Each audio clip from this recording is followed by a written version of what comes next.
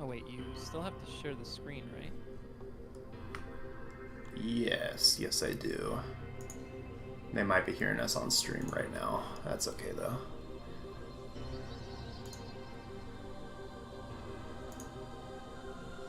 Interesting. Yeah, I tried to share it earlier. Maybe it didn't go through. See if that's working for you. Alright, GBA chat. How are we doing today? Can you hear me?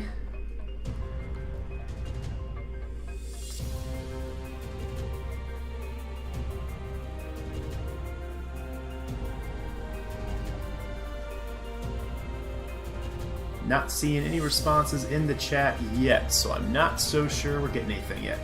Volume is quite low, I'm told. Alright, let's see what we can do here.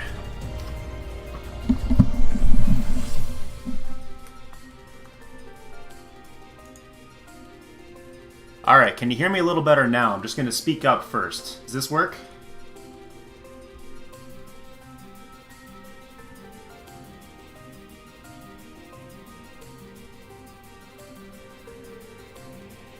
Alright, I'm going to roll with this for now. Let me know in the chat if this is not loud enough. I'll work on fixing that between the rounds here. But we're going to go ahead and get this kicked off. Welcome all to the GBA Community Kickoff Tournament live stream for the top 16. We started this event with 160 participants in a huge return for the GBA, a huge celebration of the 10th anniversary season of the GBA and of draft format as a whole. What a crazy 10 years it has been. Highs and lows for sure, but we are 10 years deep in draft format. I can barely believe it. So we're going to be kicking this tournament off here soon. In about 12 minutes, we'll try to get the first matches started. Hopefully the coaches have already prepared their teams here for this first round of games. I know we are going to have, I'm showing the bracket now, we're going to have Geo and Bidoof Gangsta as one of the potential first matchups, and also Genius X and Bope. Those are both going to be starting here at 1:30 Eastern Standard Time, so in about 12 minutes, but we do have a few things to go through here before we get there. Just a little bit of an overview of the current 16 teams remaining in the event right now, so hopefully you're able to see this graphic. I'm going to double check and make sure you can. Let's see here. Looks to me like you are not seeing the screen at the moment. Let's see what's going on. Now you are. Okay, we're good. Just double checking everything's working here for you all. So our top 16 remaining is Flip, Y, JC, M Shadow, Jake, Joshua, Gerdunk, Vinny, Catast, Lou Rinaldi, James Wright, Immortal Mints, Sage, Genius X, Bope 016, Gil. That is not how you pronounce my name, but I'll take it. Guild. Okay, Gil. Thank you. Got it. Gil. Now, I'll try not to butcher that anymore. Sorry about that. And then, of course, Bidoof Gangsta, which is my favorite name out of the 16, I gotta say. Top remarks for that one. So, that's going to be our top 16. And just real quick, we can look at the bracket to see how our tournament is going to shape up today. I'm going to scroll on down to the bottom matchups. So, we do have Gil versus Bidoof Gangsta, Genius X versus Bope 016, Immortal Ments versus Sage, Lou Rinaldi versus James Wright, Vinny versus Catast, Joshua versus Gerdunk, JC, M Shadow versus Jake, and Flip versus Y, and then the bracket will just proceed as you see it right here on the screen. So if you don't have the GBA tournament document pulled up, I'm going to go ahead and drop that right now in the chat for you all to see. Feel free to follow along right there. So the winner of today's event, as many of you know if you happen to check out the initial video that was dropped for this, is going to be a brand new, never before received GBA 10th anniversary pennant flag. Now this is, you know, a very fun commemorative item to receive, I think, for a season such as this. If you're interested in receiving one of these flags outside of the event, feel free to shoot me a message over Discord and we can see what we can do. But yeah, this will be the first time one of these is ever awarded to someone. I do have one of my own just to check and see how it looked, I will admit, and I'll tell you it is very cool looking. I love it. I already have it on my wall. And yeah, I hope that our winner of this event does enjoy receiving this as well, in addition to a fun little cash prize, which I believe our total was up to $160 in the pool, 65% of which is a little over $100, will go to the first place winner, and then the remaining will go to the second place finisher of this event. But that was kind of the start, I guess, of some of our introductions for this. There is one fun little detail that isn't directly related to the tournament itself. In fact, it's more related to what's coming next. Next week, of course, being the GBA draft next Saturday, which is going to have a couple fun hosts, one of which is in the call with me right now. I'll introduce him here soon, Aster J. And in Vivid Color will also be one of our hosts for the GBA draft stream next Saturday. But there are definitely some twists with the GBA draft stream this season, and it's yeah, nothing like you've seen before. So if you all are ready for a little bit of a teaser for what's to come, and there will be more information to come on this throughout the week, so this won't be all the information you get, but for those of you who decided to tune in for this event today, this is your chance at a little sneak peek for what's to come. So give me just a second here and I'll get it running for you.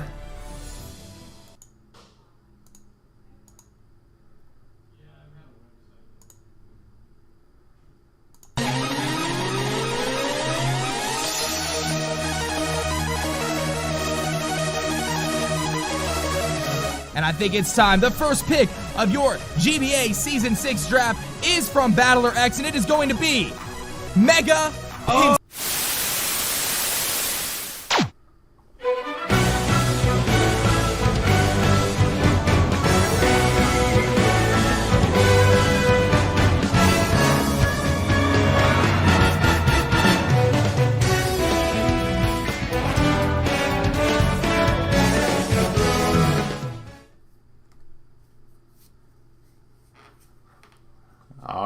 So, let me turn myself back up here if I'm not already. I just messed up my dimensions here.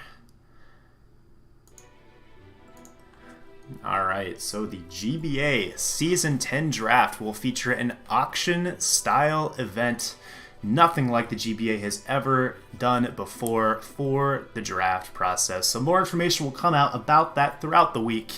And yeah, hope y'all looking forward to that. Again, that'll be next Saturday. We'll be starting that at noon Eastern Standard Time, so be on the lookout for that right here on the GBA channel. So with that said, I'm going to go ahead and turn this over to our casting team for this event. It looks like our other caster, TheUzigunner, is not yet in the call, but we're going to be starting this off at least with Aster J, possibly Uzi joining in here soon.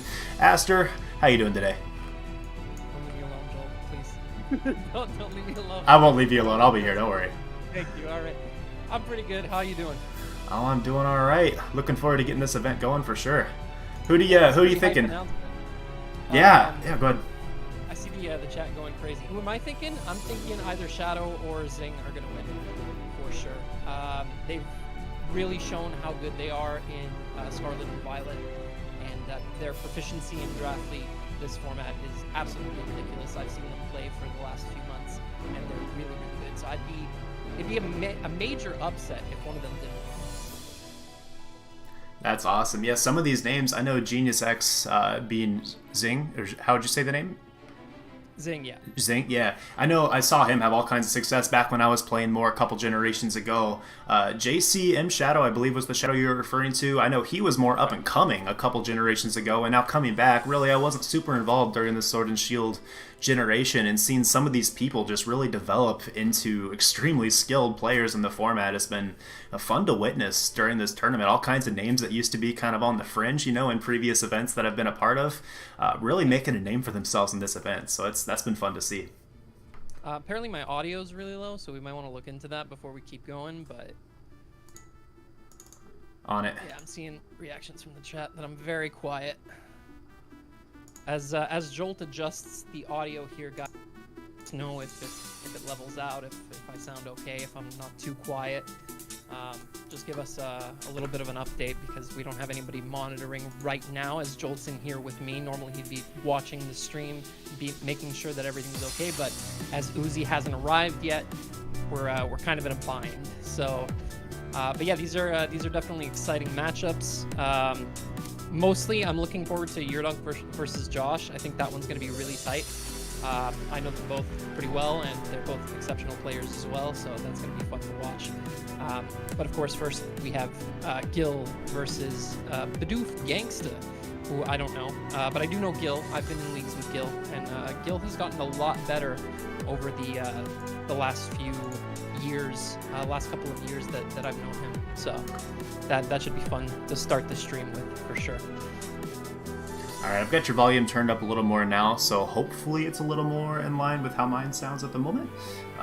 Let me see if we can start getting some of these matches ready to go. We have about 4 minutes here. We could also look at a couple of these direct matchups. I'll go ahead and show it on the screen if you want to look over kind of the team preview here while we're getting the game started, Aster. Yeah, sure. So we got them right here on the top. Everyone should be able to see them. I'm actually pulling them up on my end because they're quite small on Discord screen share. But yeah, so first off, like I mentioned, we do have Gil versus Bidoof Gangster or BK Seesaw. I can't. 101, yeah. Gil's team's very interesting. Hisui and Samurott is a massive threat and can really put pressure on teams. If Bidoof doesn't bring a bunch of boots, that can get out of control really fast. Of course, does have the Avalugg 2 spin, and Zapdos does not get defogged, so that can become a problem really quick. We do also have the Toad Scroll that can spin too, but yeah, Gil's team's very interesting. It's not something I would personally use, but the Sylveon can keep everything alive relatively long. And on Bidoof's side, Dragonite, massive threat, especially with Terra. And just a solid defensive core overall, really surrounding it and keeping everything alive for a long time. Chipping away at Gil's team is something that I could see really being a problem for Gil. So yeah, there's that. You still here with me? Yeah, I'm still here. I'm getting these games started here. Just a sec. All right. And then of course, immediately after, we do have Zing versus Bope. So as I mentioned earlier, I can see Zing winning the whole thing, and Zing's team is quite good. it's very, very good. Palafin and Meowscarada, of course, being massive threats on the physically offensive side, even throughout Leaf Storms occasionally. And Palafin can even be run specially if it really wants to, but of course its physical attack is off the charts. And then we do have a really solid defensive core of Donphan, Overquill, and Slowbro. Overquill is a sleeper. A lot of people don't know yet just how good it is as both an offensive threat and a defensive threat on teams. And then just to round out the team at the bottom, we have Screens and Morgrim, of course, infamous Morgrim, and Mismag and Bellibolt, which are both very good in their own right. Mismag, of course, giving Zing a nice ground immunity, and Bellibolt just soaks hits, honestly. Donphan, Overquill, Slowbro, Bellibolt is really hard to break and can really set up for easy late games with Scarf or Banded Meowscarada, or even just Life Orb, Palafin with spamming Jet Punch, especially with Terra Water. I do see a Slowbro on the other side, but that's going to be quite... I think it's going to be quite simple for Zing to wear down. So Bope's going to have his work cut out for him. Of course, there's a Dragapult on the other side, so that's something that Zing's going to have to watch out for as well. So that's going to be our first two matchups here as Jolt gets them. Yep, looks like we do have our first game starting up right now. I'm going to pull it up on the screen. It's not the one I wanted. All right. All right. We are in. Yeah. This is Gil versus Bidoof Gangsta. Yeah, Gil with the Volcarona, Bidoof with the Dragonite. Gonna be their first picks overall. Volcarona is a massive threat with Terra. It's one of the best Terramons in the format, honestly. So I don't know if it can necessarily break through Muck Dragonite. We'll see. Dragonite, of course, being able to E-speed on a dime and revenge kill the Volcarona. It's going to be very interesting. But like I said, I do think that Gil has gotten a lot better in the last couple of years, and I could definitely see him pulling this one away. The team on the other side is very scary, though. So let's see what kind of prep these two showed up with. Yeah, it's really interesting to see some of these Pokemon, in draft form. I don't know, a lot of them were banned from OU very quickly with the Terra capabilities. So, yeah, we definitely were quite, we were loose with our Terra bans for this event. Obviously, we allowed a lot of things that may be considered too powerful in draft format or in Pokemon in general. We see a very strong Hyper Voice coming out on the Alola Muck. That's gotta be Specs. That's gotta be Specs. There's no one that's incredible. Yeah, that's really solid damage for Gil. Of course, the Volt Switch coming out from the Zapdos turn 1, only doing 19% to the Sylveon. No threat of Pursuit this gen either. Not that you'd Pursuit a Sylveon. That's not really value on the turn. But this Sylveon is definitely going to be something that Bidoof has to watch out for the entire game. Not sure if he brought Assault Vest Slowking or what there could be in the back. Static occurring immediately into the muck as the Electrode comes out, tries to Volt Switch, but hits into a ground Pokemon in front of it in Toedscruel, and then immediately explodes. These two are playing very quickly, and the Toedscruel does get up a Toxic Spike as the Electrode goes down, trading off a bunch of damage into the Toedscruel, as it being one of the primary special walls on Bidoof's team. This is what it looks like Gil's game plan is going to be moving forward, is to weaken the specially defensive walls, set them up for Sylveon's breaking as well as Volcarona's sweeping potential. Of course, as I mentioned, there is still the Dragonite in the back, which can Terra, so that's going to be one hell of an obstacle for Gil here. We do see the Cyclizar come out. Very likely that it goes for Rapid Spin here to get rid of the Toxic Spike. We see that it's Heavy Duty Boots as well, as it does not get poisoned on the switch in. So that's quite nice for Gil.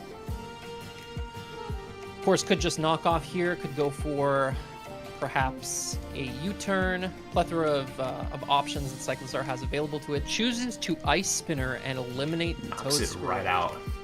Yeah, very nice. 4x, of course. I think any physical move would have knocked out the Toedscruel from that range. Very frail on the physical side. But we do have the Cyclizar in now, and there's not too much that threatens it immediately outside of the Avalugg. And the Cyclizar is free to switch out on the Avalugg as well if it chooses to. The only thing is, if it does do that, goes for Overheat into Sturdy, so that's good prep on Gil's part, bringing the Overheat. Body Press is, however, going to knock out the Cyclizar, which means now this T-Spike is going to be here to stay. There's no more hazard removal on Gil's side. You can assume... Yeah, go ahead. No, I was just going to say that is crazy power from Body Press. I know that's one of those moves introduced last generation. Haven't used it a whole lot myself in building, but coming off something like Avalugg, that's going to hurt anything that stands in its way. That Toxic Spike, though, that Toxic Spike is huge. We'll see what the items are on the opposing side here, but Toxic Spikes could be extremely annoying when you look at how just fat the teams are here. Is this Bidoof side that's on the near side? With having the Zapdos, Alolan Muck being a little bit weakened at this point, but Slowking, the tank that it is, that Toxic Spike could become a big problem here. Yep, the Volcarona is likely to be Boots, so it's probably going to avoid being Toxic Spiked, but honestly, so long as the Muck and the Dragonite are still alive and healthy, the Muck, of course, being at 62% paralyzed, but still at 62%, this Volcarona is not going to get a lot of mileage.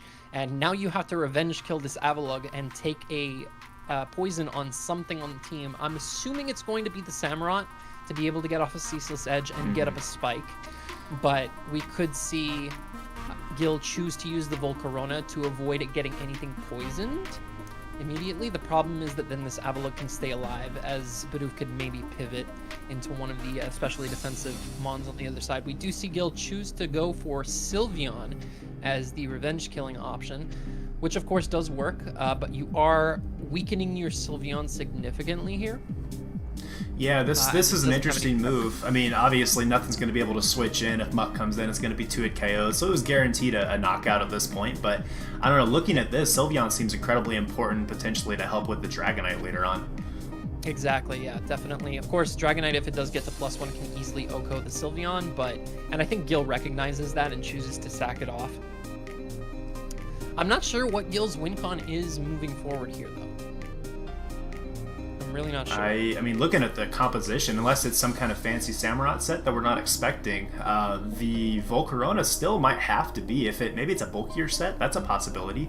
If it's a bulkier set, it'd be a little bit tougher for the opposing side to deal with here, but the Terra type could come into play here. I believe it was a Terra Volcarona, so we could see something there that's unexpected. Alright, I'm calling specially defensive Iron Defense Rest Stock Body Press Mudsdale right now. Oh my goodness, that's a hot take. It's gotta be, right? I mean, obviously, like, what else would he bring in this situation? Yeah. Definitely. Honestly, looking at it, the only reason you'd bring the Mudsdale here is, of course, to stop Zapdos from spamming electric moves into you. You do have the Electrode and the Cyclizar for that. So the only other reason I can see is if it is geared more toward offense and breaking, which it definitely could be. I have seen banded Mudsdales as well put in work in the past. Could spam Stone Edge moving forward here, and that looks pretty free. That would be switch out on the sloping. Yeah, that would be interesting if Mudsdale is more in like an offensive kind of tank type role instead of trying to wall a hit from something. There's definitely some potential there. The Slowking being at full health, I know it's not typically very physically defensive. It probably could still take a hit from the Mudsdale no matter what it might be, but we do see the Samurott come out here. This probably is just a ceaseless edge to not... Actually, no, that probably would not knock out the Muck from this range, so we may have to see a water move here. Unlikely unless... Well, actually, with Sharpness Boost, it could get there. It could get there. It depends on the Muck's investment, I think. It definitely could reach for the KO. But obviously Aqua Cutter or Razor Shell would also pick up the KO here, guaranteed. So we could see a Swords Dance as well. This could be a Scarfed set. A lot of possibilities here with this Samurott. Seeing that Gil didn't bring out the Mudsdale now, I'm assuming that it's not here for breaking, because this would be the optimal moment to bring it in. I would agree with that. I think it's likely that the Mudsdale is physically defensive, or at least mixed defensive, to help him out against the Dragonite at this point. I think that's very likely what that role is for the team. Very possible. I think Muck is probably going to go down here one way or another. 22% paralyzed Muck, it really doesn't have much of a purpose at this point. You definitely don't save this here, yeah. The only thing I can think of is priority, potentially, to bail him out against some sort of Volcarona. Likely the Dragonite's carrying E-Speed, likely it's going to be Terra Normal. You know, that's what you see on the ladder all the time, so, you know, I would assume it's going to be something like that, but you never know in draft format. It can go it can go any direction, really, and totally throw you off guard, so we'll just have to see what happens here. Definitely, yep. And not much reason into Gil's team having a Glimmet and a Scizor in the back to not bring Terra Normal E-Speed into this squad. You can definitely build around that, consequentially. And yeah, I'm assuming the Muck's going to click either Poison Jab or Drain Punch if it has it here, just to get off as much damage as possible to avoid the Samurott getting out of control with a Swords Dance. Any amount of damage here would probably put it in range of E-Speed. Samurott's not the bulkiest of Pokemon, and especially if the Dragonite is Terra Normal, as we've mentioned. So we do see a knockoff come out that is going to knock out the Muck. That's without a sharpness boost, by the way. So interesting. Wow. Not sure what the item is on the Samurott. It's definitely geared offensively. Do we think it's banded? I wouldn't think so into this team. Just because there's an Avalugg, right? I guess I wouldn't think so either, but that damage output still, Muck is, I mean, yeah, it's pretty fat. Like, I'm surprised to see it do that much damage, I guess. I didn't think Samurott was quite that strong, but yeah. Maybe I'm misremembering the stat spread. Yeah, Zapdos does naturally outspeed Samurott, of course, probably EV to 296 speed here. Very likely. Probably going to see the Mudsdale come in here, although Hurricane is extremely free. We do see an Ice Beam, so the Zapdos is... Oh, and the freeze! Freeze! Oh, wait a minute. Hold on. This game just changed gears. Oh, That's no. Very unfortunate for Bidoof. Well, there's always the opportunity for a quick thaw, potentially, but Zapdos, yeah, that's a huge problem. To not have the Zapdos anymore to help break down this Samurott, this could just be offensive spamming at this point. And I don't know, Bidoof's going to have to really struggle around this. Yeah, I can't imagine why you wouldn't EV your Zapdos to be faster than this threat specifically.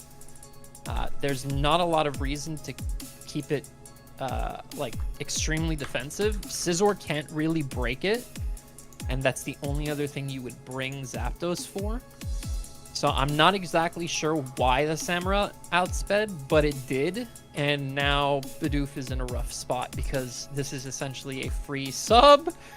Okay, that's a substitute. We see another Ice Beam. I'm not sure if Knockoff doesn't do more.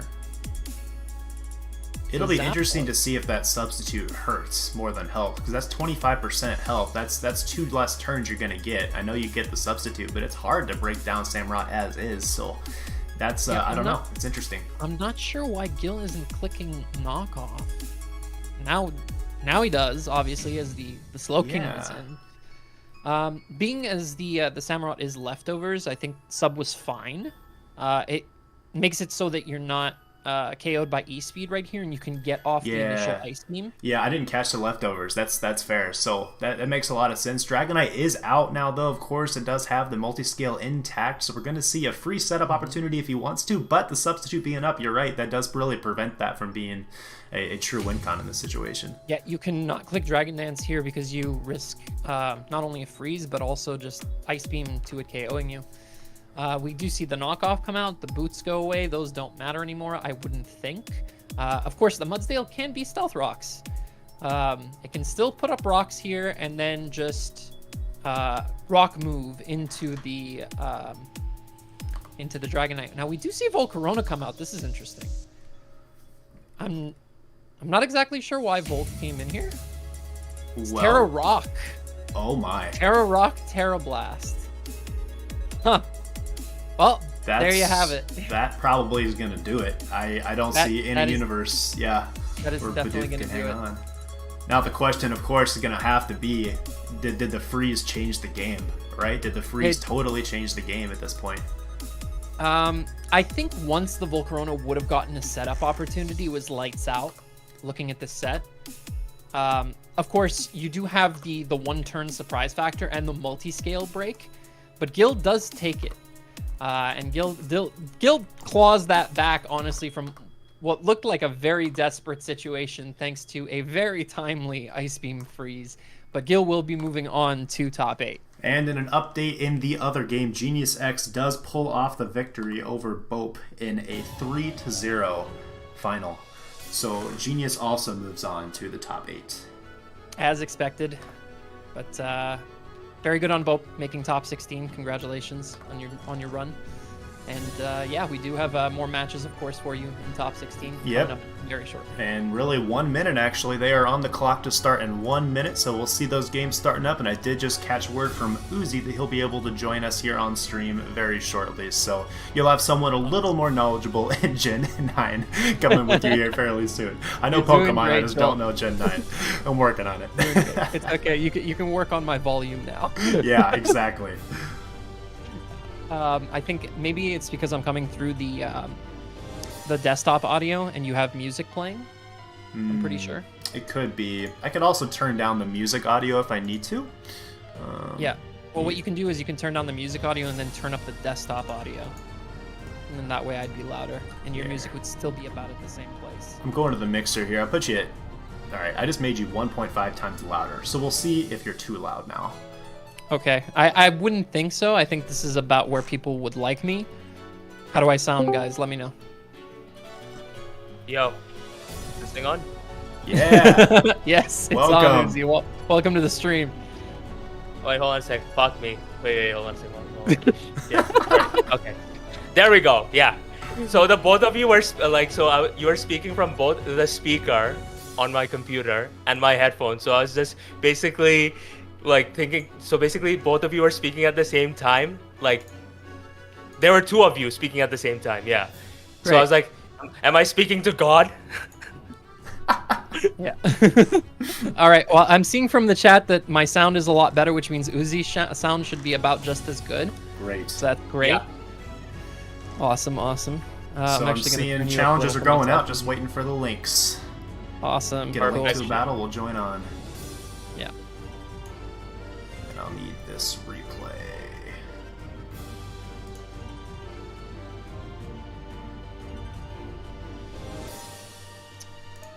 Of course, we can go over here and advance the bracket. So did the stream begin, by the way, guys? Also, if it did, sorry for the professionalism, everyone. Yes, you are currently on stream. Oh, amazing. GBA rep. Yeah. if we didn't make that clear, you are on stream. Welcome. Thank you. Happy to be here. All right, we've got a live battle. Looks like Immortal Mints posted the first link, so we'll go there first. Let's go. All right. We've got See what's up. Soggy Dog Sage versus Washed Up Mints is on the stream. I'll let you guys take it away. I'll go ahead and mute myself for now. Thank you. Sounds good. All right. I do not see the game. Am I the only one? You do not see the game? No. I'm seeing the game. All right, so we're gonna wait for Aster to catch up, but yeah, the opponent here. So the people here actually, this is a pretty even matchup, I guess, all things considered.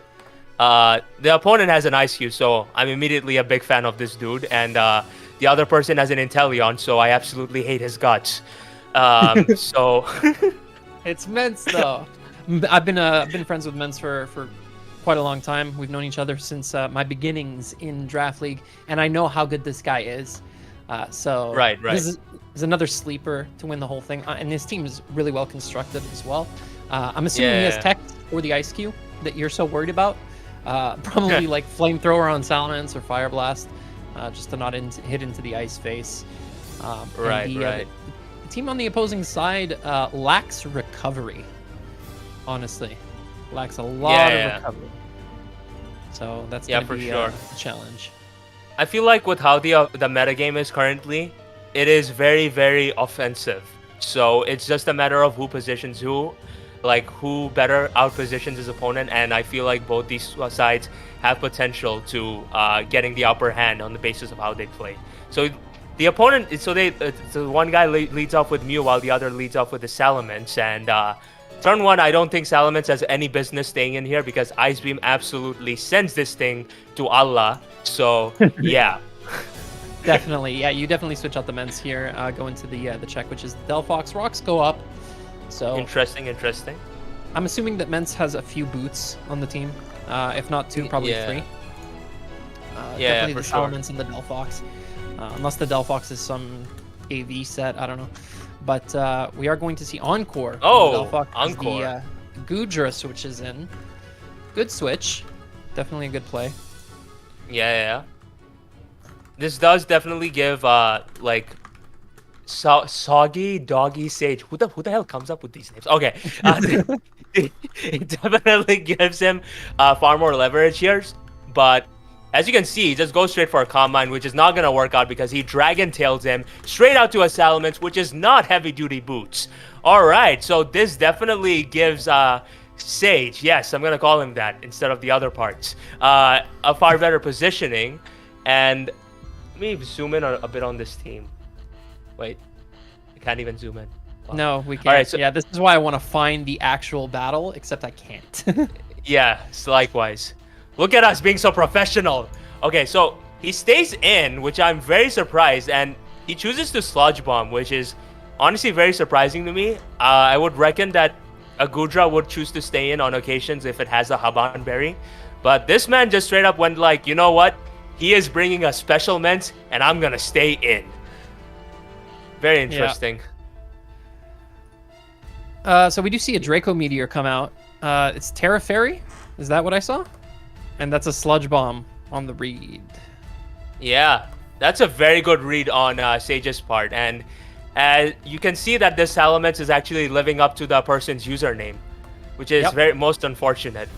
It does survive. Yes, absolutely. Yeah. And now you're faced with the difficult decision. Do you sack the Goodra to the ensuing attack? Do you risk switching out on a potential Roost, keeping the Salamence alive for longer? There's a few different plays here that are possible. And Mence can also switch as well, of course. So all things that can occur.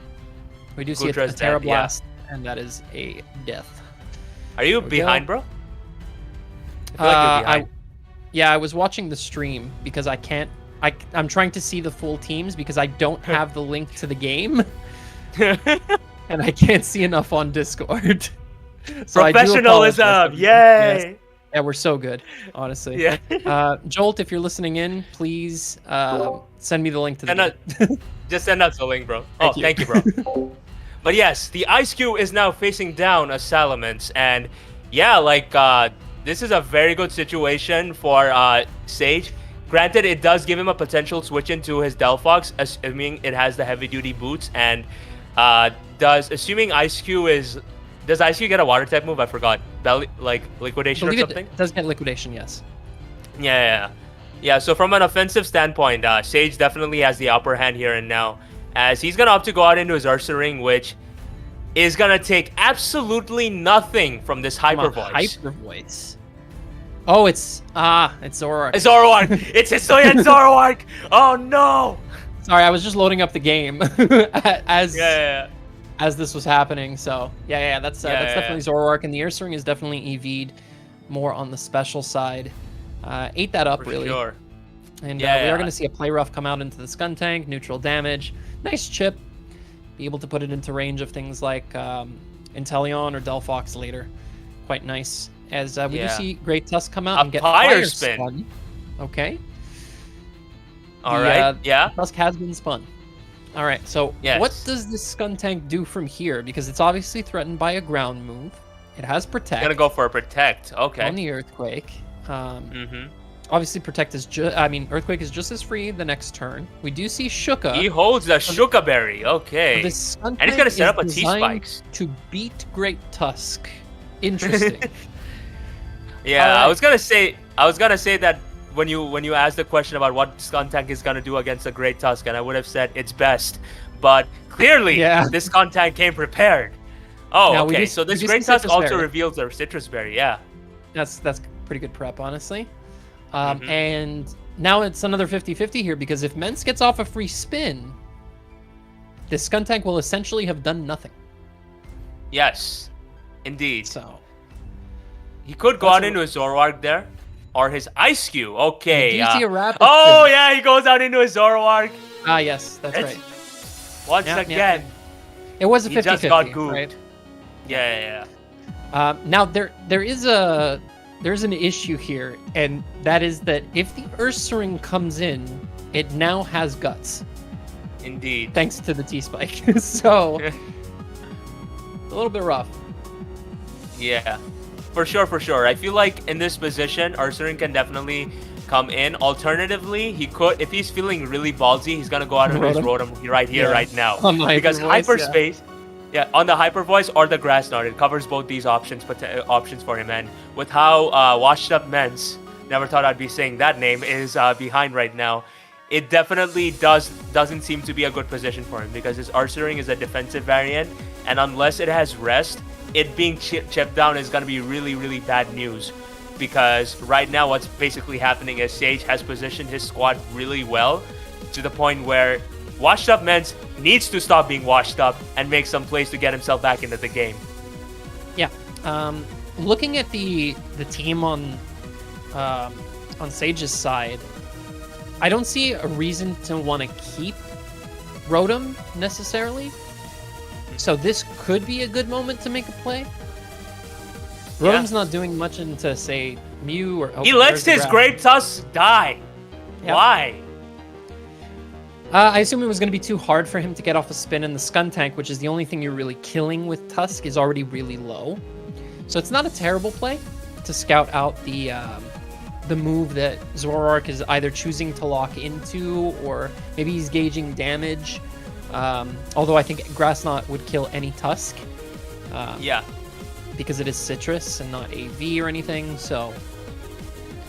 And Great Tusk is very, very, very, very fat, yes. Not on the special side, unfortunately, so... Yeah. Fat, I mean heavy. Yeah, so Grass Knot kills. That kind of fat. Yeah, for sure. Yeah. Alright, so I feel like in this position, he doesn't exactly have much options to lean on because this Mence is gonna take, you know, hazards and it's just gonna pretty much die. So in this situation, if I was my opponent, I'd either go out in my Ursaring and just pretty much try to get a rest off, try to do something, anything, please. Okay, so he does go out in his Ursaring. I think you're free to attack this turn, although you do have to watch out for Aftermath from the Skuntank. Indeed. And the Zoroark has Protect. All right. What is this? So it's clear that Soggy Doggy Sage really thought his prep through, which is honestly very impressive. Like, I'm seeing a lot of team cohesion to ensure that, you know, hazards stay up and like he's able to pressure with T-spikes and so on. So honestly, very good prep. Very good prep on his behalf, because now his Ursaring is about to die and there's literally nothing that he can do about it, unfortunately. Although, what do you do into this Inteleon? Because it looks really scary. Yeah, for sure. I think I swear I've saw so many memes that I can't refer to Inteleon as anything else but Inceleon. But okay. But yeah, Inteleon actually can turn this thing around if he plays his card right. Granted, the Mew is still at 100%, so it's gonna be rather difficult. So unless this Inteleon has agility with Dark Pulse and gets a flinch on Mew, yeah, it's gonna be really difficult for sure. I think Specs Hydro Pump in Torrent could easily knock out Mew. Yeah, but unfortunately, Ice Q with Ice. Wait, so Ice Face blocks special. No. Ice Face this is the Zoroark, so, and it is Sash. Yeah. I figured as much. It is Snipe. Oh my god. Yeah, I'm sorry, but Soggy Dog Stage is very much showing like he really thought this through, which is very impressive. So mad props to him, honestly. Yeah. Okay. So Hyper Voice, Grass Knot, Protect. Do we think the last move is Shadow Ball? It's got to be, right?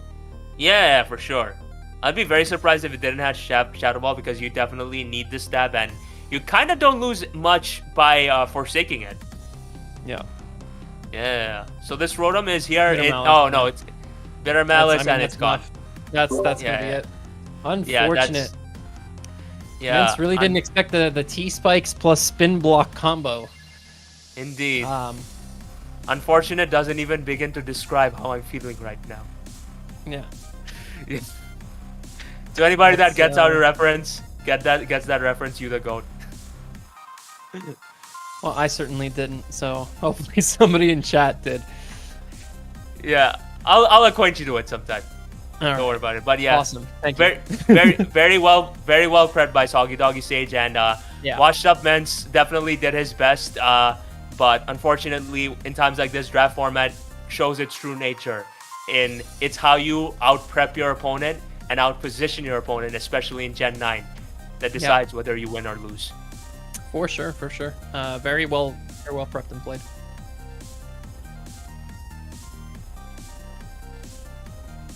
James, right? Yeah. So we get another. We get our first Dragonite moving forward. Actually, we thought the other one was going through, but then we had the Ice Beam Freeze. It came through. Yeah. So that's first Dragonite moving on into top 8, and I'm assuming we have our next set of matches ready to start very soon. Indeed. I shall rely on you to send a link, Jolt. Thank you. Assuming it doesn't show up on Draft League. Which I'm not sure why that last game didn't. Where did they play? They did play it on DL, so I don't know why it wasn't coming up. Maybe they privated it? Yeah. Make sure to let the our contestants know that they should be ticking "Don't allow spectators" off. Indeed. So that otherwise, yeah, do that. No. Or on second thought, just do that, guys. Do that, and you get disqualified. I'm kidding. Okay, so we do have Yurdunk versus Josh up. If you want to pull that up, and I did say earlier that this would be a crazy good game. I don't know how long it's going to last, but both of these players, in my opinion, are very solid. I mock with Yurdunk a lot. It was actually one of the biggest helpers in our server for the DPL, and Josh is just Josh. Josh is just a really solid player. Josh Josh. He has had really good scores as of late in leagues and tournaments. So right. Yeah, this is going to be it's going to be a fun one. Are you in the game yet, Uzi? No, I am not. Which channel is? Can I see the link again? Sorry. Oh, just go to DL. Are you on DL? Yeah, I'm on DL. Just refresh the battles, active battles, and look for Josh the Turtwig versus Helicopter. Wow. Honestly, these guys are gonna beat us all in terms of like creativity names. Oh yeah, for sure. Hopefully their names' creativity can match their team's creativity. So we do see a lead immediately. So I'm watching this from Josh's perspective. Josh opens Serena into the Samurott, which is obviously the best lead possible. We do see a play rep come out. Ooh, that is a helmet Brambleghast that takes 68%. Yeah. I like how I like how that Brambleghast blocked the move with its face. Yep. We are going to see a Strength Sap, but into Sap Sipper. Oh! Which is poor, slightly poor prep, I would say, from Yurdunk, not realizing that Sap Sipper would block the Strength Sap. We are going to see a Spike go up and Curse. Oh, see Curse. Okay, so now this Guja's at +2 attack, so it's probably a more offensive set. And we do see Nightshade. Okay, so that's going to weaken the Gudra, as well as the helmet from the Brambleghast on the detail. Now the Brambleghast does go down. Comes Esther J. Who's a female for some reason. Let's go. Thank you for naming your. You should have adjusted the gender, but that's fine. Don't worry about it. I'm not too bothered by that. But yeah, thank you for naming your Armourouge after me. Infernal Armory. Let's go. Yeah. So we that is specs as all hell. I think it has to be, right? Unless the Gudra was extremely offensive, because I mean, Armor Cannon is a very strong move. So we do see one down on each side. Interesting. Very much. Now, Yurdunk does have massive threats in the back. We're talking Lycanroc, we're talking King Gambit, which are all prone to just winning at any moment. So using this Armourouge to break, and the only thing faster than the Armourouge, incidentally, is the Chi-Yu. So I'm going to go out on a limb here and say that the Samurott is Assault Vested, specifically for the Chi-Yu. Now, of course, the Chi-Yu is Josh's Terramon, so it can hit the Samurott super effectively if it wants to, but that requires it to Terra. And once it Terras, it loses its Dark typing, and Sucker Punch goes in from King Gambit. 100%. So what Terra type can Chi-Yu Terrastallize into? I'm not sure. All I see is a T. I think they can Terra into any type. I think the restrictions are off to the tour. So. Oh my. Gold can confirm. Yeah, sorry, I was trying to find the unmute button. Yes, that is correct. It is open Terra for their Terra captains. Oh, there we go. my God! See a Terra Fairy into the Samurott. Now, the Samurott doesn't die, of course, because it is a Assault Vest. Otherwise, it would have definitely croaked right there. But now the Chi-Yu is Fairy. Of course, it won't take Sucker Punch damage as hard as I would have expected, but I'm assuming this could honestly be Scarfed. It could be, but in this position right now, I do think that his play would be potentially going out into his Lycanroc Dusk and scaring this thing out. Granted, it does give him the opportunity to go hard out into his Sandaconda, as well as the Serena if he especially expects the Accelerock, but he does have other pieces in his Armourouge, as well as, he does have a piece in his Armourouge to be able to like capitalize on that. So definitely from a positioning standpoint, I feel like that's the only play for him to engage in right now. Yeah, kind of worrying that the Enamorus, if it gets up in agility, can just outright sweep. It's slow. Yeah, but with an agility up, it's faster than everything. Let's see that actually. So losing your Lycanroc can literally mean a loss immediately. It gets up to 218 speed, so it can definitely outspeed the Noivern. Right. At +2. Is this level 100 or okay? No, it's a level 100. Sorry, not 218, 210. My bad. On the Namarus. So we see the Kingambit come out immediately. I'm not sure. Is Yeardunk certain that this Chi-Yu is scarfed? Because if it's not, is I mean, he could be Okaberry, but even then, it's fucking Chi-Yu. Oh, sorry, It's I cursed. I'm sorry. Don't cancel me, everyone. It's fine. Also, the Kingambit is Terra. So it can Terra Water, it can Terra into a few different things to be able to deal with the Chi-Yu. Although I wouldn't Terra Water into a Serena, especially when you can't Sucker Punch it. So I'm not sure what Yeardunk's plan is here, but we're about to see. Yeah, also, he's keeping the Lycanroc in the back, which I don't know why. Sandaconda comes out hard. We see Terra Fairy. Yeah, Terra Fairy. I expected that. Oh, wow. That's a very important crit against him because now this definitely puts Josh on the back foot big time. Because Kingambit is the kind of... Like what, 55? And he stays in. Yeah. Kingambit is a very unfair Pokemon in the sense that with the access to Terrestrialization and access to Supreme Overlord, it can literally 1v6 entire teams on its own. So the fact that he Terrestrialized into a Fairy type, which grants him immunities against most of Josh the Turtwig's super effective attacks and whatnot, definitely does pull things more in the favor of Helicopier. Yeardunk. It's Yeardunk. Eardog, sorry. No, not your dog. Your dunk, like dunking on someone. Okay. Yeah. Right. I heard eardog. It's fine. Close enough.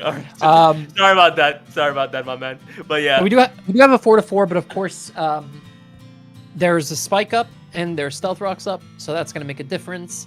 Serena's ability, of course, Queenly Majesty is going to block Sucker Punch, which immediately opens this Kingambit to being able to get Power Whipped if it gets low enough.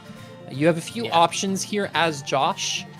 You can go into your Chi-Yu, which still resists Sucker Punch and probably lives it. Fire off an Overheat, but if you fire that off into Noivern, you could lose a lot of momentum. And then the other option here would be to go to Dunsparce and try to paralyze the Kingambit and just wear it down, because it still doesn't have a Swords Dance up. So it's not as big of a threat just yet. For sure.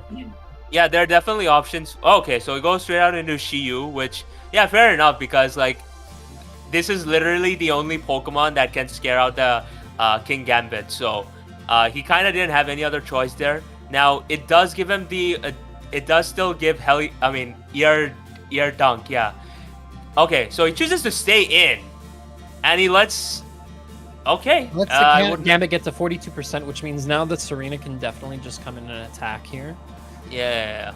Although again, same problem. I personally would have gone for an Overheat there. Granted, this does mean that his Armarouge would have been able to get a free switch in, and it caused a huge problem. But at the same time, if you're gonna just Terra Blast as it is, which Armarouge resists, there is kind of no point in clicking that. Because with Overheat, he could have potentially taken the Kingambit down and gone on from there. But definitely. Now, I'm assuming this Serena's actually scarfed from the looks of things. Didn't that? Okay, no, it did not reveal this item. Yeah, fair play. Because it can definitely spam moves here in the end game. Is my thought. If the Serena's not scarfed, then it's gonna have trouble picking a move. Because if it Power Whips into the Noivern or Play Roughs into the Armarouge, like, both of those outcomes are pretty bad for Josh. Indeed. Yeah, so, in that sense, it definitely seems like Ear Dunk, has a higher ground here. So he goes out into Xenamorous, and I don't know if this Xenamorous has a lot of special attack investment, then I do think that he can pick it off from here. But if it is a defensive variant with no investment, okay, cool. He goes for a Moonblast. Yeah, that's an offensive Enamorous. Is that Scarfed Enamorous? Like, it doesn't naturally outspeed the Kingambit unless it's just really well EV'd. Yeah, I think that's a fast Enamorous. Oh! That might have mattered. Yeah. I would not be surprised if that mattered, if I'm being completely honest. Like, what the heck, man? Yeah. That definitely, yeah. That sucks. Granted. Oh, wow. Although some unfortunate unsportsmanship by Josh the Turtwig. Yeah. Luckily, stream can't see that, but Yeah. That's that's very unlucky. Indeed. Big armor cannon coming out. And the earthquake It doesn't even kill. No, that's It just an armor doesn't cannon even sweep. kill. It doesn't matter if the Serena's scarf now, because the weak armor triggered, so. Yeah. Unfortunately, Josh is not going to be able to win this one. Yeah. Sorry, Josh. And congratulations to your dunk on making top 8. It's a big win. Nicely done there. Anyone with you? Yeah, congratulations to the Armourouge named Aster. Woo! Yeah. Let's go. Congratulations. Yeah. So this just reminds me of that meme where Obama, like awards himself a medal. Yeah. Yeah. Oh, you don't know that. Fair play. You're done. No. I do know the meme. Oh, gotcha. I was just focusing on other stuff. Sorry. Oh, fair play. But yeah, that's it for. We're past the halfway point. We're almost at the end of our top 16. I'm not sure if we have an update on the Vinny Catast game. Yeah, the update for the Vinny Catast game is 6-6 on turn 22. Oh boy, that's an interesting one. Let's pull that up. That is a very competitive battle. Let us see that. Oh, yo, what is this condition? Hold on, let me look at the percentages of everything. So Sandy Shocks is at 36, Muse at 75. I'll wait until you. Did you pull it up already on stream? There's a massive stream delay. Yeah, I see it now. I was working on it. Yep. Okay, cool. All right. Very interesting profile picture by Vinny the Winnie. Yeah. All right. So the Arboliva's hanging on by the skin of its teeth. I think it's getting 2 KO'd by darts. Okay. Heavy duty darts. Nice bring by Vinny. Vinny's also a pretty good player here. Yeah, you can definitely see that. Interesting squad too. Is that Copperaja? So wait, just for clarity's sake, is this the national dex or is it full on Gen 9? No, the Will-O-Wisp missed. Very big miss. But honestly, I don't think it mattered. I'm gonna be honest. I'm looking at the percentages of everything on the team. The one thing that it could have mattered for is the Mew. I think everything else. Dying. Vinny's already done a really good job of getting everything in a range of Roaring Moon. Yeah. The Roaring Moon endgame looks extremely shiesty against them. Yeah. Like, I think he just needs a little bit of chip off on Tinkaton, and it's pretty much lights out from here. Yeah, for sure. I feel like from a positioning standpoint, even though Vinny the Winnie has Stealth Rocks and 2 layers of Spike on his side, which would normally indicate that he is on the back burner here, he's playing really well. Oh, he gets a Leaf Blade crit. And he gets a static paralysis. Yeah. So this does definitely... Oh, okay. So he does opt to just hard switch out, because if I was him, I would have just straight up gone for a triple arrows, assuming that killed, which probably didn't. But yeah, Sandy Shocks is out right now, which definitely from a usual standpoint would scare out Zapdos, especially since it does not have access to Heat Wave here. So in this position, I do feel like Sandy Shocks has good offensive pressure that he could utilize here, but I'm assuming it's not able to Terrasilize, which indicates that, okay, never mind, he goes for a Hurricane. And he sets up a light screen. Okay. Yes, it is a screens Sandy Shocks, so it does make sense that the Zapdos would want to stay in here because it's probably not very heavily invested in special attack. And we've also only seen Volt Switch, which means it's unlikely that the Sandy Shocks can even hit the Zapdos too hard. Yeah, so you're definitely best off staying in here. We do see a Roost. Hopefully no Earth Power comes out. We do see a Reflect. Very nice. And the Zapdos is faster than the Shocks. Maybe he found that out earlier in the game. We weren't here for the entire game, so no way to know for sure. But indeed. Thunderbolt. Okay. Oh, no. Why would he do that? Oh, okay. No, that is a good reason. He's stalling screen turns. Yeah, that is a completely fair play then. He's playing this very well, actually. Yeah. But now, really out comes the Mew. Out comes the Mew. So what can he do in this position? Sub-Aura Sphere? Okay. Huh. Okay. Interesting. And it's leftovers and not the weakness policy. Has to have a Psychic move into Clodsire. The Aura Sphere is there for the Roaring Moon. Chooses to Aura Sphere into the Zapdos as the Zapdos U-turns. Yeah. Good play. Yeah, I'm honestly being very impressed by how Vinny the Winnie is positioning himself. Yeah. And he's heavy-duty boots. Okay. Oh, and it he's takes the heck out of that. Wow. You can't be boots and a sub vest. Wow. That is honestly very impressive. Yeah. That's just a really bulky Copperajah. Wow. Okay, I think we see the Zapdos come back in here and U-turn again. Although that could allow for a sub to go up, so that could be a little bit dangerous. Yeah. Maybe you just Hurricane? Yeah, if I was him, okay. Why didn't he combine sooner than what? Okay, but now the U-turn breaks sub, right? Yeah. No, it doesn't. Oh, no! Wow. Okay. Yeah, how much did it do earlier? It did a really small amount. Yeah, it did 9%, so yeah, that doesn't break. But my question is, why didn't he do that sooner with all the screens up? I don't get that. So likely unaware. Takes a Psyshock, lives. That does nothing, yes. Can just Earthquake again, but it might not break sub. Oh, chooses to recover. I don't agree with that. Yeah, I would have just kept... Actually, I would have just kept spamming Psyshock. Oh, yeah, this is... I think this is very, very bad. Yeah. Okay, things may be turning around, boys. You can Earthquake on the sub, and then your U-turn will break it. Yeah. He kind of needs to EQ here right now. Okay, so it is a roll. Fair play, fair play. Okay. Yeah. I'm still surprised that he didn't try to go for broke earlier and kept spamming Aura Sphere there. But in this position, definitely, like, Mew could be a potential problem, and it does look like Earthquake is a roll to break it. So let's see if he gets the high roll or the lower roll. So it is a normal roll. Or a high roll. Who knows? Yeah. Well, now this Mew is just dead to anything, honestly. Yeah.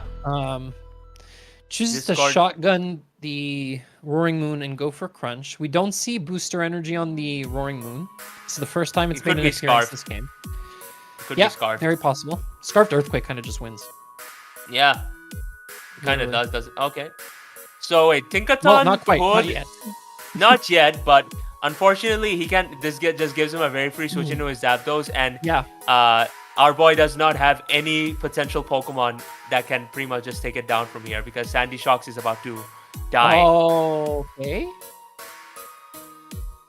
Gigaton Hammer, okay. Tinkaton actually didn't do as much as I thought it was going to do, and now this Tinkaton is just dead to EQ. Yeah. Yes. I think EQ just sweeps. Yeah. I think that's ball game. Definitely. Yeah, Catast is definitely saying, waving the flag on this one. Yeah, there goes the Shocks, which is not Boots, of course, and then the Decidueye is paralyzed as well with Hazards up, and we do see the Acrobatics there. So whatever the Roaring Moon's item was, it was something that was burnable in some capacity. So indeed, exceptionally played by Vinny the Winnie. Great job, bro. Yep, very nice. All right, so we see Vinny move on, and our only other remaining match. Actually, no, we have two. We have Shadow versus Jake, and Flip versus Y. I'm not sure if any of them are up yet. I'll go and check that now. Looks like it's currently a private game, so we're trying to get them to let us see it here. Yeah, oh my god. But no, seriously, there's a reason. Okay, so I don't know if this is the norm or whatever here in draft format, but usually when it comes down to Smogon tournaments and so on, there's a literal rule that if you private your games for tournament fights, you get automatically disqualified. So definitely make sure that this isn't a norm, guys. Like, I'm not speaking to you, by the way. I'm speaking to the... but yeah. Yeah, because like I'm seeing that this is the second time this has happened, so you guys can do better than that, right? No. Yeah. Like, it's all good. And they know now. They know. Yeah. They know now. So yeah. Let's see if this will work. I just read chat. Bopes like, nice Uzi gets to keep saying Vinny the Winnie. Which is, yeah. It is a very catchy name indeed. It is, yeah. For sure. Vinny the Winnie.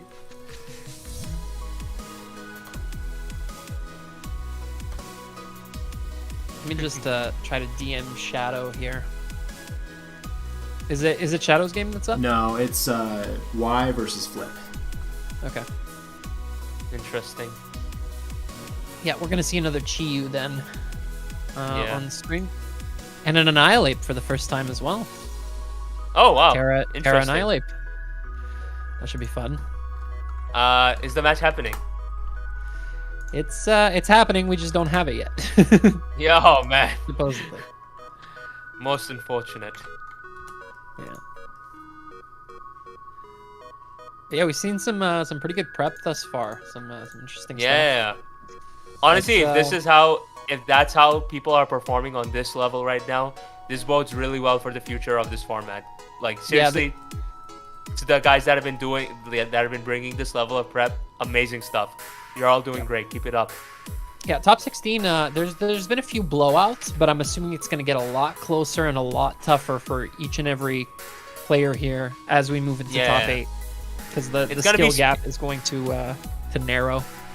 Yeah, and it's speed draft, right? So in the sense that like people will have like 10 or 15 minutes to prepare their squads. Yeah. I personally take about an hour to prepare any team that I make. Yeah. I remember the one time I literally performed in the March Madness tournament.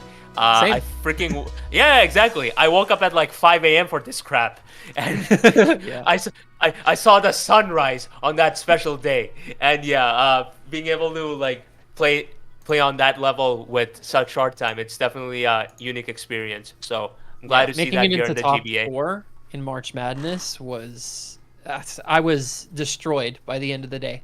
You think you're not doing any physical activity, you're not really moving, but yeah, it gets to you. So we do have the game up on stream. Yep, we have the game on stream, Y Guy versus Flip. So that'd be Y, otherwise known as Mr. Murkrow back in the day, from those of you who may remember. And then Flip. Wow. Wait, really? Yes. Is that Wyatt? That is Murk. No. That is Mr. Murkrow, yes. Oh my god, long time no see, my guy. I hope you have been doing well. Yeah, Murkow's a very good player. Curious to see how this translates into Gen 9 draft meta. We see a Thwacky lead into Raichu. Who's Murkrow? Like the Thwacky one or the Raichu one? The Thwacky. Gotcha. All right, sweet. So he does position himself really well and force the Cresselia out, and he does reveal to be Life Orb? Was that Life Orb? Or Rocky Helmet? That was... What was that? Recoil. Gotcha. that was Woodhammer Recoil. Woodhammer, gotcha. All right, we see a Moonlight. Now, this Cresselia is Grassy Seed, but it's going to be forced out here, and it's going to have essentially wasted its item.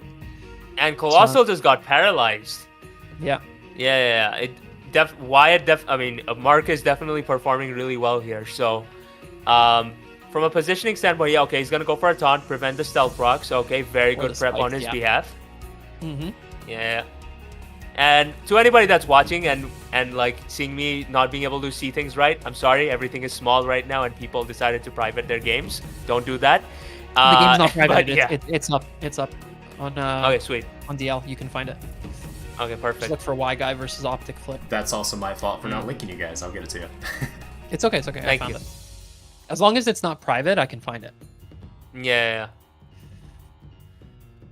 So yeah, we have a Miss Mag is staring down a Colossal. I think the Miss Mag can 1v1 the Colossal, honestly, and this looks like a pretty free Shadow Ball, but Merc chooses to, or Y. We'll refer to him as Y. That's the username he decided to use entering the tour. So Y decides to switch into Rotom instead and not eat Flamethrower, probably trying to conserve some health for the Annihilate later, potentially. Be able to take an unboosted Rage Fist, possibly. Could be his reasoning, as we do see Hydro Pump come out into the Raichu and do over half. This is going quite well. Yeah. Now we do have the Thwacky plus Hawlucha combination as well, so that's going to be something to watch out for as we move forward. For sure. Yeah, it seems our opponent. Okay, he goes out into his Meowscarada. I love saying that name, by the way. And like that's actually a pretty bulky Meow. Yeah, for sure. because it's supposed to take 31 to 36 from what I'm seeing here. Exactly. So from this positioning standpoint, he does have offensive leverage here, and he's gonna force Y to get out into what I assume to be his Corviknight. So definitely something to consider. In this position, he could either go for a knockoff or he could go for a Spikes. Granted, Spikes usage is a bit limited here in this situation because literally Chiyu and Twaiki are the only Pokemon that get affected by it. So yeah. And Chiyu possibly being on boots as well means that you don't get hitting one Mon. But I do think this Meowscarada is actually AV. Yeah, okay, so it goes for a U-turn. Good play based on it. On the hydro damage. Yeah, nice. We don't see protective pads. Yeah, this leads me to believe that the Meowscarada is assault vested. Which would be an interesting bring for sure, yes. Does Meowscarada get Facade? Meowscarada, let's see. I'm going to check that right now. Alright, you go ahead and do that. It does get Facade, so that's probably what it is. Alright, so Twaiki is going to come out right now, as Raichu is going to be able to get a Volt Switch and some really nice ship up on him. And now in this position, I do believe that he could either go out into his Meowscarada, which would unfortunately invite the Corviknight and make him take another round of recoil. But he is also going to be able to get some HP back courtesy of grassy terrain, which is something I suppose. But okay, he stays in with his Twaiki, and he dies. Huh. Very interesting play by Mr. Y Guy. Yeah, I don't know if I would have done that because now your Hawlucha basically has to come in early, or you're never proccing the Grassy Seed, unless it's not Grassy Seed. It's possible, but I don't see why you bring Twaiki if you're not going to bring Grassy Seed Hawlucha. Indeed. That was a very bizarre play on his behalf because Corviknight was a pre-free switch in, and granted, while it could have trapped him in a cycle. Okay. Yeah. So he decides to go for broke. Now Meowscarada does get Thunder Punch, and it could have knocked off there as well, so that was probably the read. Skill swap. Oh my god. He gets rid of Unburden. Oh. Very good prep. Very good prep on Optic's part. Yeah. Oh, but he has the Encore. And he gets the Unburden back. Wait. This is crazy. Yeah. Wait, so Optic has to switch out now. He has to get the hell out of here right now, my guy. He has to sack up his Colossal. Or Quad Sire, okay. Yeah. Okay, but that is a 2-hit KO. Oh my god. That's unaware, by the way. And that's still exactly. I personally would have sacked up the Colossal there unless I suppose he wants to keep this thing healthy for the Shiyu. Because Colossals are definitely capable of being mixed bulky. So that makes sense, I suppose, but yeah, I'm not sure if that was the proper play here. But he is going to sack off his Clodsire here, which is an interesting turn of events, but this is going to get in a Meowscarada, which I don't agree with, honestly, because... Thunder Punch. Yeah. Either Thunder Punch or Play Rough, but with it, that thing being at +1 defense, does it kill from here is the question. With Protean, it will, yeah. Yeah, okay, fair play. There's the so it does go for a Thunder Punch. That does nothing. Yeah. But this does still put Optic in a good position because he can definitely go out into his Raichu here on what I assume to be a Roost. And then just once again trap him in a cycle because Volt Switch is something that our boy does not enjoy switching into. Yeah. But he goes out into his Cresselia. U-turn. Okay, fair play. So could have definitely Thunder Punched again. But would have taken Helmet, would have taken the U-turn. We see Sub from Chiyu. Okay. Let him cook. Well, the Chiyu's about to cook. It's going to cook something. Indeed. It's about to cook a soul. As it means about with a big overheat. Yeah. Now, of course, the Annihilate is Terra. Okay. It can Terra water and Terra into a few different typings here. Water doesn't look especially very good. Psychic and Water. So we see the Psychic come out, only do 27. Drain Punch is not going to break sub thanks to the Terra Psychic. But it is going to keep the Annihilate somewhat healthy. And now Rage Fist is boosted to 100. Oh my. So... Right. So in this situation, so because he's Terra Psychic, yeah, Annihilate is gonna get easily chipped down here, which is most unfortunate. But it does open up room towards Rage Fist. So it's not the... Yeah, I would say that Optic is in a very good position here because I assume that's a very Spadef Annihilate. Now, my question is, do we think Optic Flip is sponsored by Optic Gaming? Or... Wouldn't that be interesting? That would be funny. Yeah. Just have a sponsored player in the GBA fan tournament. All right. Yeah. Soon, who knows? We may even be getting sponsors for this organization. Maybe. Maybe. If you're watching, Optic, let's not make promises that we can't keep. Indeed. But yeah, as of this moment in time, Annihilate clicking Rage Fist is the freest move that he could potentially go for. And Mark, why choosing to just straight up go for a Psychic is a play that I don't particularly agree with, although I understand why he clicked that. Okay, That's cool. So he does go Annihilate. Yeah. No way it takes that little. Definitely. And Rage Fist is the most terrifying move right now because this thing has just got boosted to 150 power. So Mark definitely needs to be a bit careful. Losing him on right here. Definitely. Yeah, something's about to die. Okay, here to forever. Yeah. Oh, it didn't die. Look at that. Why did that do nothing? What? I have no idea. That's that is 150 stab. Rage Fist. It's probably completely uninvested Annihilate. I think it's max HP, max Spadef. Yeah, fair play. Probably.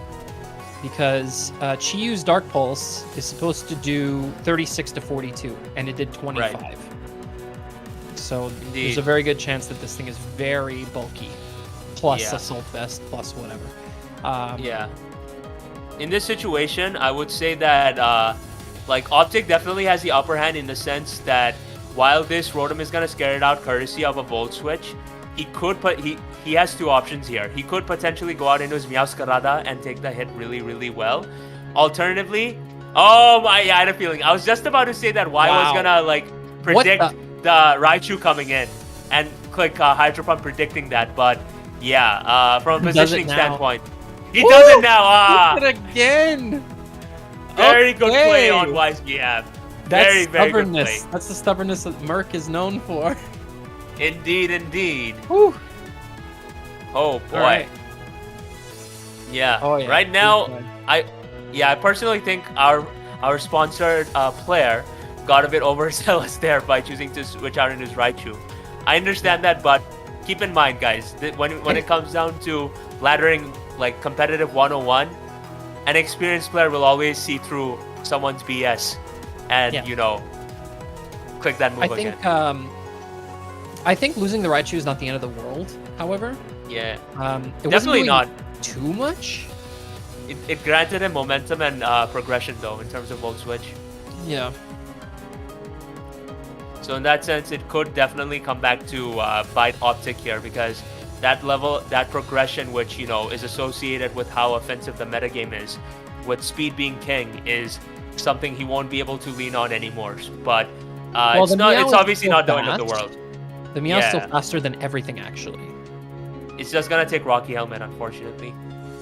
Yeah, but if it KOs the Corviknight here with Thunder Punch, although it doesn't, does it kill? So no, it doesn't. But Meowscarada doesn't need its health. There's no priority on the other side.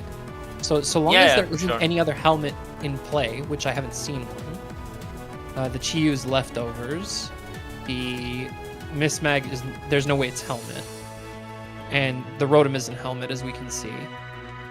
So as long as you knock out the Corviknight, it doesn't matter. Right. Even if you're at 1%. Yeah, for sure. In this situation, there still is nothing stopping Optic from clicking Thunder Punch here because, granted, Corviknight is gonna be able to take one and chip down this Meowscarada even further. But to your point, it's still not gonna change the fact that it's gonna die the next turn and Meowscarada is gonna live, which is gonna literally have him be able to really U-turn. Something dies here. Like straight Yeah, do not U-turn. That would be a very bad play. Okay, cool. So Optic does make the good play here, and unfortunately, our good friend Mr. Murkrow, now known as Y-Guy7, is about to lose his Corviknight. Yep. Lost the Blackbird, his mascot. Not quite his mascot, but close enough. Very much so. Alright, so I'm not sure how you respond to this. Mismages and hope you take a hit. You're not taking a knockoff. There's no way. It's no non-stab though, unless he's Sash or Cold Guard. Yeah, I guess, yeah. Yeah, it is Yeah. non-stab. But we see the Chi-Yu coming instead, so we're gonna see a U-turn most likely here. I'm assuming into the Colossal. No, just goes hard into Annihilate. Yeah, I don't agree. I think Optic forgot that it has leftovers. Another key tip to anybody that's listening: literally scroll to the Pokemon and see if it revealed their items or not. Yep. It really helps out. Yeah. If anybody watching in our 40 viewers hasn't used Showdown ever, I mean, it's possible, but yeah, you can see what item the opponent is holding. After the Annihilate is sitting. The Annihilate is sitting at 29% with Assault Vest, which is 100% what it is because of how much it took from Chi-Yu. It's 200 base power, by the way, the Rage Fist. Yeah, but I just want to see if Dark Pulse ever has a chance of killing. It has a small chance of killing. It does 28.7, which the Annihilate could be sitting at right now. Yeah, for sure. Yeah, it's at 29%. Paka. So in this situation, you just go. I don't think Psychic, right? Yeah, I mean, granted, the Hawlucha does have Encore, so if the Cresselia wants to recover or do whatever shenanigans, it's gonna fall on his arse. It doesn't have to recover though. It can just go. Yeah. Exactly. Psychic is pretty free, all things considered. Yeah, that has to be your play. You got to try to win this endgame with Meowscarada just spamming attacks. Yeah. Also, I did see a mention of the fact that the Meow is scarfed in chat. I'm not sure. It's bulky scarf, I guess. That's why it took so little from Rotom earlier. Perhaps so. There is a chance, yeah. I don't know if we have like necessarily confirmation of that, but the fact that the move hasn't been switched up yet on flip side tells me that it probably is scarfed. Indeed. You see Mismac come in on the Colossal switch. Okay, interesting. That's a fair play. I do think that there is a potential for Mismages to pull this thing back, assuming it has what's that berry again? What's the speed item? What's the speed berry again? Salic, but it's leftovers. Yes, it's leftovers. Oh, never mind. Unfortunate. It's not taking a lot from these flamethrowers. Yeah, Mismages has a really good speed def. Okay, there's a crit. So that should be enough. Yeah. I feel like Meowscarada cleans up from here. Not quite yet. The Chi-Yu being Psychic type and the Hawlucha still being a Fighting type is kind of clashing, actually. Because there's nothing you can currently lock into. There's going to have to be some double switching around from Y, but like it is still possible to win this. It's just going to be difficult. Flip's definitely got a commanding position here.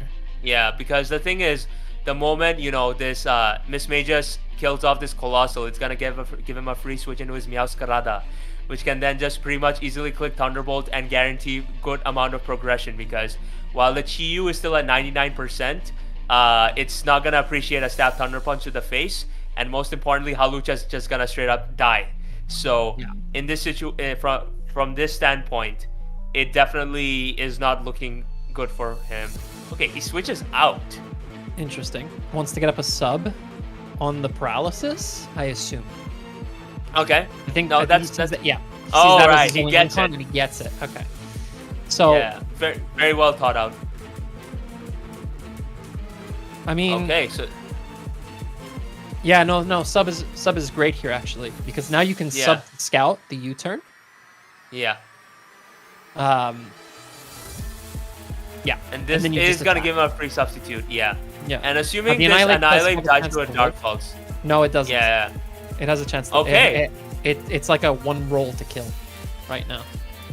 Right. So very well played by Y. Oh, unfortunate. Yeah. U-turn on the Annihilate 2. Nice. Okay. Very well thought out on his behalf. Yeah. Very well thought out. Very good. Now you just click knockoff. Exactly. Knockoff is pretty free in this situation. Alternatively, actually, no, Flower Trick. No, yeah, Flower Trick. Flower Trick. Granted, yeah. Hawlucha, it does not have the roost, definitely. So and even Flower Trick, if it did, like, it just loses to Cresselia, right? Cresselia swaps in just Psychics and. Yeah. So and I think Flower Trick KOs Hawlucha as well. Yeah. So there could have been a timeline where Chiyu would have won the game, but unfortunately Dragapults did not flinch. Yeah. Not once, in fact. Chooses Indeed, going to Annihilate correctly, not letting the Chiyu get up a free sub. Very smart. Yeah. Very smart play. And now see, I don't know what the last two moves on the Meowscarada are is the thing. Maybe it doesn't have Flower Trick. Maybe it doesn't have knockoff. Although I don't know why you would bring stabs to this game. To be fair, it has every move as its stab, so you never know. Yeah. So from this standpoint, like, Annihilate is definitely gonna force in either the Shiyu. Yeah, I mean, I'm trying to think of how Mark can pull things back from here, but from this standpoint, it does not really look that good because it's just a matter of pick a body. Your only way is if Lucha lives the combo of 2 Flower Tricks or 2 knockoffs, depending on what the Meow has as coverage, right? Yeah. Because you have to switch out here when the Meow comes in. Exactly. You can't stay in unless it's just a free kill. Exactly. So this does give him a free switch into his Meowscarada, which can then, like, easily go for a U-turn, which doesn't kill from here is the question. Yeah, absolutely. Stab U-turn into Psychic type Chiyu? Yeah. Yeah, definitely. Yeah, fair play. In that case, I'm just trying to think of... Actually, no, it's not over yet. But I would say that he would have to... it would be a misplay for him to click U-turn here. Because what I am assuming is that this Chiyu can set up a substitute on the Cresselia. And the last thing that Optic wants is for Chiyu to be behind a substitute. Yeah, that's what must be avoided at this point. So all you have to do here is click whatever move kills the Chiyu and doesn't switch you out.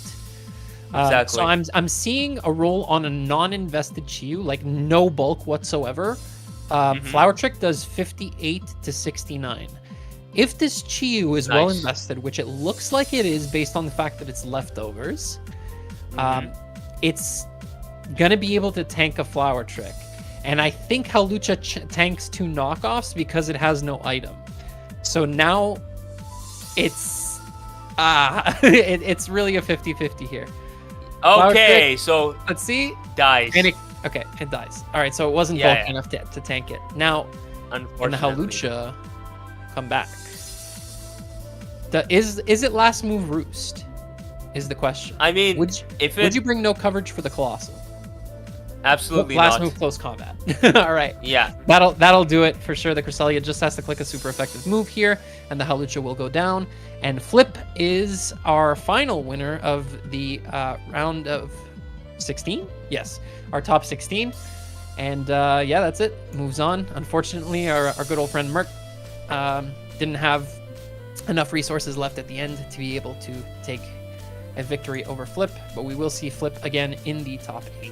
Hold the phone. We got one more game still going on in the top 16. We have Shadow versus, Shadow versus Jake happening right now. I clicked that so fast. Is that our Jake? No. From the NPL miners? Oh, never mind. No, sorry. Different Jake. But Shadow is one of the best players in Scarlet Violet draft right now. So, curious to see how this goes down. I think the Interesting. finals, if possible, is going to end up being Genius X, aka Zing, versus Shadow. So we'll see what happens. Right. But we do see Immense against a Go-Goat. As Jolt is still pulling up the game, adjusting stats Yes. on the fly. Haha. Professionalism. Okay, so wait, so why am I seeing 5 Pokemon? 1, 2, 3, 4, 5. Why am I seeing 5 Pokemon? On both sides, it's because one are dead on each side. The Oh, game gotcha, didn't just gotcha. start. We're at turn 11. Fair. Ah, gotcha. Makes sense. So the Right. I want to actually restart this game and see how it went down. So Typhlosion versus Mesprit, U-turn. Jolt's restarting it for us. Nice. Okay. So yeah, we see a U-turn from the Mesprit into Wigglytuff. Eruption comes out and does about. That did nothing. What in the world? Yeah, it's probably Scarf. No, it's Sash Typhlosion. And very sped up Wigglytuff. Interesting. Okay, so it does bring in the Bisharp, which unfortunately got really nerfed. Oh, he goes for the Grass Knot! That That's is crazy. such an amazing play. And that, unfortunately, that weakness policy ain't gonna be doing anything for that boy. That was nuts. That was rep. bloody amazing. Very well That's so done. good. Shadow's That crazy, deserves a clap. dude. That Yeah. deserves a clap. Absolutely. Look at that overheat coming out from the Typhlosion. Yeah. Thunderbolt takes it out. Bisharp's back in now and goes for, what was that? A Night Slash? Night Slash. Go. Yeah. Right. It's hit with Rocky Helmet and its own Life Orb. And Salamence Also- switches in, and then Meowscarada switches. I think this is around where we came in. Indeed, And indeed. now Shadow goes for A U-turn. Yep. The bug. It just Did straight you up see that? popped up on her face. Yeah. That was huge. That was All right. big. All right, we see Terra Ground Salamence go for Earthquake and then gets Will-O-Wisp and has Lumberry. Shadow thinks Oh. of everything, man. Very Shadow well just thought plans out by Shadow. perfectly. This guy. Exceptionally done. Drifloon on the Right. Giga Drain. Is this thing Mirror Herb? I swear. I'm going to lose it. I laughed really hard. Okay, so out comes the See another Leech photosynthesis Seed come walking. out on the Tusk. Okay. Interesting Huh. position. I Yeah. do feel like... So first things first, that's something that I want to mention to people who just end up straight up bringing in Pokemon that die to Grass Knot. Guys, Floatstone is a thing. Start bringing that more often. And I secondly, don't think it is a thing this gen. it is. Is it? Yeah, Addison brought it in this League PPL. Like it hardwalled Thunderous. Yeah. Wow. All right. Yeah, exactly. So There you go, Yeah, yeah. Bring Word close to the to wise. All right. But yeah, in this position, Go-Go definitely looks annoying in the sense that it can pretty much get a free lead seed off on anything and everything it so pleases. But oh wow, very big dark. He goes for a knockoff. Yeah, very good play on Shadow's part because with this, Go-Go is not going to be able to get that consistent recovery back even without the leech seed. Oh, he even has Milk Drink. Okay, very interesting. Mm-hmm. So Go-Go is definitely a problem for Shadow in the sense that it just is very annoying and gets free leech seeds off. Yeah. But I do feel like he has the pieces to be able to slowly whittle this thing down to the point of no return. Also, As there we are only see 7 another- milk drinks, right? So. Yeah. With how, But you know... it's true. Shadow doesn't have a way to chip this down reliably without the Typhlosion around. Indeed. What's his other Pokemon? Everything is so small. Which one? Okay, never mind. I see it now. So, Bug. assuming this... Yeah. I just saw that assuming- on stream, sorry. Yeah, it's all good. Okay, he has the dual wing bait, which is gonna do... Why would he? Oh. Okay. Oh, U-turn will kill now, I think. Yeah. Definitely. Yeah, in this situation, Go-Go is about to go. Go. Very fitting, I must say. Yeah. All right, Wigglytuff's back. Gets hit with a Yeah. U-turn. This does give him leverage into going into the Great Tusk. Yeah. Correct play. Definitely just go for a close combat here if you have And it. the stream just got paused. Huh. Jolt. Jolt, you minimized OBS, I think. Or, yeah, there we go. Okay, perfect. The browser, probably. All good, all good. It's all good. We're It's back, all good. We're back. Sorry for the inconvenience, everyone. We are the most professional streamers on this planet, okay? Absolutely. This is calculated. This entertainment that we're giving it to you, it is free. We obviously do this for a living. Have no idea. Yeah. Okay, so we see the Rapid Spin. That is going to make the Tusk faster than the Thunderous, which is at 16%, by the way. Might I add. Yeah. If this Tusk has Mega Horn, it can sweep. That would be very funny. Very funny, honestly. Ice Spinner. But he goes for the Ice Spinner, yeah, which definitely was his main play here. Honestly, I don't agree with the play of going with the Go Coach. I would have just gone out into my Mesprit there, personally. Yeah. That was his main play, because Ice Spinner... I guess he didn't want to get knocked, right? Because it's Scarf Mesprit, right? Yeah, but even so, like, Ice Spinner hits his entire team, right? Knock off. Okay, he goes for the Drain Scarf. Why did he click Punch. Drain Punch? Oh no, is it physical Mesprit? Oh no, not into a Tusk. Please. He definitely was GG. was expecting the Bisharp to come on in, but come on, bro. Like, when you're facing a Tusk at +1, which outspeeds your entire team, you do not make a play like that. Yeah, you need to deal with it immediately. Yeah. All right, so definitely Shadow's his name, right? Yeah, Shadow. Yeah, Shadow is definitely going to be able to take this W home in a very commanding fashion. Very well played and very well fought with the Grass Knot Bisharp ring. So, very well done. I definitely expect him to go to finals. Keep it up. Yeah, and we'll be playing against Flip next, the match we just saw before this one. So, that should be fun. Yeah. So, that's our round of 16, everyone. Not sure how long we have to wait until our top 8 begins, but we do need to give players time to, of course, build their teams. They are building on the fly, if you didn't know. Yeah, I can jump in a little bit here. So we do have the next game ready to go, actually, very soon. It'll be Genius X versus Gil. So yeah, that'll be starting very soon. Did want to give a brief bracket update overall, just so you all kind of know what to expect. I'll scroll down to the bottom. So again, that's the first matchup we have. We have 3 p.m. EST as the estimated start time, but we're going to get that started a little bit earlier for you all.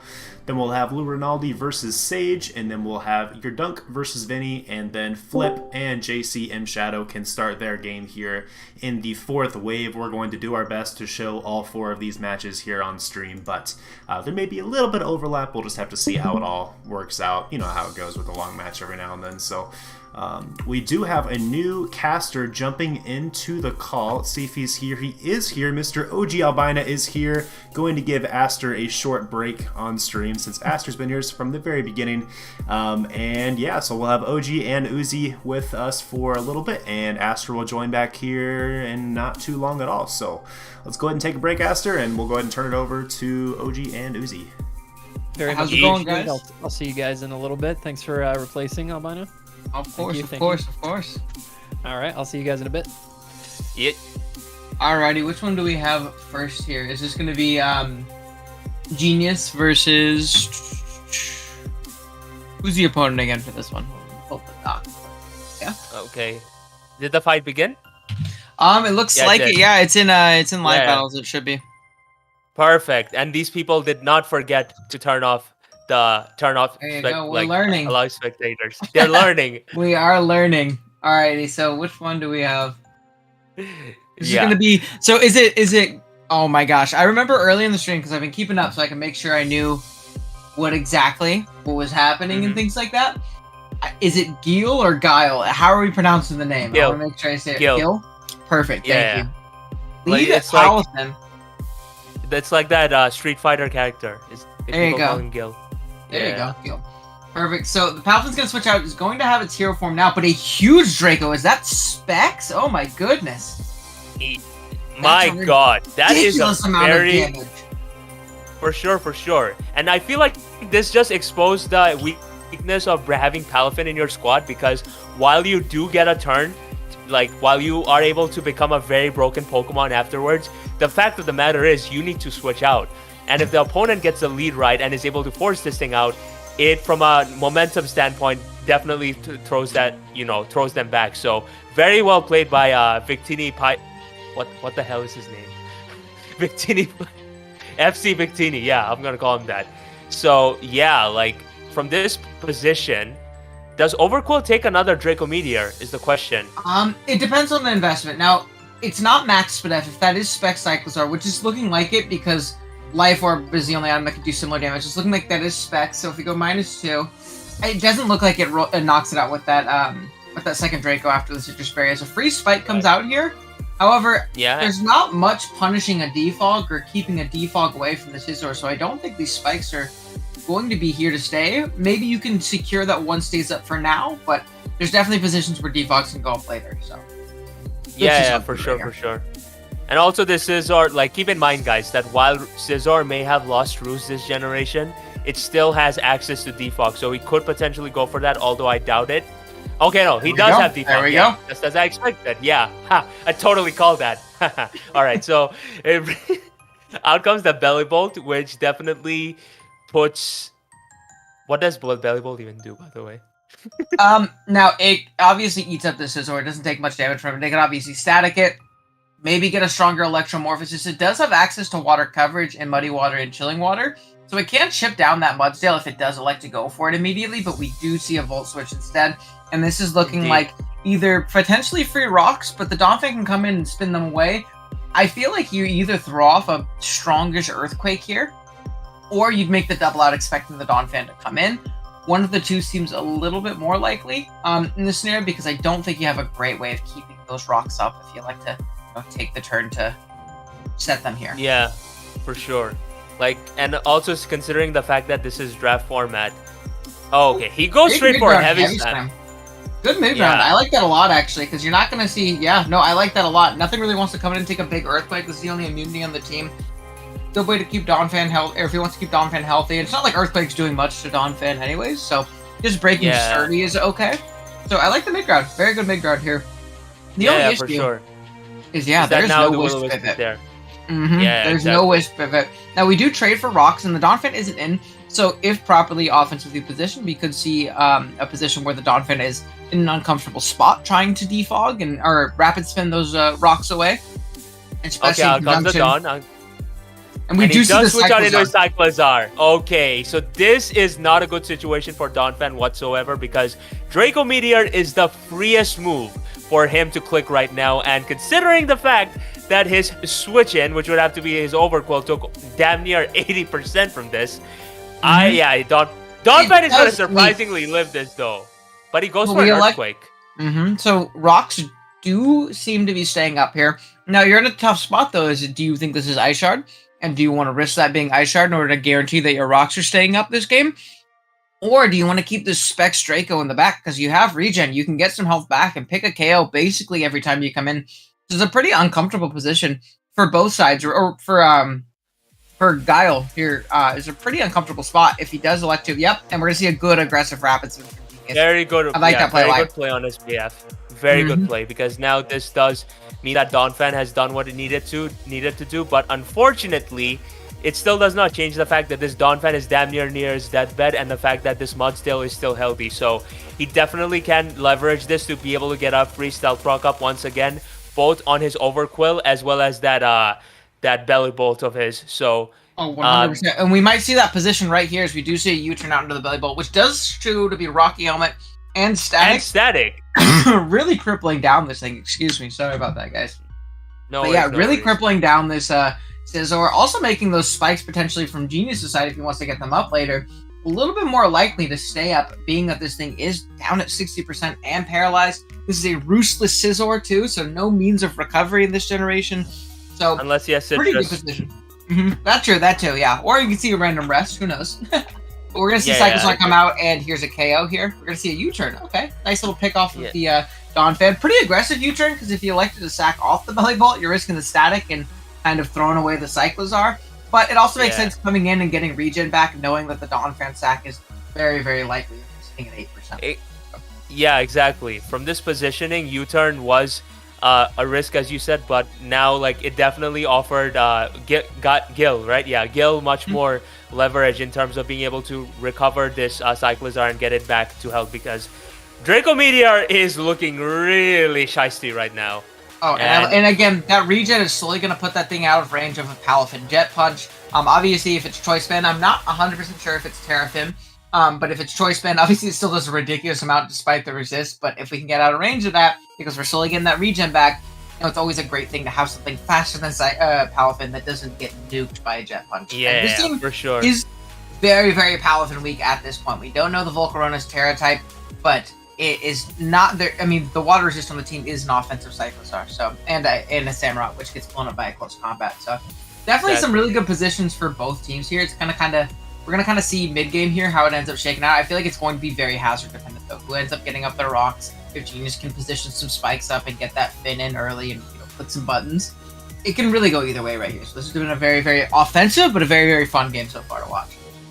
Yeah, 100%. It definitely looks very reminiscent of how Generation 9 is right now, which is something that I, noticed both from my time in Smogon World Cup of Pokemon, as well as, like what I'm seeing right now. Like this meta game is very dependent on who positions themselves better. And in this situation, I was going to mention that this Samurott could be sashed, which is why he could actually be able to handle the Palafin somewhat, but going by the fact that he just stayed in, going by the fact that he just stayed in here, which leads me to believe that it actually isn't the Focus Sash. It could also be Choppleberry to be able to take at least one hit from Palafin and get really decent damage off on this thing, courtesy of a sharpness boosted Ceaseless Edge. So both of these spikes are going to be up on each other's side, and as you predicted, it is going to be a case of who out hazards who. So definitely an interesting position so far, and it can be anybody's game. And I think that chip the Belly Bolt got is tiny and insignificant as a U-turn on a static and Rocky Helmet term teams. That thing being down at 60% is huge, because not only is it at 60%, unless it's boots, which I don't believe we've been able to see yet, it could totally be boots, and that would be huge for Gil here.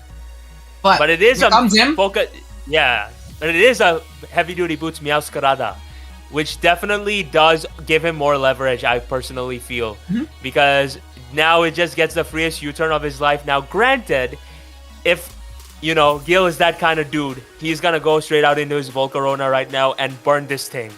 But you also run the risk of your Volt getting knocked off. Out comes the Scizor. It is boots, so we do see a U-turn come out. Knock would have been huge there. Very aggressive play, so I understand the U-turn play. We also see that it is not Protean on the Meowscarada, too. We see that is grass and dark typing, so it is rocking out with the Overgrow. Probably not wanting to change typing because that grass dark typing is really good to something like the Hisuian Samurott. He gets paralyzed. Oh my god. Yeah, that's why I don't agree with him going out into a Scizor there personally, because while I understand it being a decent mid-ground, I do still think that Scizor could have done something in being able to leverage its priority to chip down chip down some of his other pieces, but at the same time it was near its deathbed anyways, and it's paralyzed, which means it's basically dead, right? So fair play, I suppose. But this does give him leverage into going out into Cyclizar, which I'm not sure if Miss Magus can be able to take one personally, because granted it does have a lot of Spidef, natural Spidef. I am curious. I'll check that calc for you. I'm actually very curious. So it depends on how bulky it is. If this is offensive mismag, it gets blown backwards. It does 87 to 103, so just no bulk mismag. Now, obviously, it can be bulky mismag, and I think just max HP puts it out of range, right? Ooh, max HP is a roll right here, actually. Looks like the Victinis is at 76. Max HP takes, it's a 56% chance to knock it out, so there's a decent roll. We see the Sylveon come out. We're going to see a skill swap. Oh my god, that is indeed a genius play from Genius X. Very, very clean tech from Genius. Just taking a turn to get a little bit of lefties back and making this Sylveon useless. We're just going to be able to Will-O-Wisp. We'll probably see a Wish getting passed out into something. But again, nothing really wants to switch in on this Mismagius. If the last move is Dazzling Gleam, it's incredibly obnoxious for this team to deal with. you can probably go out into Volcarona, but then again, you run the risk of it being a potential like random power gem, which I do believe it has. So there's some scary positions right here, as we do see a substitute. So it is going to be walled by the Cyclozar. By Volcarona. Oh, okay, yeah. And by the Cyclozar as well, yeah. I mean, obviously you can Willow it and chip it down, but... Yeah. Some tough positions here for Gil here, because he is going to have to lock into a move, but if he locks that Draco and it gets down to -2, he's not half as threatening, but we do, again, have 3 spikes up, so really, what switches in on a Specs Draco Meteor, even if we're at -2, it's going to hurt something and probably pick a KO, so... Yeah. Really, I love the Spec Cyclozar ring. I think that is super sick. I love seeing more offensive Cyclozars pop off. You see Mudsdale pivot out right here. You see him so I don't agree with going out into Mudsdale here in this situation because he's allowing it to get chipped down. Then again, okay, so he has the roar. Fair play. No, I understand now. The sack, actually, and that's really nice to get rid of the sack, because now when the Cyclozar comes in, there's not that sack of the, overcall here being able to come in. Yeah. Meowscarada is going to come in. You probably sack this off. This is probably Mudsdale's time to go. He did his job. Yeah, I was going to make a case about if it had counter, which would absolutely blow that Palafin straight back. But clearly that's not the set he's bringing here, which makes complete sense. So yeah, Meowscarada is definitely going to get a kill here and kill off this horse. So once it goes down though, I assume Volcarona. Yeah, Volcarona just comes in. You could also go into Sylveon, but then you're kind of letting that awkward position of Miss Maggie probably getting an aggressive substitute. We are going to see the Leaf Storm, so it is that mixed set from the Meowscarada, or maybe even potentially full special, but we do at least know that it's mixed. Now, this -2 special attack definitely makes me think that Volcarona is very, very free here. Because even if you decide to not Terra and keep your normal Bug and Fire typing, depending on what your Terra is, you're not going to die to that random Power Gem anymore, especially because it's not Stab or anything of the sort. So the Volcarona positioning is looking really, really nice in this team with 3 spikes up. Nothing really wants to take it on right now. So, yep, out comes the Volk. Right. So I was going to actually mention that it really depends on... If I were my opponent, I would definitely bring Terra Water on Volcarona, assuming that is the Terastallized Pokemon. But he goes straight hard out into his Palafin, which is very surprising. Oh my god! He revealed the Mirror Harp! That is such an amazing prep from Genius X. Holy cow, nobody saw that coming. Text on text on text. First, we see the skill swap Miss Magius. Then we see the Mirror Herb Palafin. And this thing is not only ridiculously strong, but insanely bulky. We give it that special defense boost. There's nothing this Volcarona is doing that's knocking us out. We do see a Terra Fire pop into Terra Grass, and the bulk up pops. Oh, goodness gracious. I don't know if there's anything that this Volcarona can do. This might be the game. Yeah. This might be over. This is Terra Grass, it's not Terra Water. There's nothing in Volcarona's arsenal that will hit a fire type if it is Terra Grass. Nothing. Yeah. I was literally gonna say that I don't agree with the bring of Terra Grass here because Terra Water I feel definitely offered far more leverage, especially when there's a bloody Palafin to face down. But yeah, Genius X is literally about to turn this entire game upside down, and there's hardly anything that his opponent can do about it because this Fiery Dance, it ain't gonna do anything. This Drain Punch is it's doing more than the Volcarona's getting back. We do see it's doing a lot of damage, but I think barring any insane crits, I don't think there's anything that we can see Gil do. I think this is going to be Genius's game. What a sick set. Oh my gosh. It looks like that Palafin clicked Ancient Power. What in the world happened? Yeah, for sure. Like, I mean, the way this match was going, it was definitely in Gil's favor this time around. But 100%. Yeah, but that one pivotal turn where Palafin just came in and made use of this new innovation courtesy of Generation 9, it definitely, showcases just how this metagame has truly evolved into being one where positioning can literally turn a game just like that. Offense is king in Gen 9, and you need to out offensively position your opponent in a lot of games, and this is what Genius did right here. And man, oh man, was this such a sick set. This was really, really cool to see. And I don't think Gil played bad at all. I think he actually was in a very commanding position. The score of this game being a 4-0 really isn't indicative of how close it was for a good majority of it. And again, like you said, I think Gil had an advantage going into just that Volcarona turn. And I won't lie to you, I would have made the same exact play that he did. I would have went in, I would have clicked Clover Dance, and hopefully, won the game from there. So that was really cool to see. Very, very good prep from Genius here with both the Mismagius and the Palafin. That was an awesome game. Definitely a genius move, if I do say so myself. 100%. That's why you got the name. You earned it. Indeed. Very Straight cool up. one. Yeah, for sure. That stuff like this definitely shows why I feel like this metagame is definitely going to be indicative of the resurgence of draft format. And if this is how people are playing, I'm so excited for the future. Amazing stuff by Genius X, and I hope to see even more of this stuff because that was bloody awesome. Looks like next we have Lou Ronaldo versus Sage. We're just waiting for that game. Once we have it in the live battles chat, I'll let you know, Uzi. We're still waiting right now, but we'll have it soon here. Man. Sounds good. But yeah, games like that, it really is what makes the draft format a lot of fun. I'm still thinking about both those texts. That was a lot of fun, man. Oh my goodness. What a good time. Yeah. This is what I happen to have with For my sure. Drifloon versus this full. Sometimes the mirror pops off, sometimes it doesn't. It was very crazy. It was super sick. I think you played really well though, Gil. I think it was a very good game. Yeah. I think Gil you has did really well. absolutely not.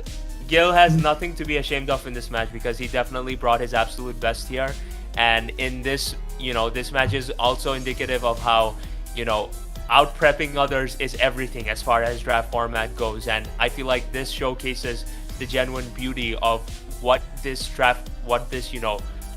innovation, this creation can truly bring out. Because you're not going to be seeing this in Smogon, and you're not going to be seeing this in your usual OU matches and so on. So, genuinely an amazing display there. I do think Gil has absolutely nothing to be ashamed of, and I hope that he keeps playing like this because he's definitely going to be there someday. That's for sure. 100%. That was a top 8 match if I've ever seen one. Yeah. So we're still waiting. Looks like it's going to be happening soon here. I'm hovering the active battles here on the DL server. It looks like I have it. I'll go ahead and link it in the stream team chat if you want it. And then looks like they just posted live battles too. Awesome. So Terra, I'm assuming it's Terra D-Knight because Terra D-Knight is allowed, and when you have a D-Knight and it's allowed to Terra, you're gonna do it. Always looks very, very menacing, but honestly, Sage's team, very wonky. It looks like something my buddy Amel would draft, but it looks like a lot of fun. Yeah, it looks like a lot of fun. Oh yeah, 100%. I feel like, I feel like the main thing that was shown to us in the last game is that his team does not look, what you would expect. Conventional, but that isn't particularly a bad thing because if you look at all these 6 Pokemon, they are 100% of having such levels of cohesion that is going to be able to make others not exactly know which role each is gonna play. And when it comes down to a format like draft, this is very pivotal in terms of deciding who will win and who will lose. So, in that sense, Soggy Doggy Sage is bringing a very interesting build that it very much matches his name, if I do say so myself. And I will say, I really do love the combination of Zoroark plus Great Tusk in general, but in this matchup in particular, those pivots into Great Tusk typically aren't going to like taking those Hyper Voices and Shadow Balls and things like that. We do see lead Mew into Hariyama. We're getting up rocks on the Colbur Berry. It does crit, so it does an insane amount of damage there, but we do get our rocks up, pop the Colbur immediately. Unfortunately, Mew is kind of, in a lot of matchups, seems to be designated into these more hazard supporting roles due to it losing recovery and a lot of its strong attacking moves that it got in Gen 8. But it gets up those rocks, and the removal of this game looks to be a Bramblegast. So they're probably up to stay if I had to guess. Yeah, for sure. This Bramblegast, I don't know what it's gonna be doing if I'm being completely honest. It's a very unique bring on his behalf, I suppose. But yeah, Hariyama. Size Rock into the likely AV Hariyama does a ridiculous amount. That first turn crit proving to be pretty unfortunate too, seeing that it is going to allow this thing to 2-K the Mew. I don't think it did otherwise, obviously, if it didn't take that crit knockoff from the Colbur Berry, or when it had its Colbur Berry. I assume, going back to Bramblegast, it's here to, because it, in theory, checks a Great Tusk, with access to Strength Stat, taking on both of its dual stabs as well, obviously being a ground resist and being immune to fighting. But you're one knockoff or Ice Spear away from not being here anymore. So it'll be very interesting to see Potentially, if he wants to get up hazards with his own Mew, it's also a decent spin blocker. It can always spin block the Tusk at the very least, which is always going to be a good thing. We see the Goodra come out into this Hariyama right here. I wonder, unless this Goodra is offensive, does it do anything to kill the Hariyama? Maybe it's a physical Goodra. Physical Goodra obviously isn't anything too crazy, so it's often, but sometimes Hariyama, I wonder if just like your standard AV Goodra.exe actually kills Hariyama. It looks like this one does. I wonder if that tips us off on any kind of item. Yeah, for sure. So Goodra is in an interesting position, I suppose you could say, because in this regard, like in this situation, okay, so Dragonite's gonna start Terraflying, makes sense. But he's gonna go straight for a Chilling Water. Okay, now that's a very good prep on his by Soggy Doggy, because like literally this situation indicates what kind of team he has, because of the unconventional nature of it. You're not gonna expect Chilling Water Goodra to just come out of nowhere and be able to like stop sweeps here and now. And this Dragonite is not gonna sweep. Like I don't understand why he's trying to go for broke here, because there's literally an Ice Cube that's about to come in. Well, yeah, that did a ridiculous amount of damage. We do take out the Goodra, but Goodra did his job. And something else I want to mention about the Chilling Water is I think that's really cool, because typically, obviously, Goodra could prevent setup with Dragon Tail, but this is Terra D-Knight, so obviously it can tear into a Fairy type and completely stuff that. Then you just gave it a second free DD potentially, and then you maybe lose the game, especially because Fairy's actually very good in this team defensively. So I like the Chilling Water Bring a lot because it's a nice mid ground. No matter what, you're dropping this thing's attack unless it's random substitute. So very cool bring. I like that a lot. Just wanted to pop in to mention Hurricane is on the table. It is on the table. I wonder if it's enough to take out the Ice Cube. Let me check that, actually. I'm very curious. Like a max HP Ice Cube. Terrifying, possibly. Yeah, it might. No, the D-Knight's strong, especially if it is, mixed investment, potentially. Let's see. Curious. Oh, no. No, it's not. No, it's not. It does not take it. Down goes the Dragonite. All right, well, ignore me. We broke the Ice Cube. Big Ice Cube, proving why it's actually a really solid niche defensive pickup, or even just prep forcer at the bottom of the board. Again, big shouts to Abel. Really cool seeing the same pop off, and again, always hard stopping most conventional D-Knight sets that are going to try and set up and win the game. Hurricane would have been really cool. I'm actually curious on Hulk. I don't know if you actually checked it. Let's see. Flying Hurricane. Well, I know it would have knocked out Tusk, but I'm not sure about Ice Cube. Yeah, definitely not Ice Cube. Tusk got blown back at +1. Or got blown back by a Terraflying Hurricane. Yeah, it looks like even if he wasn't a minus special attack nature, no bulk Ice Cube only took about 60%-ish from that Hurricane. So, pretty cool to see. We do see the Moltres come out next year. Very interesting, because this Ice Cube is going to throw off a really strong Ice Spinner potentially into it. I'm wondering if this is going to be a Yachi variant, being that we didn't see Boots, or if this is going to be a Scarf variant, which is also looking very, very scary, with potentially a Hurricane endgame or something of those sorts. Yeah, you see Ice Spinner? It lives on one with the weakness policy. He gets the Berserk boost and spends up in agility.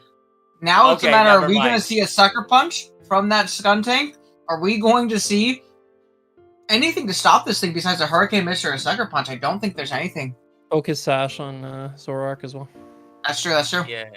Then we're a Fiery Wrath flinch away. Let's see, Fiery Wrath right here. It's Sash Ice Cube. Ice Cube does it all. Sash Ice Cube. Oh my god, look at Ice Cube get all these skills. I'm gonna get off some chip on something else too, why not? Just Ice Cube pulling up this game. Oh my goodness. And there's Mew, but oh man. Not a lot of hazards on the opposing side either. Ice Cube the Dragon Slayer. Ice Cube the Moltres Slayer. What other Pokemon will it be able to take down? Oh my god. I am curious to see, is there anything this Mew can do to win the game right now either? Will the Skuntank at full HP? I don't necessarily think so. Maybe a Dragon Dance variant, but even then, I think Skuntank should chew a +1 EQ pretty well. There's also the potential for Scarf Zoroark still in the back, which outspeed any +1 Mew. Is obviously really good as well. We do see agility. There is a lot of setup here from. He is going for broke. He is winning with something. He's decided. And another thing to note, actually, is that Thundurus, the Hariyam, if it also happens to be agility, can also be incredibly terrifying for this opposing team to deal with. One something like, a more Spadef stunting takes a lot of chip from this Mew potentially. And this also might be screaming a little bit of weakness policy, so I wonder if we're going to see a Crunch come out here or if we're going to see a Toxic instead. Yes. I do believe that in this situation, there is one out that can take down an Agility Thunderous. Did you see Sugarberry? Foul play? Yeah. Foul play. Very and good. The weakness policy. Another weakness policy. This person really likes watching Weedle Twinino. Oh my god. We'll see, is this sucker? Is this sucker is the real question. If it is, obviously we're going to pick off this Mew from this range. But if not, it's not looking too good. It's looking like Mew might take it home unless we have another Sash in the back, which is really, really crazy.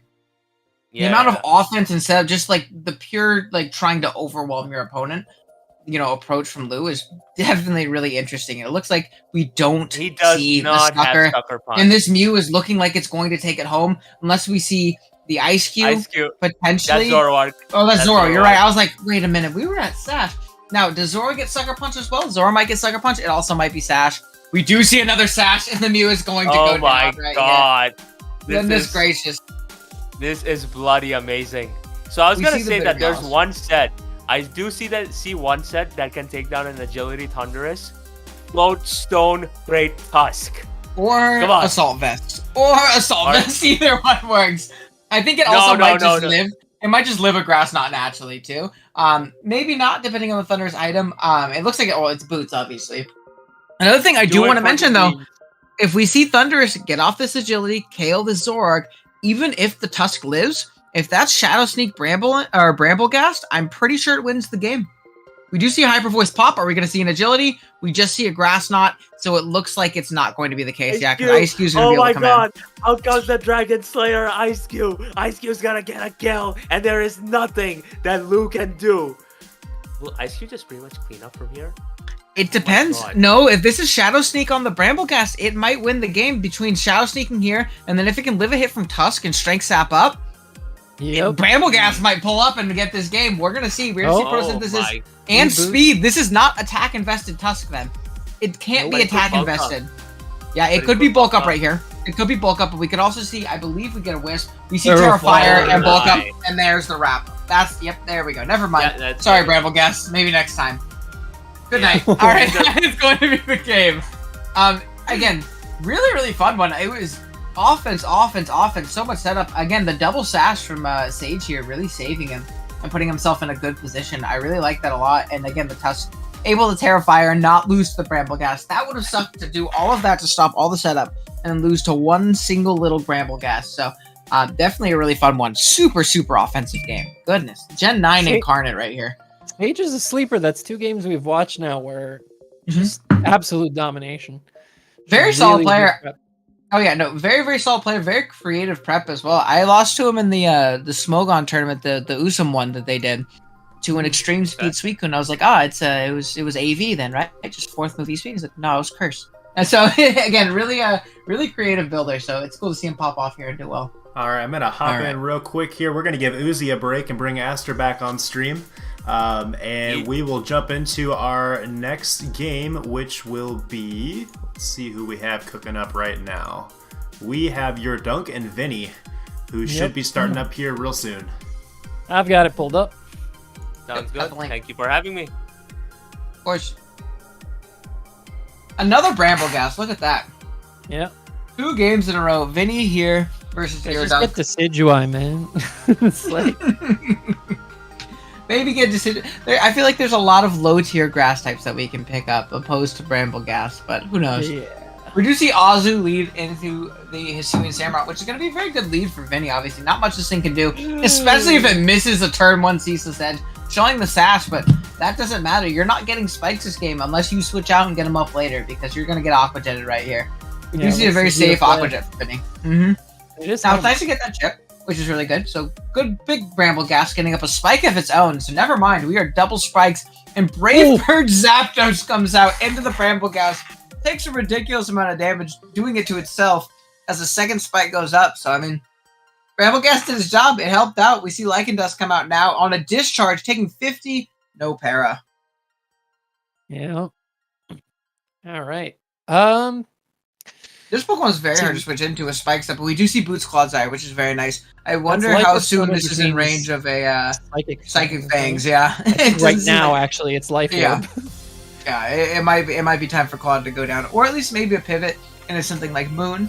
But if you're not Boots Moon, obviously you're gonna take a little bit of chip from that. Honestly, if the Lycanroc hadn't taken the discharge, it was positioned well to just like destroy the entire team. But because these Life Orb ticks, it's gonna have a lot harder time doing that. You're probably maybe gonna see it'd be a Chople Copperaja or something like that, might help out a little bit. We're gonna see the Arboliva pivot in. I don't think this really helps much too, especially if you're giving Grassy's terrain. Yeah, kind of healing it up a little bit. The eject button pivoting it out in the Azumarill though, so that at least helps. But I think this Lycanroc has done a good amount of damage. We have a lot of damage on the Claw, or a decent amount on the Claw. We found out that it's Boots. Arboliva is a dead Pokemon at this point with 2 spikes up and how low it is. And your Lycanroc still has use. You can sack off the Bramble Gas, yeah? Oh, you can get 2 turns of Helmet if you want with the Bramble Gas. Look at that. If this Bramble has Protect. Nope. Oh, barely, just barely. So, out comes the Gambit. We do see the Supreme Overlord. It is going to show the Air Balloon as well. I wouldn't be surprised to see this Azu be Encore specifically for Gambit. Terra Fairy is going to pop the balloon immediately, which is very interesting. And Ironhead does not actually take.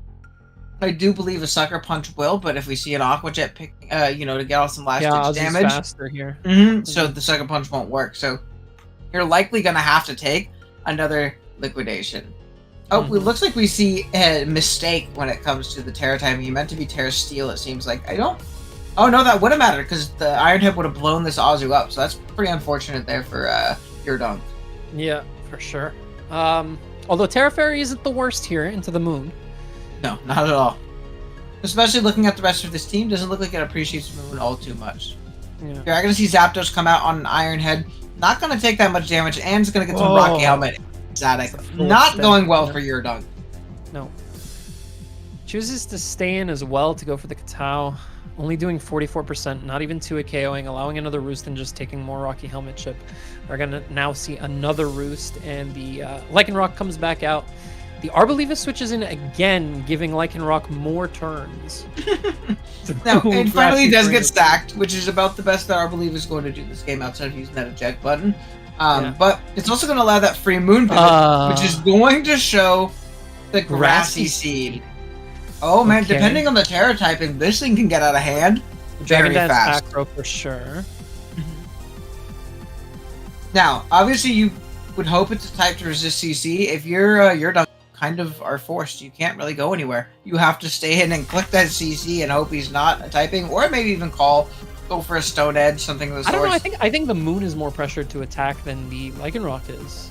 Depending on the Terra type, I think so. Yeah, but it is Terra Moon, right? I believe. Yeah, it is. We do see Armarouge come out, and we see a Dragon Claw pivot in.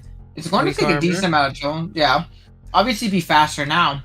Yeah, is it gonna have anything to kill Moon with though? Is the thing, and you have to predict Terra. I don't know if it does in general. Maybe that's as close as it gets. I think it does get Focus Blast as well, but depending on the bulk on the Moon, I don't know if it just raw knocks it out with a boosting item. At least from 90. This thing very, very deceptively bulky.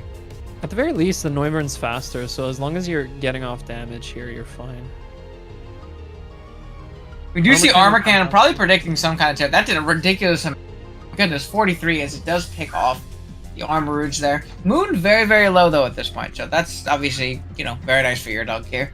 But still in a prime position to do a lot of damage depending on the Terra type. Noivern probably comes out. Right? Oh yeah, no, I can definitely see it. And again, that would make the Noivern pivot almost.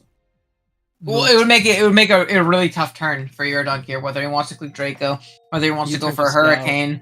Yeah, it also could potentially be like a Terra Steel, and that might be a reason why he did not Terra at all. Anyways, we are going to see the King Gambit come out right here. Yeah. It is going to throw off a very, very strong hit here, regardless if it doesn't knock it out here with a potential Iron Head. But again, Terra Steel doesn't seem like the craziest thing in the world here from Vinny, especially not popping it against that Armarouge. We do see an Iron Head, it just knocks it out. Yeah. There you go, just knocking it out. I'll be honest, I didn't think it would from there, but it looks like it did. Steel does come out, so there it is. And that's going to make it to where it's really, really tough for this Northern to do anything good. It's over. over. This is a wrap. Unfortunate. We do see a GG and a forfeit immediately. So the Moon, again, saving that Terra to the last absolute minute. Obviously, Ironhead knocking out the King Game was big from there. Didn't want to tear into that and lose its Sucker Punch resistance. And then, same thing with the Armorers not wanting to lose that fire resistance. And, I guess the Samurott didn't have Sucker, or the Lycan didn't have a Cell Rock, right? The Lycan might have had a Cell Rock, yeah. There's a world where it can come back. Mm-hmm. But from there, 3 Life Orb hits. Yeah, the game is kind of over though at that point too, because you do have the Azumarill. Or no, the Azumarill dies to spikes. Depends on how it's EV'd. If it was EV'd correctly, then I think it lives. Oh, 17. Okay, yeah, no, you're right. Yeah. Yeah, no, I'm trying to think. I don't know if the Lycanroc had enough turns. It also depends on Copperajah item if Choplet get one, which is big. And the potential of pivoting around between Pokemon like Clodsire and Copperajah just to take Life Orb turns. And you do have to basically sack something in order, like you have to sack Noivern and Samurott Hisui in order to like potentially win with your Lycanroc. So it was probably over regardless for Yurdun there. That was a tough one. Yeah, for sure. I mean, there's only so far you can predict the Terra on the Moon. It was really a toss-up between Fairy and Steel. Both looked good. Oh, 100%. And that's kind of the issue of, free Terra or like non-Terra preview, things like that. I know a lot of Showdown, leagues and scenes are using the Terra preview, which makes things a little bit more manageable end game. There's not as many 50-50s or 33-33-33s when you're playing on the mini types that you might go there against. are 50-50s and not 1 in 18s, right? Yeah. No, I guess that's true. Yeah, it's more of a true 50-50 opposed to he should be this type, but he could be this, and he could be this, and that's the one thing that makes Terra a little bit, overwhelming sometimes. So it looks like we have another game here. I think the game might accidentally be. Oh nope, it is open. You're good to go. Is it? I don't see it. Go to live battles. I think at least I was able to special power on DL. So Shadow, yes. there you go. Shadow versus Flip here. No, it is private. I can't enter. Made it public. Try one more time. Okay. Hey, refresher, click on the link. There we go. I think. Nope. Still private. It says it does not exist. Oh, they recreated. I see. Okay, yeah. I'm there now. I'm with you. Perfect. We do see a Meow lead into the Salamence. Again, an interesting lead. I don't think that even at -1, I don't think there's anything this Meow can really do. Obviously, he can play rough and do a ton of damage, but it's not like this Mence is going to take a lot. But also, what is Mence doing back to the Pure Fairy Meow? It's not killing it for sure. Unless we do see that Terra flying as Foul Blade pops right here and does 56. Holy. Terra Blast is just going to blow it up. Yep. Meow. Immediate KO. And to be fair, looking at this team, I Terra fly a lot. It doesn't look like there's great flying resist on the opposing side. You're one more Earthquake away from blowing up that Colossal. Nothing else really takes it. We do see the Cryo come out, which is going to guaranteed force this thing out. And We do have a Terra Annihilate on the other end that can end up being something to take on the Mence. That's true. That's very, very true. But I mean, you're just going to be weak to the rest of the team at that point, no matter what type you turn into, Meow or. If anything, it's probably just better to be a neutral typing into it. Yeah. Maybe something like a Fairy in this matchup. Obviously, if you go like any kind of flying, anything that resists flying that you're turning into an ape is getting blown up by a Tusk potentially. So it's really as tricky. We do see Ice Beam come out. Holy moly, 46 into the Typhlosion. That's Specs? Is that Specs? Yeah, I was gonna say that's I have never seen Cryo do more than 20% tech before. So that was a oh my goodness. 46. So you have two relatively safe switch-ins here. In Colossal and Clodsire. Now that Infernal Parade could potentially be obnoxious. Obviously getting a little chip and burning the Clodsire. Colossal seems to be pretty safe. We do see Clodsire come in and a Fire Blast is going to come out. Holy 50%. We do see that's Life Orb, and that's really, really nice. If we see like a random Overheat right here, that's going to blow it up, obviously. I don't think it gets anything else other than Overheat that would kill from here. I'm trying to think. Eruption's too weak at this point. Oh, 100%. So it should just be that. Let's see. Colossal has to worry about Focus Blast. So it now, if it is mixed with, like, let's say, does this? I know, yeah, it gets Earthquake, so maybe like a mixed Life Orb blow it up from here, depending on like investment. I'm not 100% sure on that calc, to be completely honest Shadow with you. would be the type to bring Earthquake, yeah. Yeah, Alongside and it. obviously hitting this Claude way harder on this side. I'm actually, again, very curious as to see if it's just no investment Life Orb. Oh, by the way, the Azu last game was Boots. Oh, it was. Okay, so then he still had that in the back as well, which is Yeah. obviously big. That's So that another was Life Orb definitely a turn. wrap. Yeah. Okay, let's see. 2. Clodsire. So it's looking like that's actually a physically defensive Clodsire, because Life Orb Fire Blast simply wouldn't do that much otherwise. No, if it was specially defensive, it would definitely. Yeah, make it would more have eaten it up. Yeah, it looks like So it looks like that was on Fizz-Def Claude. So I don't even wow. think Earthquake would have killed. We do see a substitute pop out on a recover. I mean, you get 2 more hits regardless. Isn't this Claude just going to click recover? Or, yeah, depending on like the exact 20% that it is. We do I see a don't know if Fire the Blast. Oh, this is Oh, Blaze. right. It's Blaze. And that's a KO guaranteed, which is really nice. As long as he hits here, to be fair. Now the question is, do you want to sack the Claude, or do you want to leave it around for something? I don't see Claude's purpose here, if I'm being honest.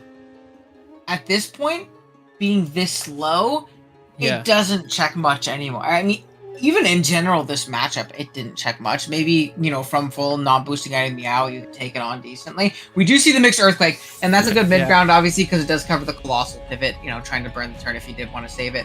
But it's definitely Flip's best play to just sack that off.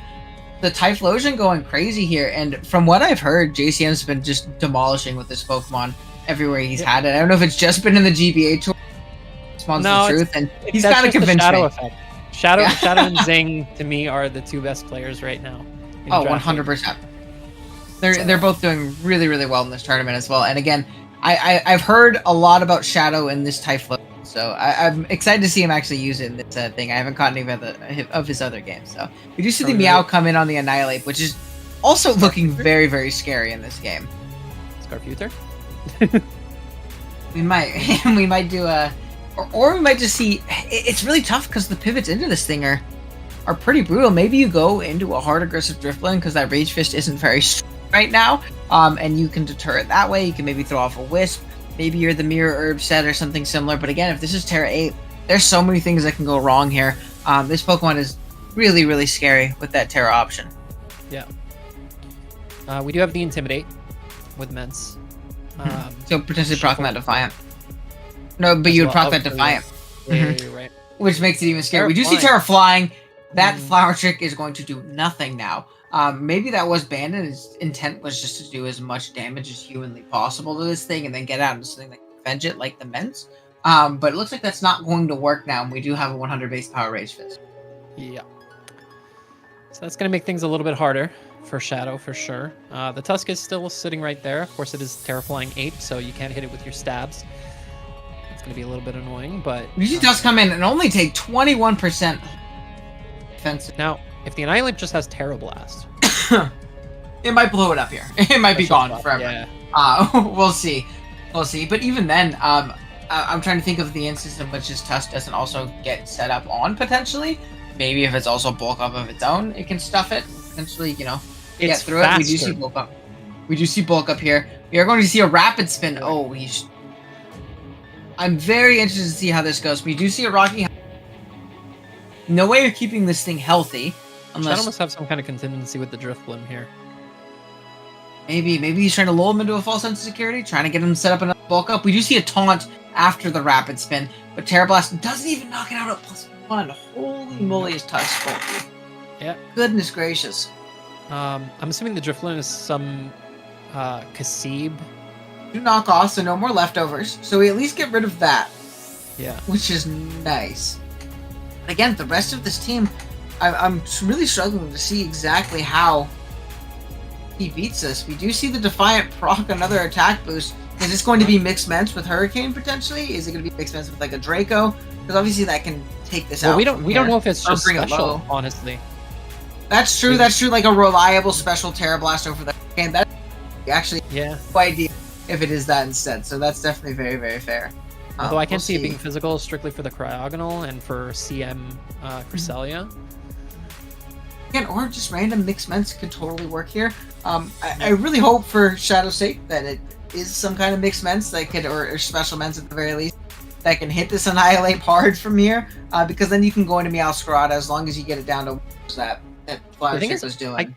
I think 23? Shadow understands that once this Annihilate is cleared, he's in the clear. Oh yeah, and even look at something like Bisharp, just goes absolutely buck wild. We do see Colossal come in right here. We're gonna see an Outrage pop, which is gonna kill unless you get Flame Body. Oh man, Colossal doing his job. That's what he's here for. Just to be annoying.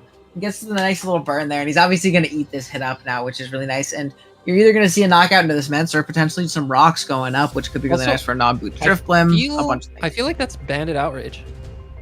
It might be banded. Because that Terra Blast also did a amount early on as well. Yeah, it's a Meow and it wasn't super effective. Yeah, so that's what I mean. It blew it up from full. Which Meow obviously isn't bulky, but Terra Blast is 80 base power. And again, I understand these things. We do see Cresselia come in hard here. It is rock. Mence is going to get confused, so you can, elect to get out of here to not give this thing a million free turns, or you could just go ahead and click Outrage. But obviously you die to your burn, kind of lose your sack. If you see a Thunder Wave come out into Drifblim, which is also very unfortunate. Yeah, that's a really very aggressive. Very aggressive, but again, kind of recognizing that JCM doesn't want to just give up the Mence sack, especially in a game where like that Annihilate comes in and the game could be, he could just click a button and kill something. Yeah. So, man, really, I felt like JCM was in a very good position early on with that Mence KO turn 1 and the Typhlosion coming in doing a bunch of damage, but that Ape just kind of flipped the matchup on its head. I mean, to be fair, Knockoff is looking very spammable from Meowscarada. So very much so. And at least you got rid of those knockoff boosts, and it might be a banded Meow. We do see a substitute from Drifblim right here as the Cryogonal does come in. It doesn't look like it's EV'd to be Citrus, because it's sitting at 76. You don't want to go down to 50. We're going to see an Ice Beam pop right here, and again, this is X on the Cryo. We see the Parasol. Never really know what this thing wants to go for. We're going to see the Mence sack, which is fair. Yeah, and we're probably going to see Bisharp come in here. Bisharp also is another Pokemon that exerts a really, really large amount of offense at this point, too. Now, the issue with Bisharp is potentially that Ape is going to come in sack, and then positioning around that is going to be decently difficult for JCM, because obviously you have the Drifblim as a Pokemon that can, pivot it on the Drain Punch to not give it any recovery, but then you're either going to get blown up by a Rage Fist, or it's going to start setting up on you, potentially, probably just blown up by a a Rage Fist. And then you're in a tough spot again. We did see that the Annihilate was faster than the Tusk. Now it's naturally faster, but usually Tusk EVs to outspeed min-speed Ape. So you see big sword stance here. Another thing I could potentially see ending this game is if this is like Eevee bulky Bisharp, and he, accounted for the sack right here. If he's like a double damage, no, it doesn't keep Rock Polish. I'm wrong, tripping. Because we do see another sword stance right here. Okay, so I guess he needed +4 for the Ape. Potentially. Or just actually, oh goodness. But again, you're putting a tough 50-50 spot of whether or not we're gonna see a bulk up on the sucker as another flame body procs. Goodness gracious, Colossal, you are the MVP this game. Shadow is just not getting lucky right now. And yet again, this Ape, the Meowscarada can just win. No, 100%. And again, if it is like banded, I'm curious as to what that cryo calc looks like, because this is offensive cryo. Like, this is very offensive cryo. I think we said specs, right? Dead. Yeah, that's what I'm checking to see. Choice Band knockoff. It does kill it from full. So if it is Choice Band, I do think that the Meow can potentially just win the game.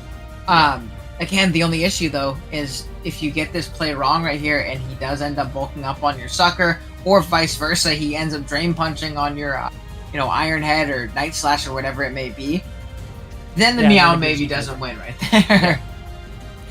Yeah, then the game's definitely over. So I still think it does come down to this 50-50. Yeah. We'll see. Oh man, I can't even say what I would do from this position. We do see Sucker and it does knock out the Ape, and that's going to be a wrap. That's the game, unfortunately. So he does win that 50-50. Oh. Good thing you got the extra Swords Dance, huh?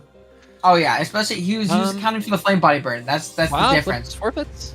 Yeah, that is a wrap. Seeing as that we only saw Sucker Punch, I thought maybe Crest could do something. Depending, it might have been Night Slash in last slot, and even then, if you just Night Slash enough, even if this thing goes down, Meow should come in and pick up the win there. So Yeah. Also might have been a little bit of tilt forfeiting early. The one that we saw earlier, I think was the Dragonite game. That forfeit really made sense. The game was kind of a wrap. This one, maybe some shenanigans could have happened, but I don't know about tilt. It seemed like everything was going flips away. I was saying like the end of the game, like tilting after losing the 50-50 there at the end and just being like, oh, should I lose? Kind of thing. But man, yeah, really, really tough one for JCM to be able to pull that back. That was pretty impressive. That was a really good game. Yep. Again, I still think our finals is going to be Shadow versus Zing, but we'll see. That prediction is looking pretty good right now. I don't know. Some incredible games though here in the top 8. My goodness, that was fun to watch. So we have 15 minutes before the first game is going to start for our semifinals. So what I'm going to do here on stream is I am going to show the bracket again real quick. I mean, it's pretty obvious who's playing who at this point, but it doesn't hurt to show what we have going on. We have JC M Shadow versus Vinny on one side of the bracket, and then Sage versus Genius X on the other side. So what I'm going to do, I'm going to ask Uzi to go ahead and jump back in the stream. We'll have all three of you here for now. Just do a little bit of matchup analysis. If you pull up the stream, I'm going to show all those next to each other to make it easy for you guys to look at. I'm going to step away and take a quick little break at the men's room. And I'll be back in a little bit, but don't expect me to change the thing on the screen here for a couple minutes. So if you guys are good to go, I'll turn it over to you all. Do you guys want to talk about Sage versus Genius or JCM first? Probably Sage versus Genius because they're about to play. Yeah, I think so. Soggy Doggies.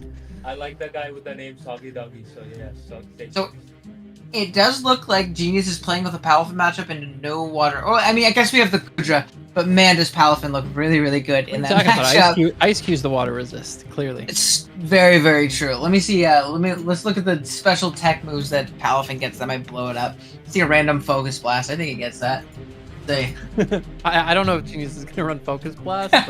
No, we gotta blow up the Ice Cube. There's Aura Sphere. We don't even miss. Look at that. Huge.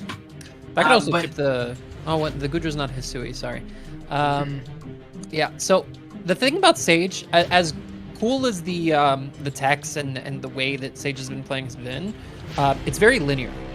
The two games that I've seen thus far have been set up hazards, prevent the spin yourself, use your sashes, GG. If Zing sees through that, and has been watching, can definitely outplay that completely with Zing's caliber of play. So very much. It's going to come down to if Sage can get a little bit creative here.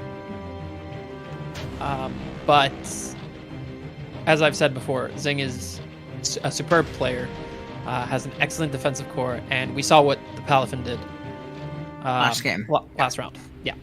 So definitely, I don't know, maybe there's a sleeper somewhere in here. You know, that Fletchender could be crazy, for all we know. Maybe like a Bulk Up Eel? Bulk Up Eel doesn't look bad, actually. I think Bulk Up Eel is pretty cool. But yeah, Bulk Up Eel would need some kind of special coverage from the Donphan, but other than that, looks pretty free. Still has to worry about like Wisp from Mismag and stuff. Yeah. The last game. I don't know. It's tough to say. Gudra actually looks like it spams Specs Draco. Well, I remember seeing Genius say in chat, how am I top, I guess top 4 now with no Dragon or Fairies is. Yeah. And that's definitely the case with Gudra. If he can't position in, and we saw last game that Specs Cyclizar put in a ridiculous amount of work, Gudra's going to do that a little bit better. Obviously, very much so slower than a lot of things Genius's team, but if it positions in on things like the Slowbro, on things like the Donphan, with its sturdy broken, you can kind of just click Specs Draco and pick a KO. So I definitely actually think that's definitely a very, very viable option for Sage here as just pure breaking power. And there are a lot of things that do force in that slow, not a lot. You could potentially, use that Tusk as lure to bait in that Slowbro, get a nice aggressive double in, and pick a KO. I mean, there's also Scarf Modest Gudra, right? Which is about as strong as Specs Cyclizar. Yeah, when you think about it. So yeah, it could mitigate its speed by just being scarfed. I am curious. Again, my speed tier knowledge at the top of my head is not there. Does Modest Scarf outspeed like Jolly Cyclizar or Jolly Meow? 259 times 1.5. Yeah, it should. It almost hits 390. Okay.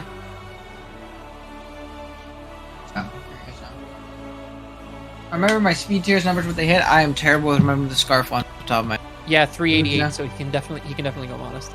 There you go.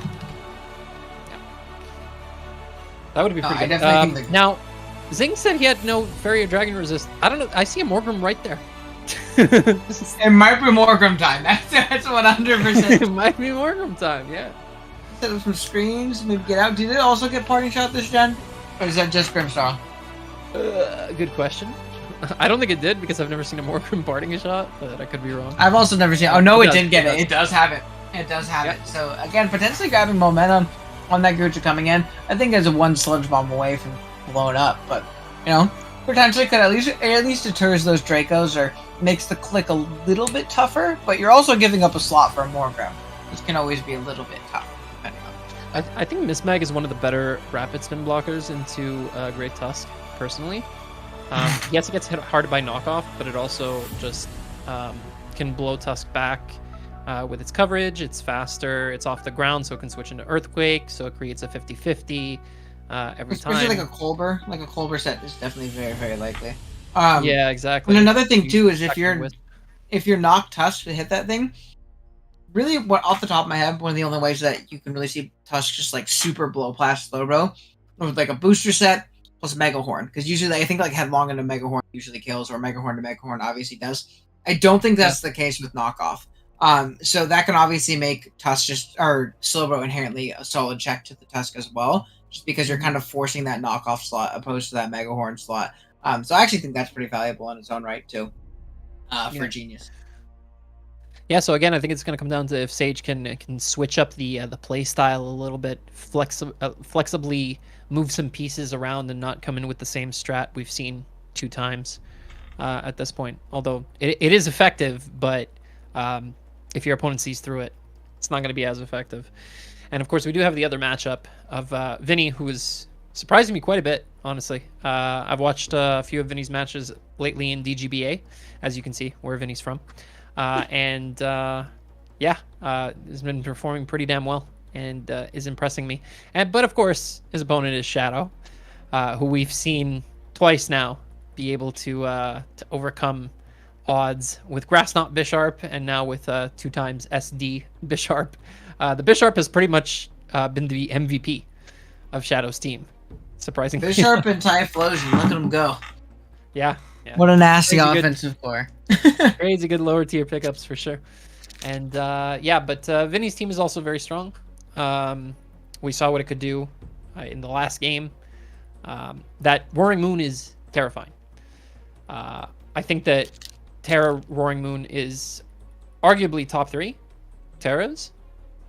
Alongside maybe like Volcarona, maybe Palafin. D-Knight maybe and Baxcalibur. D-Knight Bolt. D-Knight, yeah, for sure. D-Knight's top, but I think Roaring Moon's just as top. And I think he's built a very good team around it as well. Obviously, the Hatchram and the Flareon have a harder time coming, whereas Shadow has a good 8 Mons that can make an appearance. In my opinion. Will say, too, I think that the Terra Moon in particular in this matchup ridiculous. Where they'd be like, Terra Flying seems very reliable. And obviously, there's much more that he can do with the Moon, but Terra Flying seems like it'll most likely be a very potentially good win con, because Acro, plus obviously getting that boost, the stab boost, having that ridiculously strong move on top of Earthquake coverage just kind of blows this team backwards. You have Mence as an Intim pivot potentially, but again, maybe random Dragon Claw, maybe even going like a random Clear Amulet plus Terra Blast as your flying coverage to hit something hard. I think that Pokemon in particular looks ridiculously good against Shadow's team. Moon is going to be an issue. We're going to have to see how he ends up wanting to deal with that guy. Yeah, although Shadow, one of his greatest strengths is being able to deal with very streamlined sets, and being able to really out-prep them. I lost to Shadow using an Encore Azumarill into my Kingambit, which at the time was very new, very underdiscovered. So, Encore is one of Kingambit's greatest weaknesses, so that excellent capitalization. And in a team tournament as well, Shadow came in to help our team and was a massive help in turning around our Scarlet and Violet format from losing to winning. So I truly believe that he's, especially in 8-mon format, one of the best players. And it's going. This matchup's going to be very interesting. Vinny's going to have to pull out all the stops. Oh yeah, 100%. And again, Pokemon like Tusk just don't have switches, especially on Vinny's team. I mean, obviously Zapdos is decent. But outside of that, I think Tusk looks really well. The Meowscarada is a Pokemon that can put pressure on the Zapdos, making that Tusk better, and vice versa, obviously. And then Pokemon like Hisuian, Typhlosion, and Bisharp, which have, proved to do very well so far, look very good here as well. Funny enough, the Gardevoir also looks very good. If you Psychic Fairy Resist Copperasha. That's pretty tough, unfortunately. Yeah, exactly. That's definitely fair. Very fast. Yeah. Very fast, and again, it's a couple hits away from drop into a Focus Blast or even just a Mystical Fire. Doesn't necessarily have to click that unreliable move, especially if hazards end up going up and things like that. Even just Rock Chip be enough to slowly whittle that thing down. On top of taking that Moonblast or that Psy Shock, which will probably be obviously for Clodsire. Yeah, definitely. Again, both matchups are really offensive too, which is just very typical of Gen 9. But it's always fun to commentate with how offensive these metas seem so far. Yeah, would have been interesting if Shadow had a water threat on the team, because then that would have forced likely Water Absorb on Clodsire, which Gardevoir could have then traced and prevented itself from getting revenge killed by Azumarill Aqua-Jet. But we won't see that, unfortunately. That's probably going to see another set, yeah. All right, guys. Yeah. Let me hop in here. We have 3 minutes until the first semifinals match should be starting. I do want to go back over a couple of things that we talked about very early on in the stream. Understandably, I'm sure there's a slightly different audience now than maybe was here for the beginning of the stream, with it being a full afternoon event. So we did drop some pretty fun announcements about the upcoming GBA season, most notably the draft, which will be starting next Saturday with a pretty unique format, and we did a little teaser trailer on that near the beginning of the stream. And for those of you who maybe weren't around for that then, I'm going to go ahead and show that again now. So give me 1 second here, and we'll show you all what we have in store.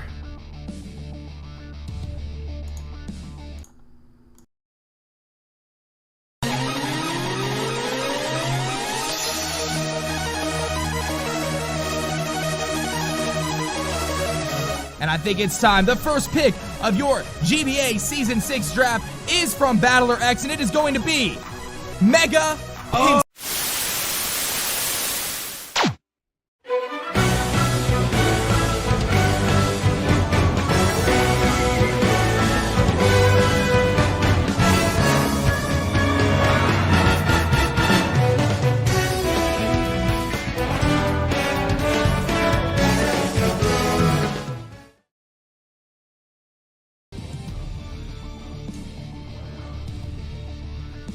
So yes, we have an auction-style draft coming your way from the GBA next Saturday. And of course, shout outs to TheUzigunner in the call right now for the help with that video, especially the music side of it. But yeah, we're super excited to bring this new idea to the community. I know there's been similar formats through DPL and other avenues for auctions in draft format, but this is actually auctioning for the Pokemon themselves. And yeah, we think it's going to be a really fun experience for the fans and the coaches, and just all around something new and refreshing for the format. So we hope you all are looking forward to that.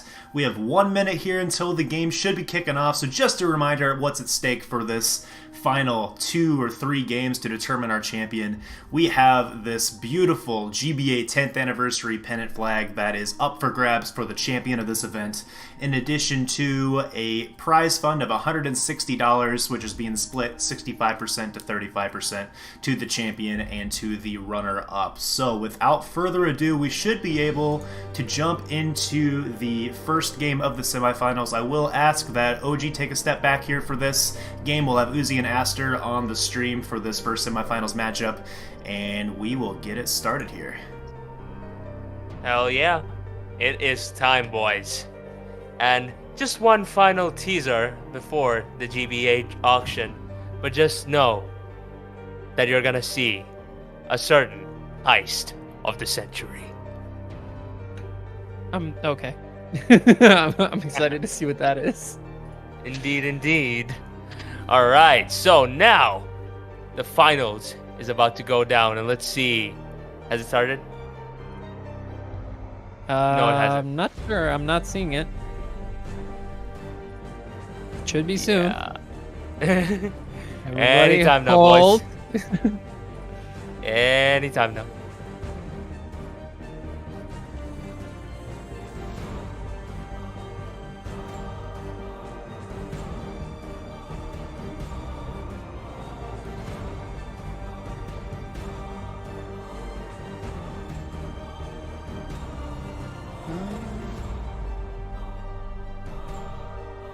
Are they?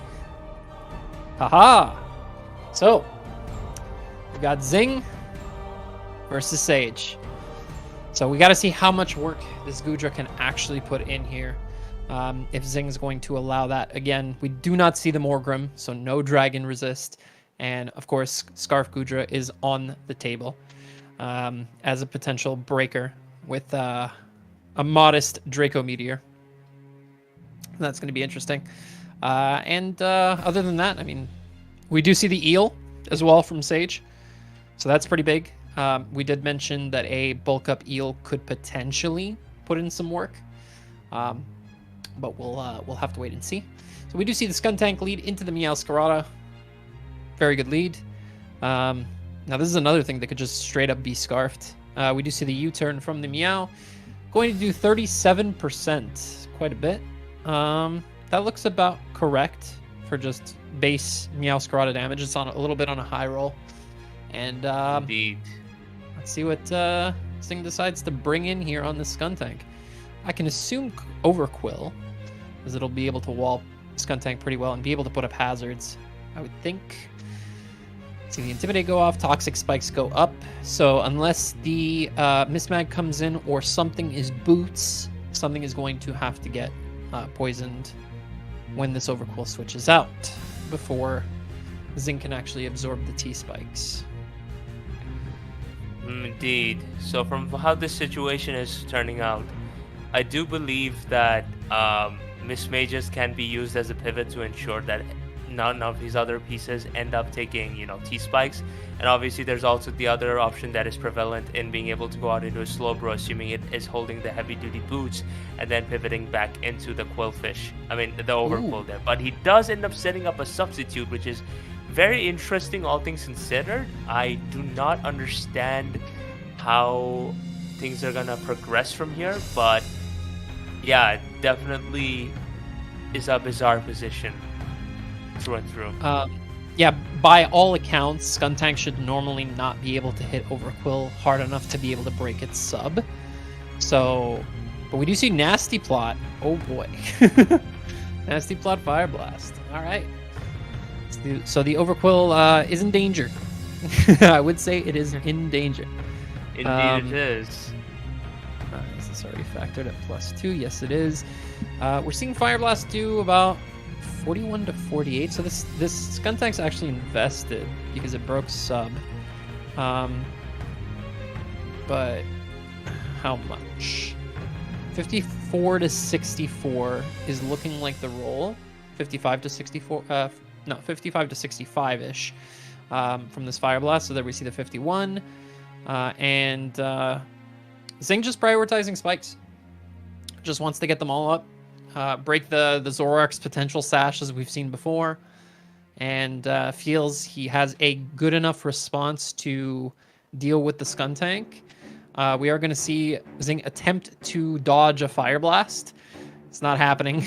And we are going to see the Skuntank eventually cook the Overquill here. Wow. But does do itself at 46%. My guy just hit all his Fire Blasts. Truly a soggy doggy stage. 4 in a row. All right. Indeed. So Soggy doggy style. yeah. Now it's left to see how Zing responds to a Nasty Plot Skuntank from this position. Obviously very threatening. Still has the Dark move waiting in the back. Dark plus Fire pretty much shreds Zing's entire team. He's gonna have to deal with this with something that can just KO it right now. The Palafin is not in hero form yet. So it's gonna have to be Donphan. The Dawn. Is the Dawn scarfed? Because now you're risking Dark Pulse flinch. This is rough. Indeed it is, my boy. Yeah, ultimately, like, the saddest thing is that even if this Donphan ends up being scarfed, then that just brings in the Electros, which then just freely volt switches out. So, ultimately, things ain't looking too hot for our boy Genius X. Yeah. Didn't really have a good plan going into Nasty Plot Skuntank, apparently. Does get off the Rapid Spin. Is now faster than the Skunk. Doesn't get flinched as well. There's no Sucker Punch. The 4 moves are Toxic Spikes, Fire Blast, Nasty Plot, Dark Pulse. Eel comes in on the Rapid Spin. Okay. I would have knocked him if I had that. Might have been Choice Donphan? I don't know. I have no idea. No idea. Indeed. I feel like from this situation, he has so we don't see the leftovers on the Electra, so it could potentially be AV. So I feel like from this standpoint, he doesn't have much options other than going out into his Meowscarada, and I feel like this is another situation that exposes the drawback of using Palafin, especially in this current metagame, because if it was transformed from the get-go, it could immediately apply all this offensive pressure, but he can't go from 0 to hero just yet right now, which Sage is being able to capitalize on really well. So yeah, definitely not the best situation, but he is going to be able to U-turn. Aftermath going to take 24% off of Meowscarada, nearly 25%. And the spikes up are definitely going to help Zing's case here. But I think he has to get in the Palafin immediately, or else this is going to get bad to worse. Yeah, there we go. Finally gets it in. Is going to be able to get the hero form. And now the Palafin's a threat.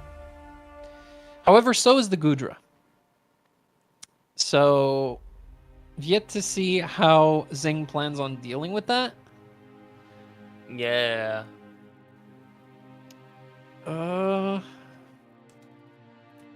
In comes the Eel. Now, if the Palafin has Flip Turn, it should be faster than Electros. Be able to chip it a little bit before going out into either Meowscarada or Mismag. Yeah, I mean, he's gonna have to take a Volt Switch with a face, or a U-turn even. So you never know. Yeah. Okay. So he does go out in his Mismagus, which is going to be able to give Sage a free switch into what I assume to be his Hisuian Zoroark, which is definitely not a good situation, all things considered, because nothing particularly wants to come in on this Pokemon. Yeah.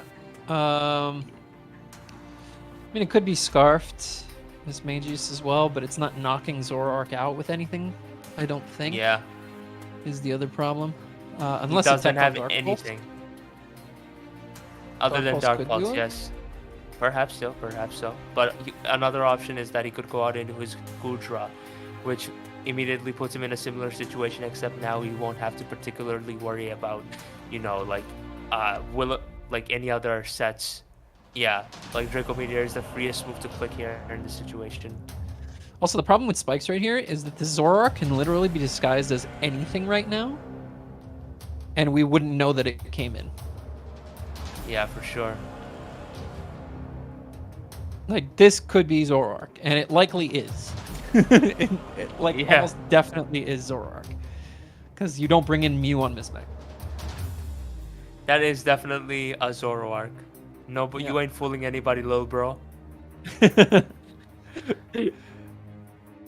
Alright, so Meow does come in. Oh! Rough. Okay. Good This is looking like a snack wrap, as Weepon would say. Yeah, this... Don't be so sure. Zing's keeping that Slowbro for something. Trick Room? To the Trick House, perhaps? No, I think more just a setup variant. Maybe. Maybe not. Who knows? Yeah.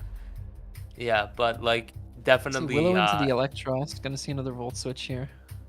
I mean, that's fair because he wants the Electros chip down if he wants to have an end game with what's his face, Slowbro.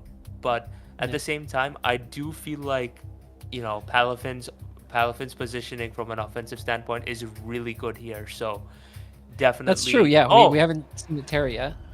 yeah, What's for up? sure. So I was actually gonna say that. Melon?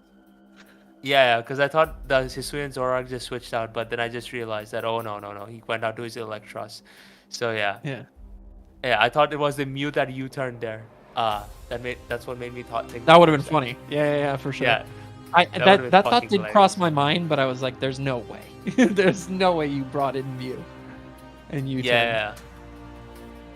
I think the Mew is likely to be Dragon Dance. Yeah, for sure. Something of the sort. I think. Yeah.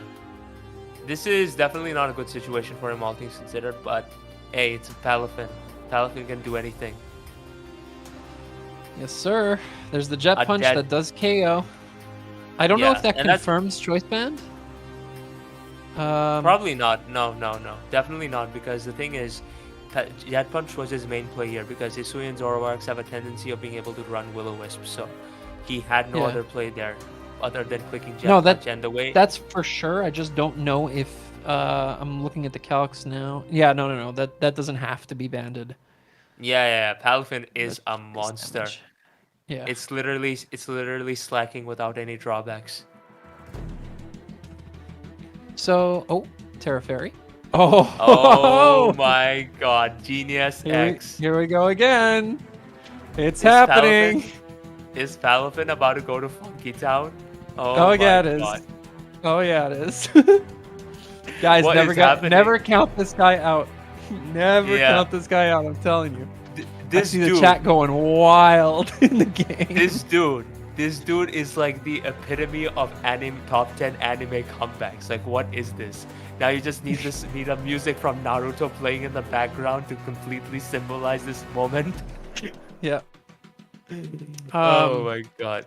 I don't know if this is Choice Gudra. I think Thunderbolt would have been the play there. Like you should have Thunderbolt on your set. But now, this is rough. It is Palafin Leftovers is Mew. indeed- We don't know any of its moves yet. Could still be Willow. Could be a lot of things. Indeed. Yeah, this is not a good situation for Soggy Doggy anymore. Soggy Doggy is about to swim. Oh! Oh! Okay. Indeed. So that is going to help Sage for sure. I don't know Unfortunately. if it saves him though. It does not save him, no. Well, it could if the Gudra has Flash Cannon. Heh. Wouldn't that If be he had the funny? foresight to tech on Flash Cannon, that could be the move. Indeed. And it looks to be that Soggy Doggy himself is about to get real soggy when facing down a Palafin and his Jet Punch. Yeah. Also, keep in mind it can be Terra Blast, which it likely is. Indeed. So in comes Eel. Let us see what Zing decides to click here. It is going to be Terra Blast. Acid Spray. Oh. Okay, Oh so my if god. if that is Scarfed Gudra, it can still come back here. Oh my That god. Terra This Blast match only did is 39. this match is full of twists and turns. I don't even know what to say other than holy shyster. Oh yeah. Yeah. Yeah, this is definitely big. this is definitely turning out to be an interesting endgame through and through. And Zing cannot switch into Slowbro here because Volt Switch will basically spell the end of the game. Indeed. So you have to hope to either get a good roll here. He gets a crit. Oh That'll my do it. god. Genius X. Okay, that's big. Now, With I the still think clutch this Gudra critical Scarf hit. does switch to Slowbro on Sludge Bomb. Gets poisoned. But he does get a poison. Oh god. Now, Zing can slack this off and reposition later. With the Slowbro. Unfortunately, this situation is not looking too good for him because of that immediate poison. Yeah, it's netting 42 a turn. We haven't seen. It's not leftover Slowbro. He can beat this with Psyshock. He only needs like 3 or 4 slack-offs to get out of range of 2 Sludge Bombs. Yeah. And then he can Psyshock twice and knock out the Goodra. Indeed. But does that leave him healthy enough to take on the Tusk is the question.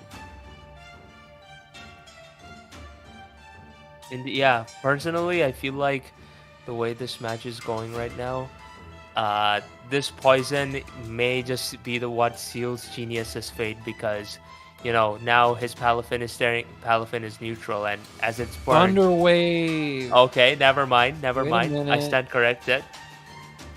Huge. Indeed. Is that Portland Poliwags? That dude seems familiar. What? That's Bronson. You know, Bronson. Yeah, I had a feeling. Man, seeing so many faces after so many years. It's Oh really yeah, nice. Zazo's watching. It's pretty crazy. Yeah, Okay, so I keep in touch I with think that Zazo. confirms Scarf. It doesn't have to confirm Scarf, but I'm pretty sure the Goodra is Scarfed. Yeah, and I feel like the game's over. That depends. Zing probably goes burnt. for a bulk up here and plays for the full para. Mm-hmm. Is at the end. Didn't get it. But he is leftovers. So if he He is KOs Goodra leftovers. here, he does Which KO he Goodra. does. Okay. But it's But Terra I feel Grass. like- Terra yeah. Grass Tusk. Soggy Tusk is Doggy the Terra one. Sage. Oh my god. I swear to God. Sage? Huh. My god. I don't think we had seen Sage Terra yet. I think that's the first game he's Terra. So I was shocked Yeah. to see that the Tusk was the Terramon. Wow, what a win for Sage. That's huge. Great run to Zing. Honestly, still an amazing player. But Sage just has had everybody's number. Yeah. That's crazy. The way I really see- well played game. The way I see this going, like, I genuinely think there's a conversation to be had now about Sage winning the whole thing. Like, his type of prep is something that people cannot exactly prepare for. And if he's able to, perform on this specific level, I definitely think he's going to be taking this home. So, like, amazing stuff. If you're watching this, my man, you're doing great. Keep it up. Yeah, absolutely. That was a super fun game, and 2 more left to go. We got 1 more semifinals match, and then we got our finals. I think we have our other semifinals match up. We do, and it is Shadow versus Vinny. This is another one that could be a massive upset. Vinny's team is very good. Brought the Hatchram as well. And we do see the Typhlosion lead. Frisks the Rocky Helmet on the Zapdos.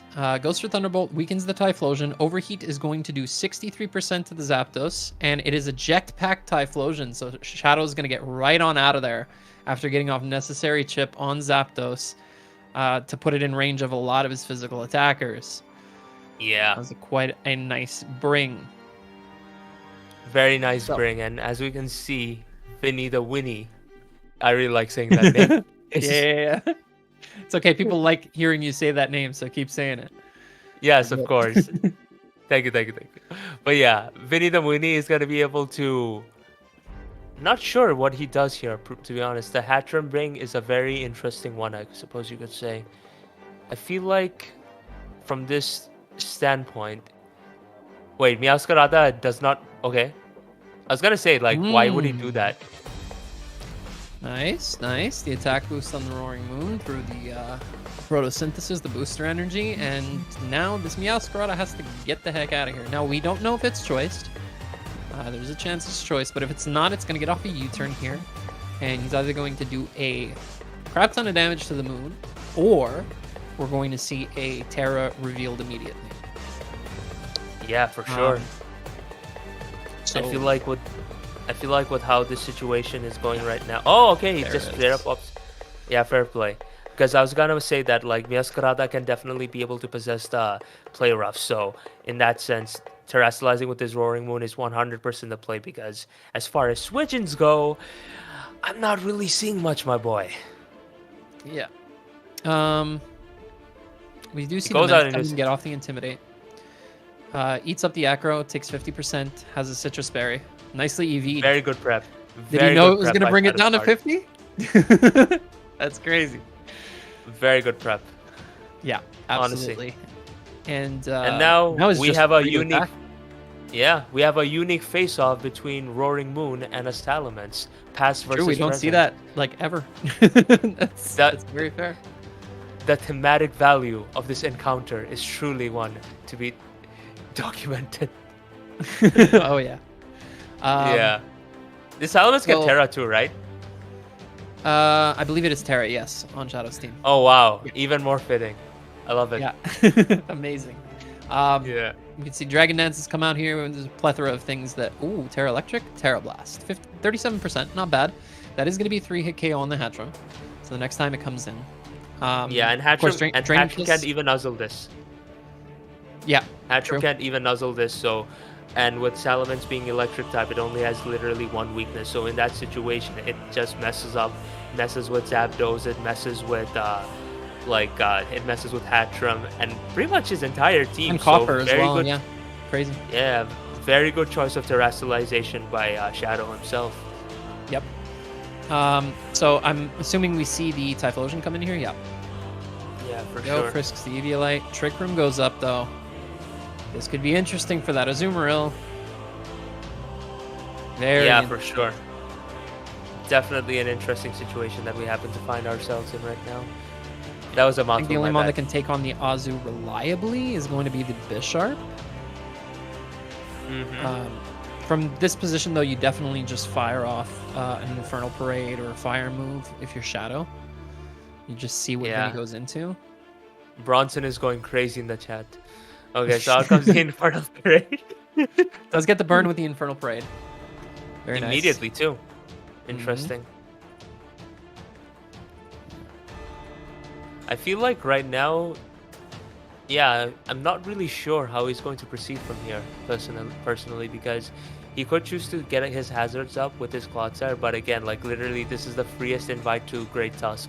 So personally, I Yeah. would, if I have Toxic, this is where I start going for that right now. RT Spikes, any of the other, Toxic more so. But Yeah, yeah, I think Toxic is fair for sure. Yep. yeah, And Shadow reads in and goes for another Infernal Parade for double damage. exactly. Although that didn't even Infernal look like Parade. double damage. That's- Truly an unaware Clodsire. yeah. Yeah, exactly. That doesn't even know when moves get boosted. Yeah, we Yeah. can definitely go Tusk here, which is definitely the play. Yeah, he has Good to stuff recover from here. Shadow. Yeah. Now we're probably going to see a switch to Zapdos on an Earthquake is going to be my prediction for this final turn here of Trick Room. If I Yeah. had to guess. Alternatively, if Vinny the Winnie wants to protect the Stealth Rocks, this is where he goes out in his Hatchram. But no, he chooses to let his Clodsire. Oh my! Oh my God! He has the counter. It shook a Claude. it. It's definitely shook a Claude. Wow. What Nice an bring. amazing bring! What an amazing Okay. bring by Vinny the Winnie. So Claude- the Clodsire being at 13% though, I don't know how much that actually does for Vinny, is the thing. Like, okay, cool, Yeah. yeah, Tusk being gone is great and all, but the booster is wasted on the Roaring Moon, and I guess the Copperaja gets a little more dangerous, but that's about it. Other than Yeah, that, for sure. Tusk being gone is not a massive loss for Shadow. Brings in the be Drift fair- window, goes for sub, because he knows Okay, he walls yeah. the Clodsire, and now he's Yeah. going to start going crazy. Here we Drifblim go. is about to go crazy. Funky Town. We're gonna see all- Calm Mind. all day. Calm Mind could be fun. I think it could be West personally, or Hex or whatever. Yeah, Hex. This I agree. Hex. Okay.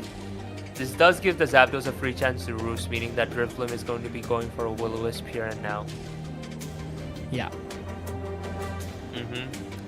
So this is not the best situation. This is not the best situation for Vinny the Winnie, as he is in a precarious situation. Now the Hex only did do 22, so Vinny could like predict another sub here from the Drifblim, trying to get into Unburden on the right turn, and just roost again. There's a few different Yeah. options that the Zapdos has. But honestly, I think you just break this up. Because Yeah, for sure. the Hex is going to take at least another 2 turns to kill. Exactly, turns and burn. Zapdos can just freely roost off, and this Zapdos does look to be especially defensive. I mean, have some semblance of special defense investment. So For he sure. definitely should keep this around. Yeah, it took the overheat a little too well from the Typhlosion turn 1 to believe that it's Yeah. fully fizzed up. Exactly. So A very optimal set, yes. great stuff from Vinny thus far. The counter was cool, but again, I don't know how much it does for him. You should say it too. You say it too. Vinny the Winnie. Say it. Vinny the Winnie. Yeah. Happy. Yeah. Thanks. All right. So yeah, Shadow did go for another sub. Very good play. Now Shadow continues to EV his Driftblim to the point where 2 subs do not trigger Citrus Berry, which is starting to annoy me because he Indeed. could have definitely already had his Berry proc and have the Unburn. But Yeah, for that hex did 46, which means with burn it is doing over half. So this is nice. I think if you're Shadow, you just spam Hex and try to take out the Zapdos. I don't think the Claude is ever coming back because everything can kill it. Unless Hatchram sets up a Trick Room, which would give him a chance to recover. But even then, that's too much of a wasted investment, I feel, because this Scizor literally does nothing. And now Yeah, that, I think you want your Trick Room turns for your Azu here. Maybe Yeah, even and now- Kaparaja, honestly. And now that Shadow knows, he's not going to be foolish enough to try and Iron Head a Clodsire. Yeah. A healthy Clodsire, I mean. Yeah, for sure. Yeah. Um, A very interesting I don't know, it's a- situation. Yeah, it's a weird 50-50 here because if you're Vinny and you don't T-Bolt, like, okay, Sax Claw Stacks of on the sub. wow, so we wasting are gonna- that 1 PP. I love it. Beautiful. Yeah, that's gonna come in handy for sure.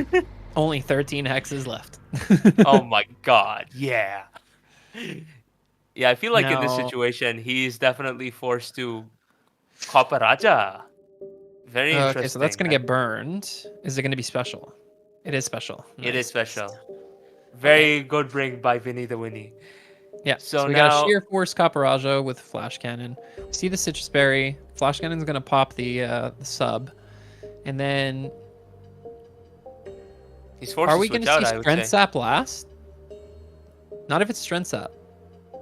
I mean, even if it's Strength Sap, Flash Cannon is gonna do a crap ton because it's special. Yeah, but So- if it doesn't kill, you could scout damage. And if he switches out, he loses his Unburden right now.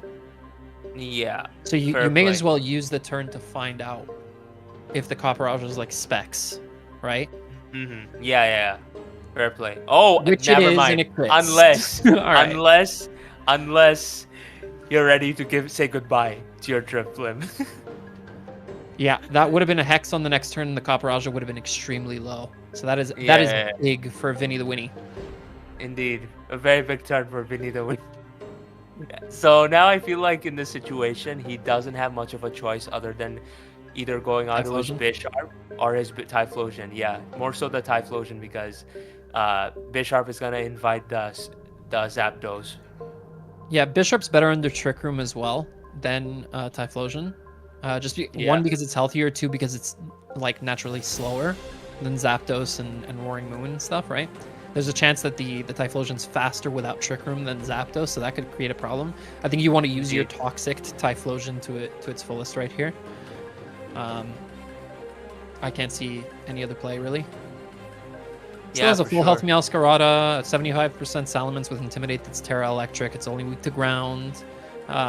Realistically, he could even go Salamence here. Yeah, Actually. I mean, there's definitely scope for him to doing such a thing, I suppose. Unfortunately, I don't think the crit Flash Cannon kill confirms specs. Because it might still be Life Orb. Yeah,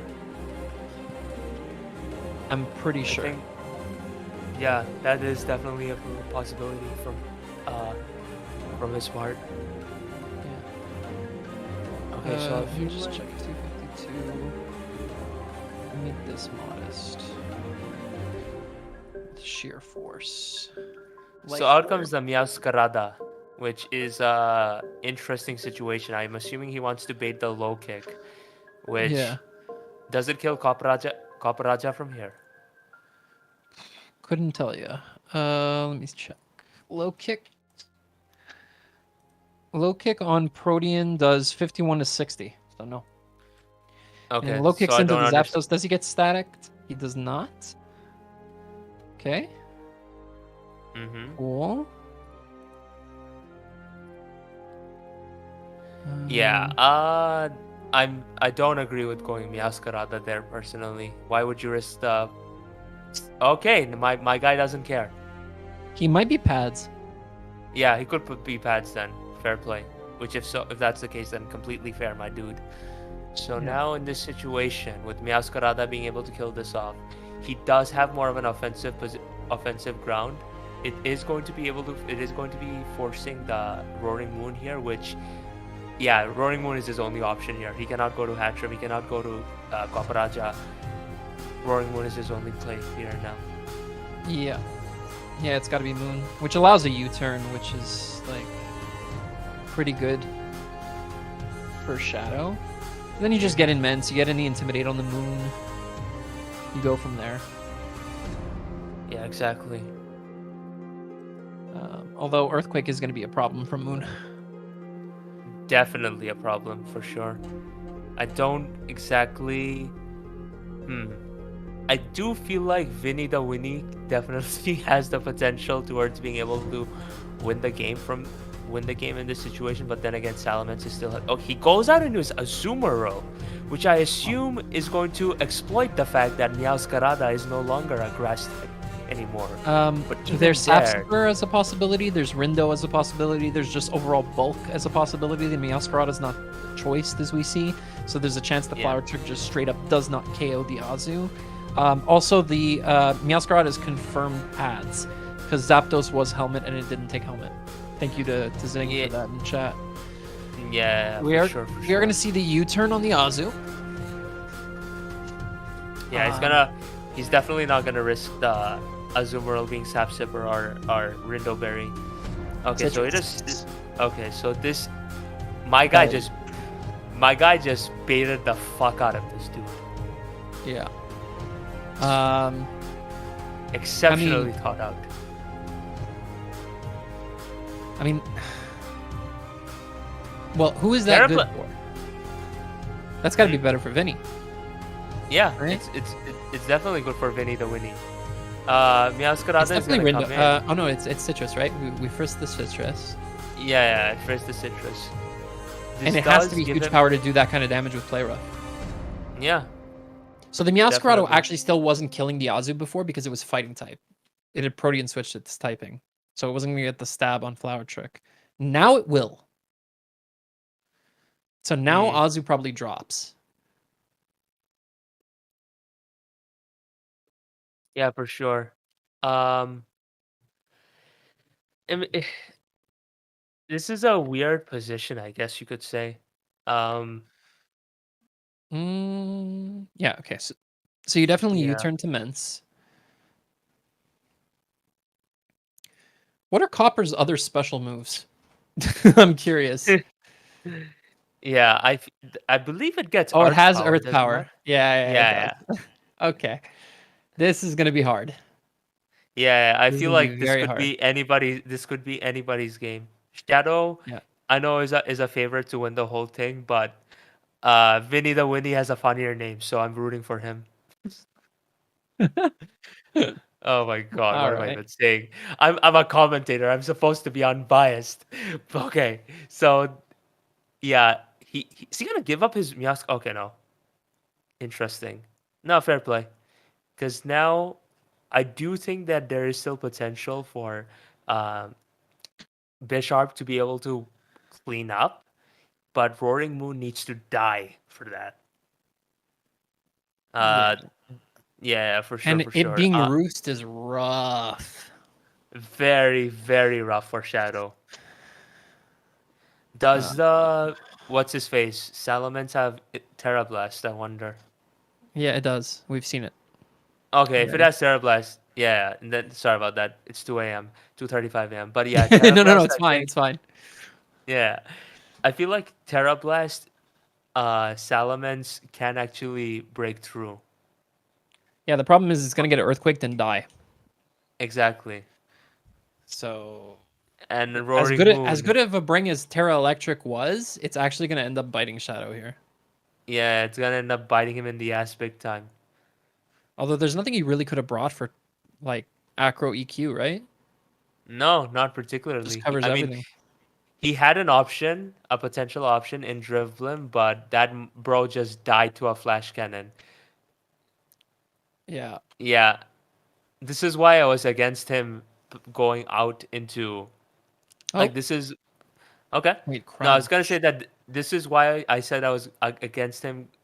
Staying in with his Drifblim there because he had leverage with Bisharp to exploit. But I do To understand be fair, wanting the to copper figure out would the not sets. have killed if not for the crit, and he Yeah, would have yeah, gotten yeah, a for ton sure. of damage off with big crit right Okay, back. that is a Well, that was very already pivotal crit. that was already 2-hit KOing actually. Never mind. Yeah, yeah, But yeah, if the copper doesn't get the crit, it gets hexed, and it's no longer in a position to really do what it's about to do here, right? Although I yeah, don't yeah, feel yeah. like this is the correct play from Vinny. Yeah, I'm not definitely sure not the though. appropriate play from Vinny the Winnie. Why didn't he go to Roaring Moon? Uh, he must not have the coverage to kill the Ments. He Yeah, must not have the perhaps. Earthquake because he switched out, right? Crunch into Earthquake would have killed, I think. Yeah, yeah, yeah. Acro, Roost, So Crunch, Dragon Nets? I guess, yeah, Yeah, that's got that to is be a it, right? potential option. Okay, no, so Shadow definitely can pull this game back. Yeah, He just needs to ensure that. Okay, no, if I was him, I would not go to Bishop right now because Earth Power is literally the freest move here. yeah. I think Meow is actually the play. Yeah, yeah, definitely. Miascarada hard. But then you Why create am I another ghost? 50-50 for yourself on Roaring Moon. Yeah, That's yeah. rough, And look at it. Look at us ghosting him. but it is correct. Okay, I think that's specs. I don't That think is that's life specs. orb. That is spectacles as all hell, my boy. Earth power, modest. Oh no, wait. No, life orb can do that damage. Mm-hmm. In fact, that is life orb damage. Specs would always do more, like way Yeah. more. Okay. Yeah. So see, here's the problem now, because Roaring Moon now comes in, Mm-hmm. and you can't beat it with Meow, so you're forced to U-turn. Oh, but he can bring in Bisharp here, because if this Moon actually doesn't have Earthquake, I guess he's playing it safe and getting the Intimidate off first. Brick Break, last, nice. Okay. Ah, it never had Dragon Dance. Okay, I do feel like in this situation, hmm, This is still rough though Salamence, because you die to Crunch. yeah, Crunch is not a good situation for him whatsoever. And the sad thing is he cannot even go to his Bisharp or his Miascarada because literally Brick Break covers both these grounds. It's definitely a 50-50 here. This Yeah. low so who will win? Shadow. Oh, why would he? He knows his Bishop doesn't die to Brick Break straight up. Uh-huh. But now there's 50-50s created with Sucker Punch is the thing. Exactly. Versus Roost, right? This roaring moon can roost. So if he was expecting him to not brick break there, then I definitely think there was a conversation to be had about going into Miascarada or Bisharp. So I think But Shadow yeah. actually goes. Ooh, yeah. Okay. Yeah, I knew he wasn't gonna sucker, but that's still rough. Although Yeah. Meow, I think Meow just wins. Potentially. Actually, Because wait, I don't know how much Azumarill is still non-stab low healthy. kick does. Yeah, I Yeah, feel Azu's like still healthy, but I think any damage on Azu puts it in Flower Chick range. yeah, for sure. Then it comes down to does low kick without the stab kill Copper? Yeah, I feel like in this situation, he is forced to go out into his Azumarill because he does not want Copper Raja to take a hit. Actually, no, this is a Yeah. pretty tough 50-50 for him, all things considered. Yeah, low kick never kills. It's Definitely 51 to not. 60 into copper. Is that max Yeah. HP copper? That's max. No, that's like 60 EVs. If it's max HP, even less. 46. Yeah. Also, He'd need a crit low kick. yeah. Also, I take back what I said before. He definitely need. I definitely now that we're in this position, I agree that he staying in with what's his name, Drifblim, and then hexing it was the play. Yeah, because putting it in range need a here chip. would have won him the game. Yeah, for sure. This low resolution Pikachu profile picture who's about to graduate, named Vinny the Winnie, So good. is about to reach the finals. Unless. Oh, Oh, wait. Hold on. is he What? choking? Why did he choke? Oh my god, I'm not sure why he clicked belly drum. he choked. That's He what didn't need happened. to do that. That did nothing. That did do nothing. But does low kick? Oh, Aqua Jet kills. Okay. Okay, fair That play. had to be a roll, right? No, no. Is it a roll? Into Meow? I'm not sure, Not but a roll. one It's not a thing, roll. It's not a roll. yeah. One thing that I I guarantee forgot this. to remember, one thing that I forgot to keep in mind, Yep. Bisharp is not a King Gambit. Sorry, guys. Yeah, unfortunately. But Yes. if Meow had lived there and low kicked, it won. Yeah, I think it definitely did. So yeah, big win to Vinny. That's crazy. 2 upsets in semis. That's insane. Yeah. So literally, I'm we shocked that Zing and Shadow both didn't make finals. I am actually overjoyed, not because the favorites didn't win, but because we can say that in the finals of the GBA tournament, we like the finalists are Vinny the Winnie, and wait, what's his name again? Sage. No, the other parts of his name. Soggy dog. Soggy Sage? Doggy, yeah. Soggy Yeah. Doggy Sage versus Vinny the Winnie. The ultimate GBA tournament finals. The greatest final of all time. Zing and Shadow, why did you do this to us? No. Come on, man. I Oh. love it. I love it here. All right. Well, that was pretty crazy. I think Jolt's about to jump back in here. Yeah. And Yeah, I'll hop in here real quick. So we need to give these guys some time to prepare for their finals match. So of course, congrats to Vinny, the Winnie, and Saki Doggy Sage. I love it. I'm loving all that in the background. What a crazy finals we're about to have. What a crazy top 8, top 16. The whole day has been nuts. So many awesome sets, cool prep. I mean, the things you see on limited prep time, you know, it's always like without fail. I've done so many tournaments now over the past whatever amount of years, and there's always just such creativity that comes out of rushed prep. You would think, you know, I don't know, you would think you'd see a lot of the standard stuff when you don't have much time, but it's really been just the opposite in my experience. So it's been fun. Yeah. So when prepping, you often second guess yourself and you end up defaulting to more linear sets, things that generally have a tendency to work. When you're running on 15 minutes, you're just like, yep, I'm going special Coparaja. That's what you do. Yeah, That's- that's it. That's it. You can't second guess yourself. So the crazy first thought sets that usually don't make the final team builder end up coming. So that's cool. So yeah, we have a bit of time here, so we'll have Owen come back on if he's still listening in the background, and you all can chat about this matchup coming up. And you know, I'll give him the 17 minutes, so 5 p.m. Eastern is when we'll start this last match. So if anyone needs to take a break, feel free to step away for a couple minutes. I understand you all have been streaming for a while now. So, but yeah, we can go and chat about the matchup, and we'll wait for the guys to be ready. Yep. Yeah, I think this is where I part ways and put the mantle on OGalbina and my boy Aster, because yeah, it's kind of like 2:44 a.m. But seriously, congratulations are in order for Vinny the Winnie and Soggy Doggy Sage. Whoever wins is definitely going to impart their name in GBA history.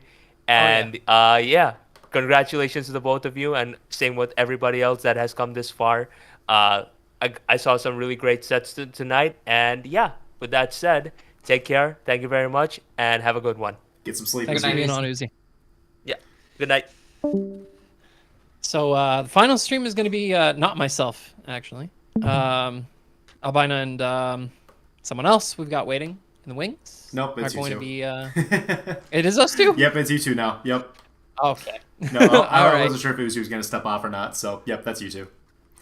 Okay. I might chime in a time or two, but yeah. Yeah. All right. Oh. Taking a I look understand. here, there is it's another moon matchup or another scary. The Yep. moon looks terrifying in this game against Sage here. Even if it's just like it doesn't even have to be any kind of setup like WinCon variant. Even just some kind of strong Terra Dragon set can go crazy here. Ice Cube man, might be the Amel's saving grace IQ though. always blocks. It's crazy. That's true. Because in my head, I'm looking. I'm like, dude, like a Terra Dragon, like Choice Band Outrage is just like instant KO.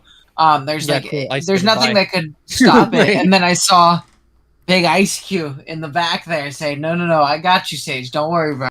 We're not gonna lose this moon immediately. Ice Cube's like the new Alakazam, in where it's like an emergency button to a physical attacker, right? Oh, for sure. Yeah, that magic idea, but instead it's just your head. If an Ice Cube wins this tournament, I swear. Oh man, it is a Pokemon of all time, so it would be something to see for sure. But yeah, I still think, I mean, regardless though, it's like Moon basically forces a KO when it comes in, and then Ice Cube can like force it out, or Ice Cube can come in and force it out but lose its Ice Face, and then it's gonna be hard to get it back potentially unless you're, taking the turn to set up that Snow Warning or whatever it's called, or whatever the new Snowscape. That's what it's called. Yeah. The new Snow move. So Mhm. either you're losing a lot of momentum, but again, also it's not like Ice Cube isn't obnoxious in this game. Like there's not a great switches to it. If you get up hazards like what Copperajah, Flareon, there's not great freeze dry resists. So it's not like it doesn't do well here. Honestly, Scarf Roaring Moon could be really good here.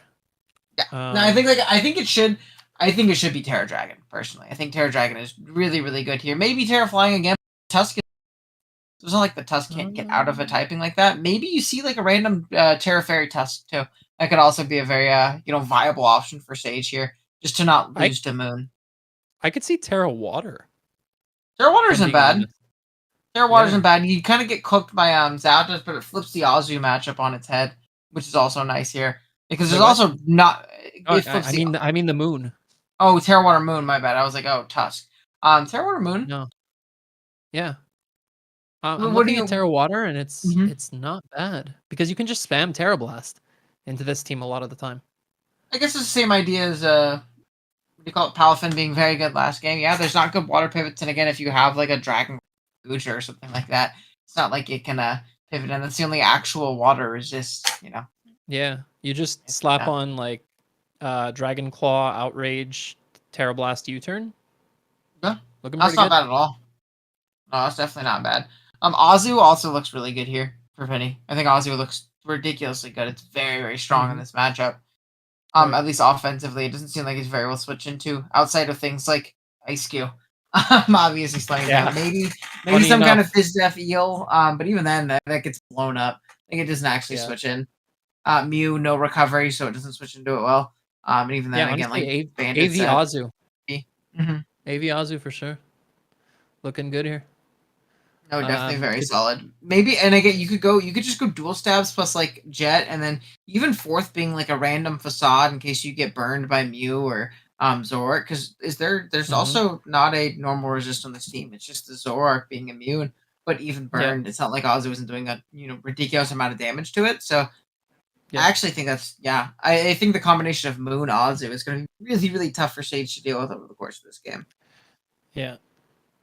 I think we definitely see Clodsire again, just because it's probably the better switch into Skuntank over Copper. We did see Fire Blast on Skuntank last time, so I'm assuming that the Clod comes in to deal with it. Can also just suck up the T-spikes, and as well as just it checks Zoro very well.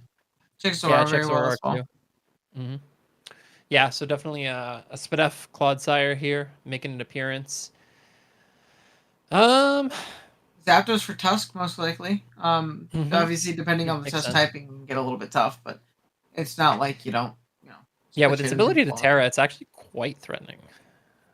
100%. What Terra type do you think for the Tusk? I'm looking at. I haven't seen a lot of. usually when I see these matchups run back, I'm like, okay, I've seen this on Terra before, I've seen this on Terra Moon before. I haven't seen a lot of Terra Tusks before. So I'm curious as to what typing we'll end up seeing right here. Honestly, I think Ice. Boots Ice isn't bad at all, yeah. Just a combination of stabs plus ice is really, really strong here. You're hitting 4 for super effective with Ice Spinner. So I think Fairy could also be decently solid. I think Steel could be okay as well, but those types will, and that's obviously the Pokemon that's switching in and dealing with you. So maybe not those, but it does lessen the burden from like a Moon, which obviously we saw was pretty darn scary. So there's depending also on how comfortable it feels. Oh, Electric isn't bad, yeah. Yeah, that really flips the Zapdos matchup on its head, yeah. And you don't have to worry about, oh wow. No, not bad at all. Yeah, I think Ice or Electric make the most sense here, personally. Yeah, most definitely. It's weird because again, it's in the matchup. I think IceQ is, we talked about it already. It's forced to, which there's not a lot of matchups where you look and you're like, oh, IceQ. But it is it is damn near forced to this game. I don't really see an instance where IceQ doesn't come. You probably see top 3 IceQ guaranteed. Then potentially something like a Goodra and then Eel. Or Skuntank is obviously intermixable between those. I don't think we see Fletchinder. I think Goodra is the one that stays home. Yeah, personally. I can definitely see it. It doesn't have like a clear-cut purpose this game, other than like pivoting into Zapdos. But even then, if hazards are up, like you just get Hurricaned or U-turned on, and then or a combination of both, and then you're at 40% and you don't do anything anymore. Yeah, exactly. So Goodra doesn't have like a clear-cut like purpose in this game. At least one that I'm seeing. It's better than Terra Electric Eel Tusk plus Eel makes a lot of sense, actually, now that I'm looking at it. Yeah, Eel is also very annoying for this team, too. Eel is really obnoxious. Clodsar obviously checks, but again, for U-turns into Pokemon like Tusk, and if it is that Terra Electric set, like you said, there's not much that covers that defensively on this team. Just Headlong plus Terra plus close combat kind of cooks everything. So yeah, we'll see. But or even Ice Spinner last if you think that does enough to Arboliva. Mm-hmm. You probably want Spin considering Claude is there, and you might even still want to be completely honest, just in case those 2 spikes do end up getting put up. Especially because they've just also been using that Skuntank super, super early lately. If it ends up going down, or he doesn't find the position to get in Skuntank before getting away 2 spikes, you definitely don't want the Tusk Poison. At all. That'd be really bad for it. And you also don't want to take spikes and like that, because that's slowly going to put it in range of Pokemon like Moon and things like that. I don't know. I feel like Leftovers gives you more mileage overall. Especially into the Zapdos. If you're using the Tusk as one of the switch-ins alongside Electros, you probably want it healing. Passively, is my thought. That's definitely fair. I just wonder how much passively you can heal. Well, again, it's also, but I guess it's also the case of like, even if like they call the Tusk switch in with the Zapdos, like say you go Tusk, and even spikes are up, like 2 layer spikes are up. Even if you go Tusk, take the U-turn, take the spikes, after Leftovers, I don't think there's anything that can threaten to Oko. Maybe like a Choice Band Moon with EQ, I guess. Even then, not from full, I don't think. Shook a Clodsire would be a little bit annoying. Shook a Claude, maybe come in and just get a poison on it, or just an Earthquake on it, obviously, if it's already Terra'd. As well as like physically defensive Chople Arboliva with Earth Power. Yeah. Could clear it too. Few things. The only issue is Arboliva is like I know we mentioned the Goodra isn't great. Arboliva is the like freest Goodra of all time. And while our Goodra doesn't have like a great purpose here for Sage, if it does come, it's not terrible offense like this, you know. Like Azu can pivot in, but it's like one stray Thunderbolt or Sludge Bomb away from taking a ridiculous amount of damage. Nothing else really wants to take like Dracos and Flamethrowers, or even like a mixed EQ quad. Could be potentially odd, or even a physical or mixed Goodra. I don't know. So it's weird positioning. Arboliva does get Giga Impact. All right. Oh, there you go. That'll deal with the Goodra. That's a clean 40 to big Goodra. Throw on a normal Gen 2, why not? Or a Choice Band. Full setting it. There you go. He's going through the moveset and he's like, I'm gonna hit this thing. I think if you click Hyper Voice, you might actually heal it. I don't know. Yeah. I was looking for Double Edge, but I found Giga Impact instead. There you go. Arbeliva. And again, Yeah, the it's like Scizor is actually flail honestly facade. very nice for Sage in a lot of instances too. Like getting more The passive recovery. The Seed Sower from the it is. Arbeliva if it gets hit. Like it's cool for things on Sage's team, but it's not like Sage's ground cares. Tusk is gonna click Headlong Rush anyways, and he recovery from your Seed Sower your Grassy Terrain plus potentially leftovers. It's getting a ridiculous amount of recovery back and staying really helpful. You would definitely run Harvest, right? Yeah, just to prevent that, I think personally. Like you just, and not even that Harvest has like great use. I mean, maybe if you're Choppel, you can not take two CCs. Choppel, yeah. Yeah. Just spin. I'll be honest. I don't know if it takes CC into CC even with two Choppels. It might get 2 KO'd by that. Fizzdef, I'm pretty maybe. sure. Yeah. 78, 90 into Tusk though. Tusk is wrong, man. I'm curious. Let's see. That's assuming the Tusk is offensive, right? That's true. Yeah. Now I do think, and maybe I don't know. I'm probably going more offensive. No, you don't have to be, herder. You be a little bit of a mix of both, obviously. But let's just say it is max attack, clicking a button, bold nature with a Choppleberry. You got time? Might as well check out some funny accounts. Let's see. Yeah. Choppleberry. So after rocks, it does 2 KO. Even like Choppel and a Choppel. So if any hazards go. Now without hazard, actually, with Grassy Terrain, hold up. That's about a 30% chance, 35% chance to 2 KO after rocks. Then you're not Harvest, right? Oh, you're right. Yeah, no, never mind. So yeah, it's looking like it does 2 KO after rocks. If they end up going up, and it's Fizzdef Choppel, you get the Harvest proc. And this is uninvested Tusk. No, that's max attack Tusk. That's max attack. Oh, okay. So uninvested. Uninvested, you eat too, for sure. Uninvested, it looks like uninvested CC does 35 to 41. So it guaranteed takes 2 after rocks if it's both of those. Also, Sage would have to predict the Arbeliva coming in. Yeah. Oh yeah, no, for sure. Yeah. Assuming it even has CC on the set. Mm-hmm. Oh yeah, for sure. So, yeah, that's a thing. Arbeliva could definitely come. Have we talked about the fact that everything is ice cube food yet? Oh yes, we've been talking about that. Yes, we have. Just making sure. We're getting up 1 spike. Mew's gonna be spiked. We're getting up 1 spike, and we're chipping every. We're about to see Yachi-Azu. You guys ain't ready. It's going to be Yachi-Azu. Yachi-Azu just so we can pop the stupid ice face Moon later. Yeah. That. Honestly, like that's the weird thing is like, I don't know. You might see Special Copper again. I think you might see Special Copper come again. It's Guja food obviously, or maybe even just mixed with Flash Cannon. Blow through that ice cube. Flash Cannon and Iron Head, yeah. Like it's not like Copperaja has the deepest move pool in the world, especially because it lost like Whip and Crash. Not that it needed those here, but like I actually probably would have liked Whip. In the Tusk matchup potentially. I don't know. I think Flash Cannon does more than Whip. It might, yeah. Especially Sheer Force boosted. I was actually crit that last game. I forget which one it crit O-code. What did O-code something with Flash Cannon? Copperaja. It was a high roll. It was a high roll. That's still it was max HP. Crazy. I don't know if Shadow's Drifloon was max HP. Mm-hmm. But yeah. It was very high. I was seeing on max HP that it was doing max 66 point something. Oh jeez. Yeah, but again, that is more damage than if you would ask me the Drifloon from Copperaja on a crit, I wouldn't have said dead.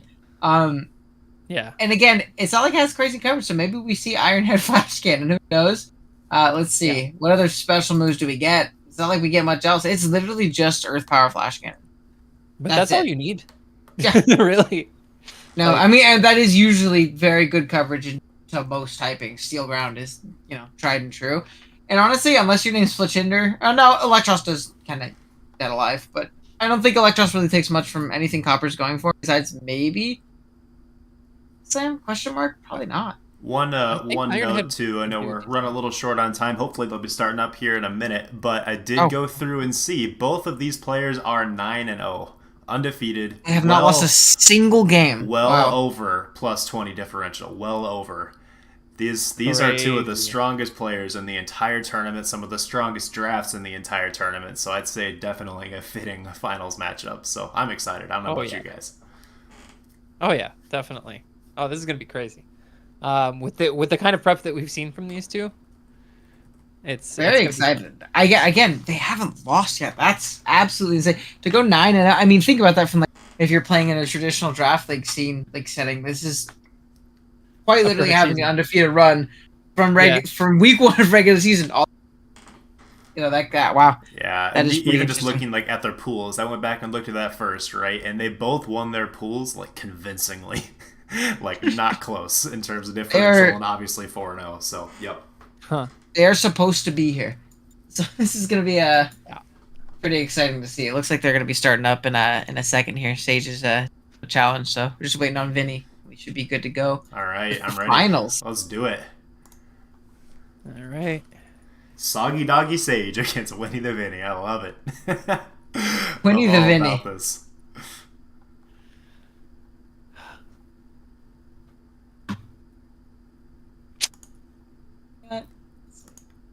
We are. I'm ready to drop the big @everyone notification that everyone loves. We're so got it loaded up and everything. I've got it loaded up, typed up. It's just a hitting the enter button at this point. Still a nice 38 people, 30 people watching the stream. Sorry, 28 now. We peaked at like 45. Thank you all for coming, by the way. Yeah, of course. I know a lot of you here are from the tournament itself and are watching the stream. Thank you for supporting us rather than just watching the games in the server and on DL. We really appreciate that. Thank you all for being here. And we're about to wrap things up here. Yeah. We're just waiting on this last game to start. I'm stretched now.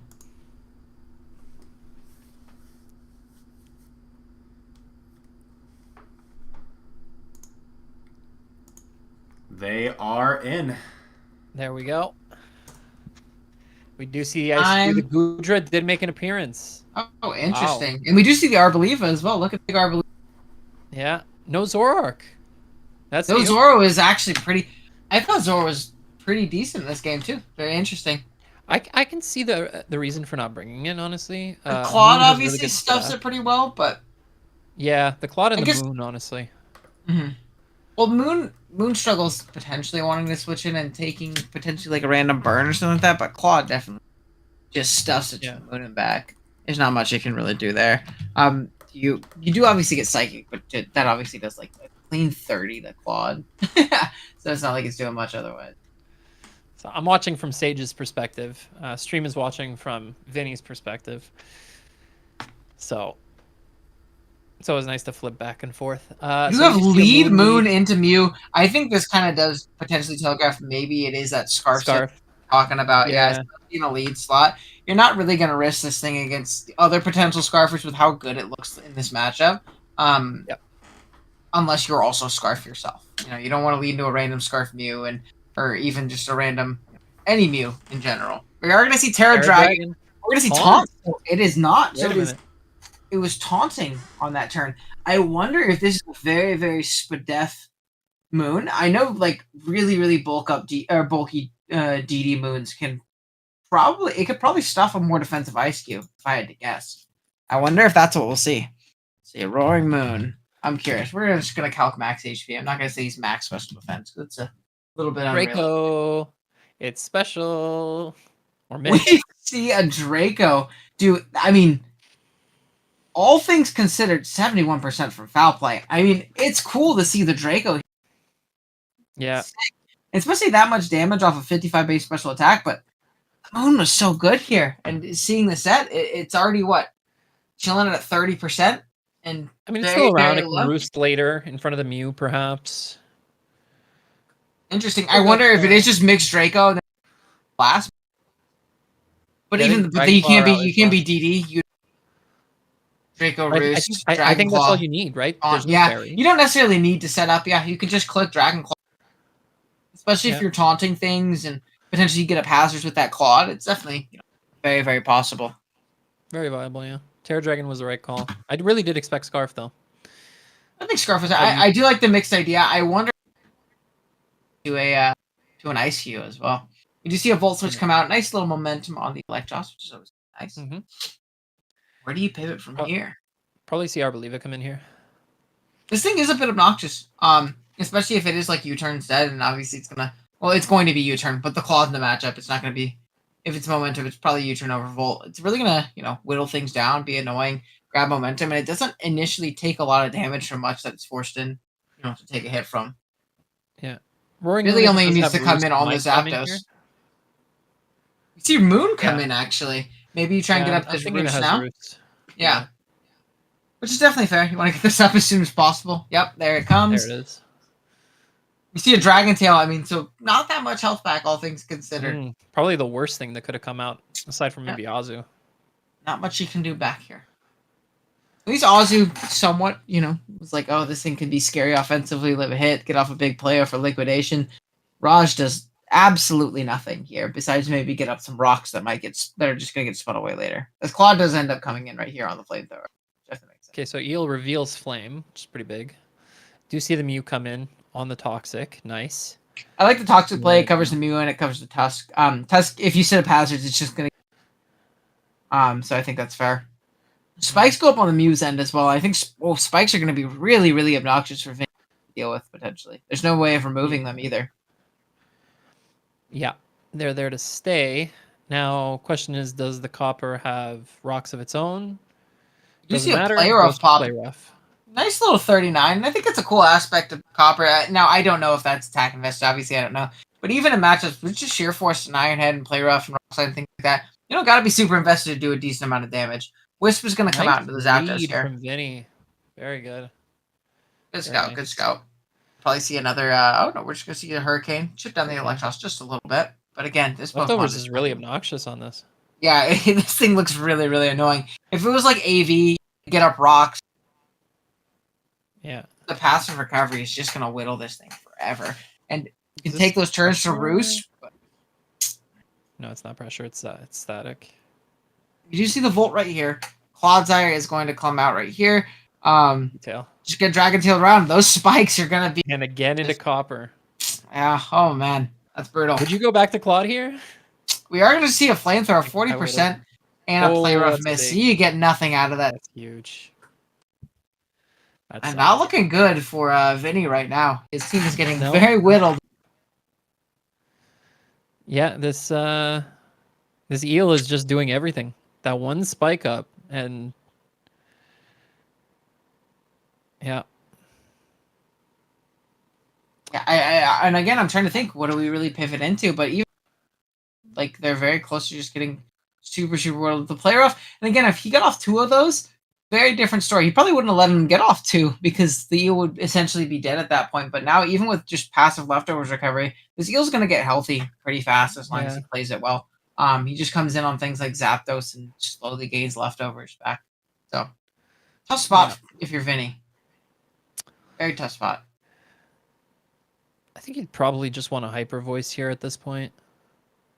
There's no normal resist. Now, obviously, Gudra doesn't really care too much about you can also go for the recover here.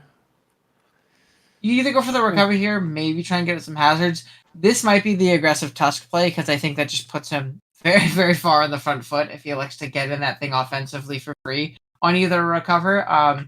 So maybe you end up seeing another Toxic come out here, but again, if Mew comes out, then another wasted turn. Your Claude has to come in and take a spike again later to try and recover. So yeah, really tough spot for Vinny. Yeah, with how much Claude actually does here, I'd want it at full. Of course, it does lose momentum this turn. Mm-hmm. The Tusk isn't the biggest deal because you can just go Zap. Of course, you have to worry about the prospect of Terra. Mm-hmm.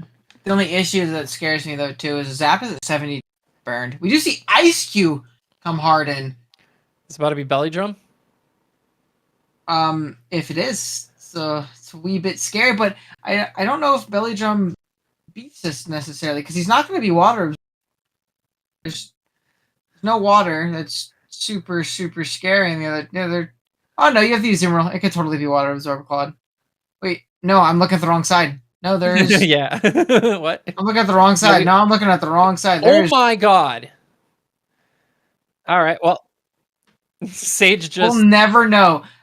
I have to know the calc on that. Hold on.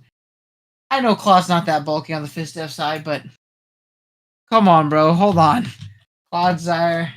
No, I definitely didn't die. That crit mattered. I'm becoming an Well, yeah, Ice I know Cube it didn't fan. matter, Oh yeah. my gosh. I'm just trying to see if we, I mean, it could just be max attack, so he doesn't even potential, like, choice band or something like that. Now, I don't think it is, but, oh man.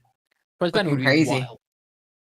I don't think choice band comes into Azu, but again, it's only Azu and I guess Copper. And again, if you get up those spikes, not like those things are switching in very long term. Oh, definitely could be choice band. I don't think it is, but yeah, I don't think it is either. But it would have been nice to know that if it was.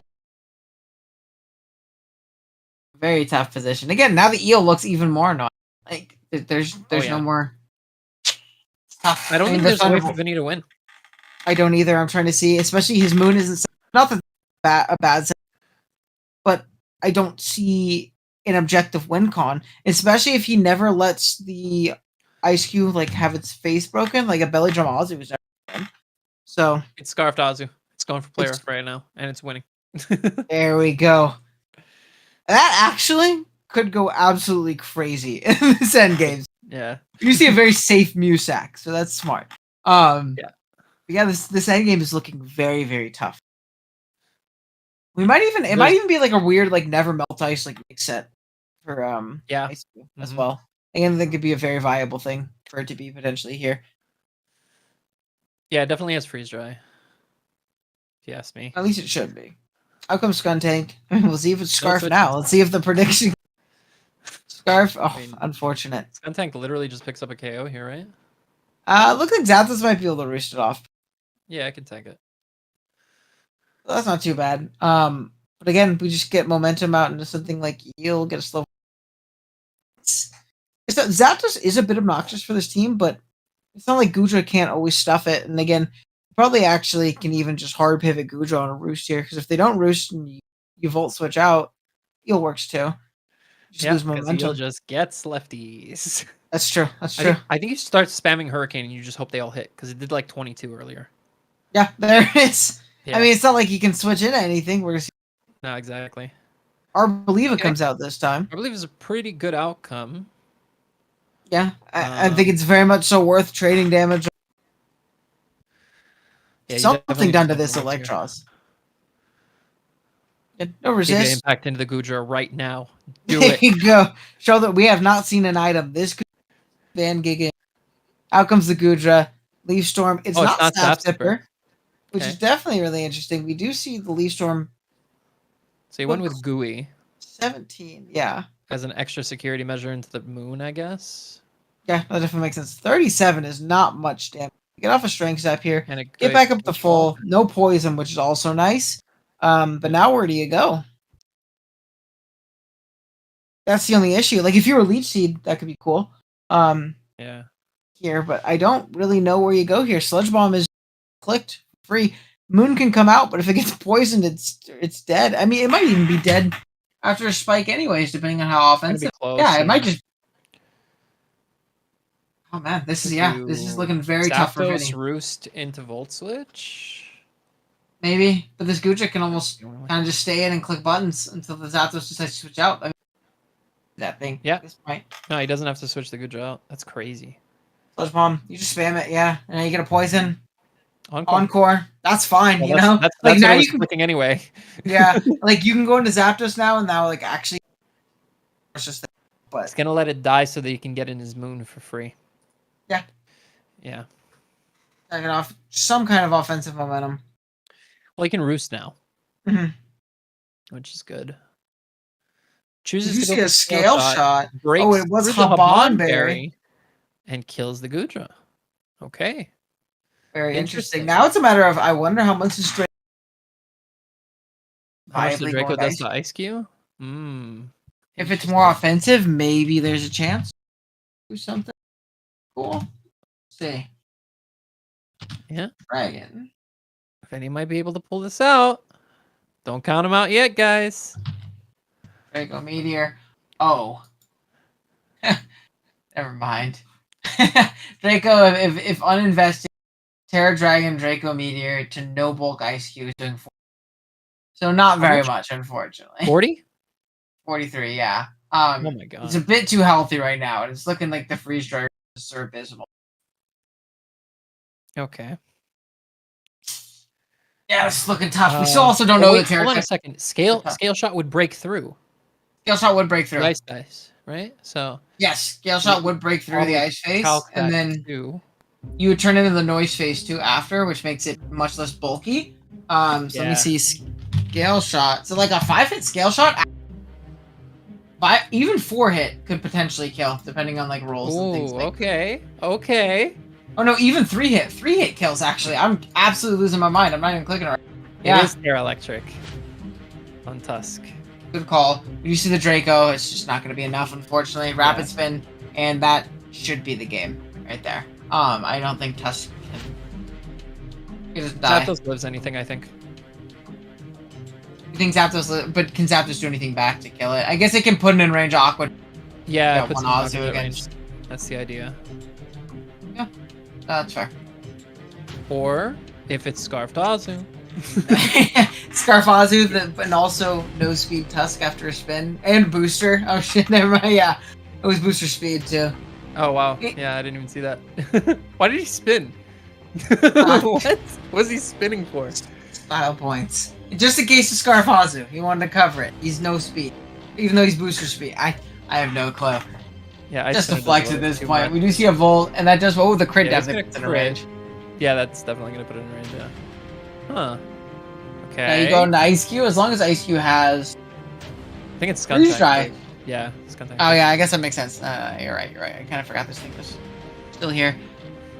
Also, if the Ice Cube doesn't have Spinner, then it could have been scary. But yeah, I think it's going to be a war of attrition too, unless Zapdos can outlast the Eel. But I don't think it can.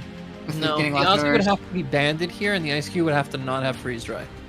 Yeah. And I think you have to crit the Eel. I think that's Vinny's win con. Lots of things have to go well. Yeah. I mean, we haven't seen much from Azu, other than they click those 2 tags. I don't think we've seen any calcs, any damage that's like showing us what its item.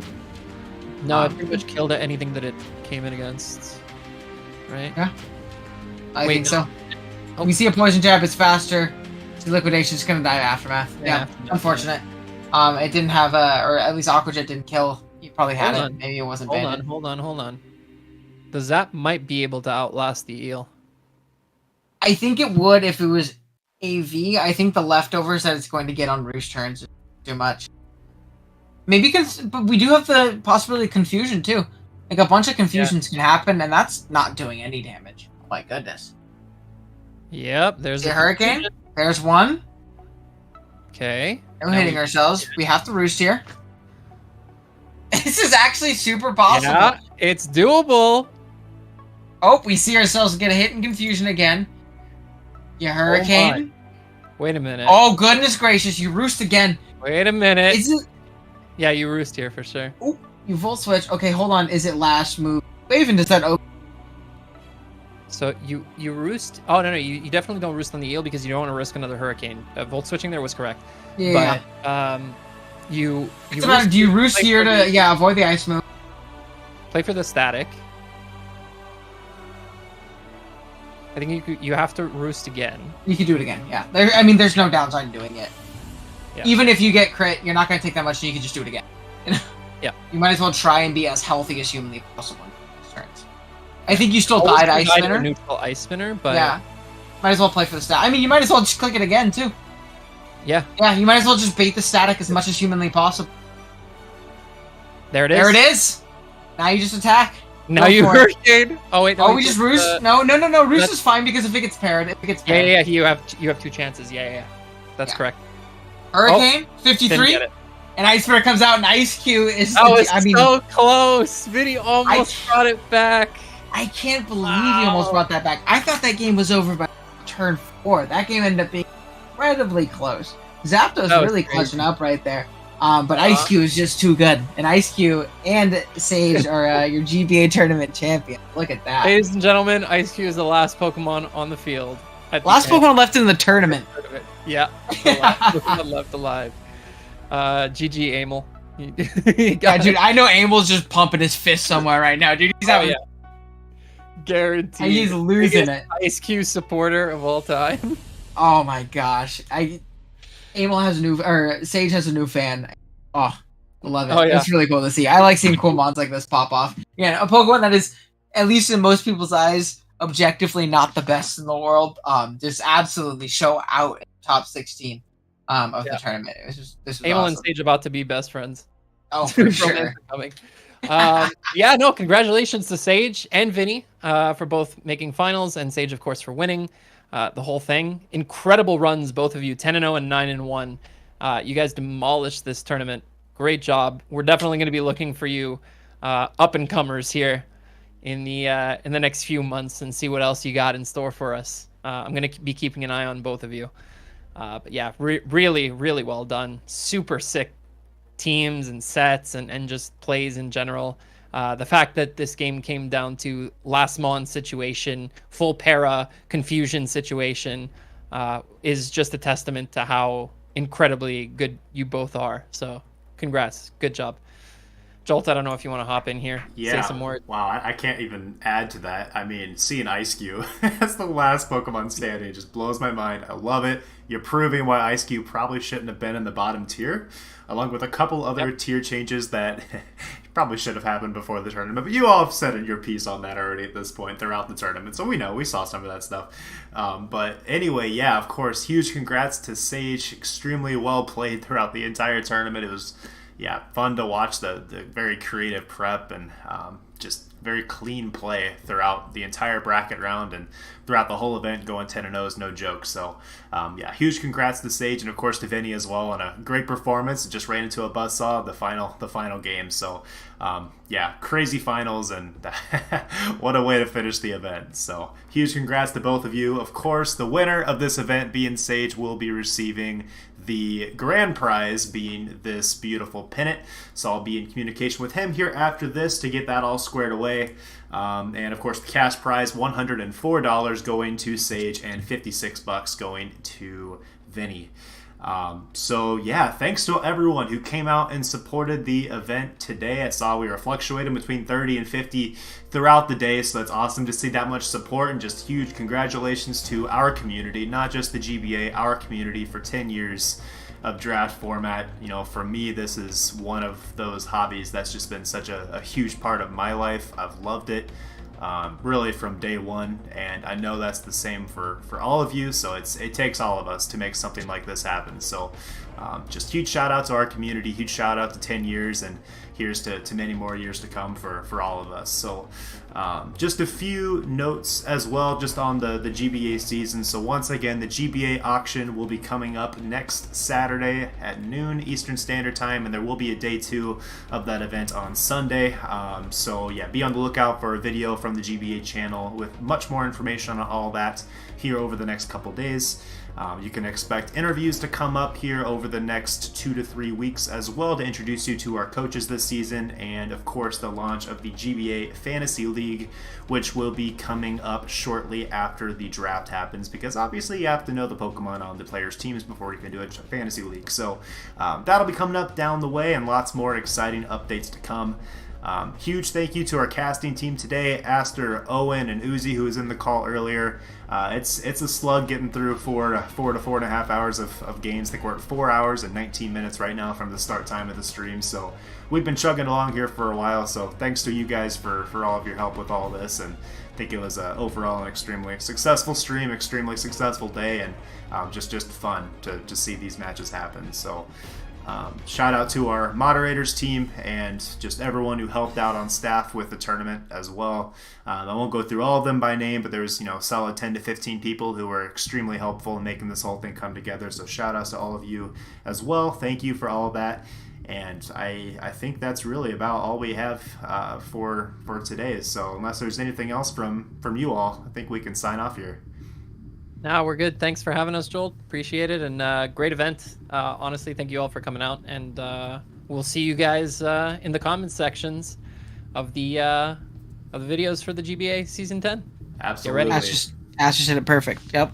Very, very fun event today, though. Thank you guys for showing out. All right, guys. Thanks again for coming, and we will see you all this season. Have a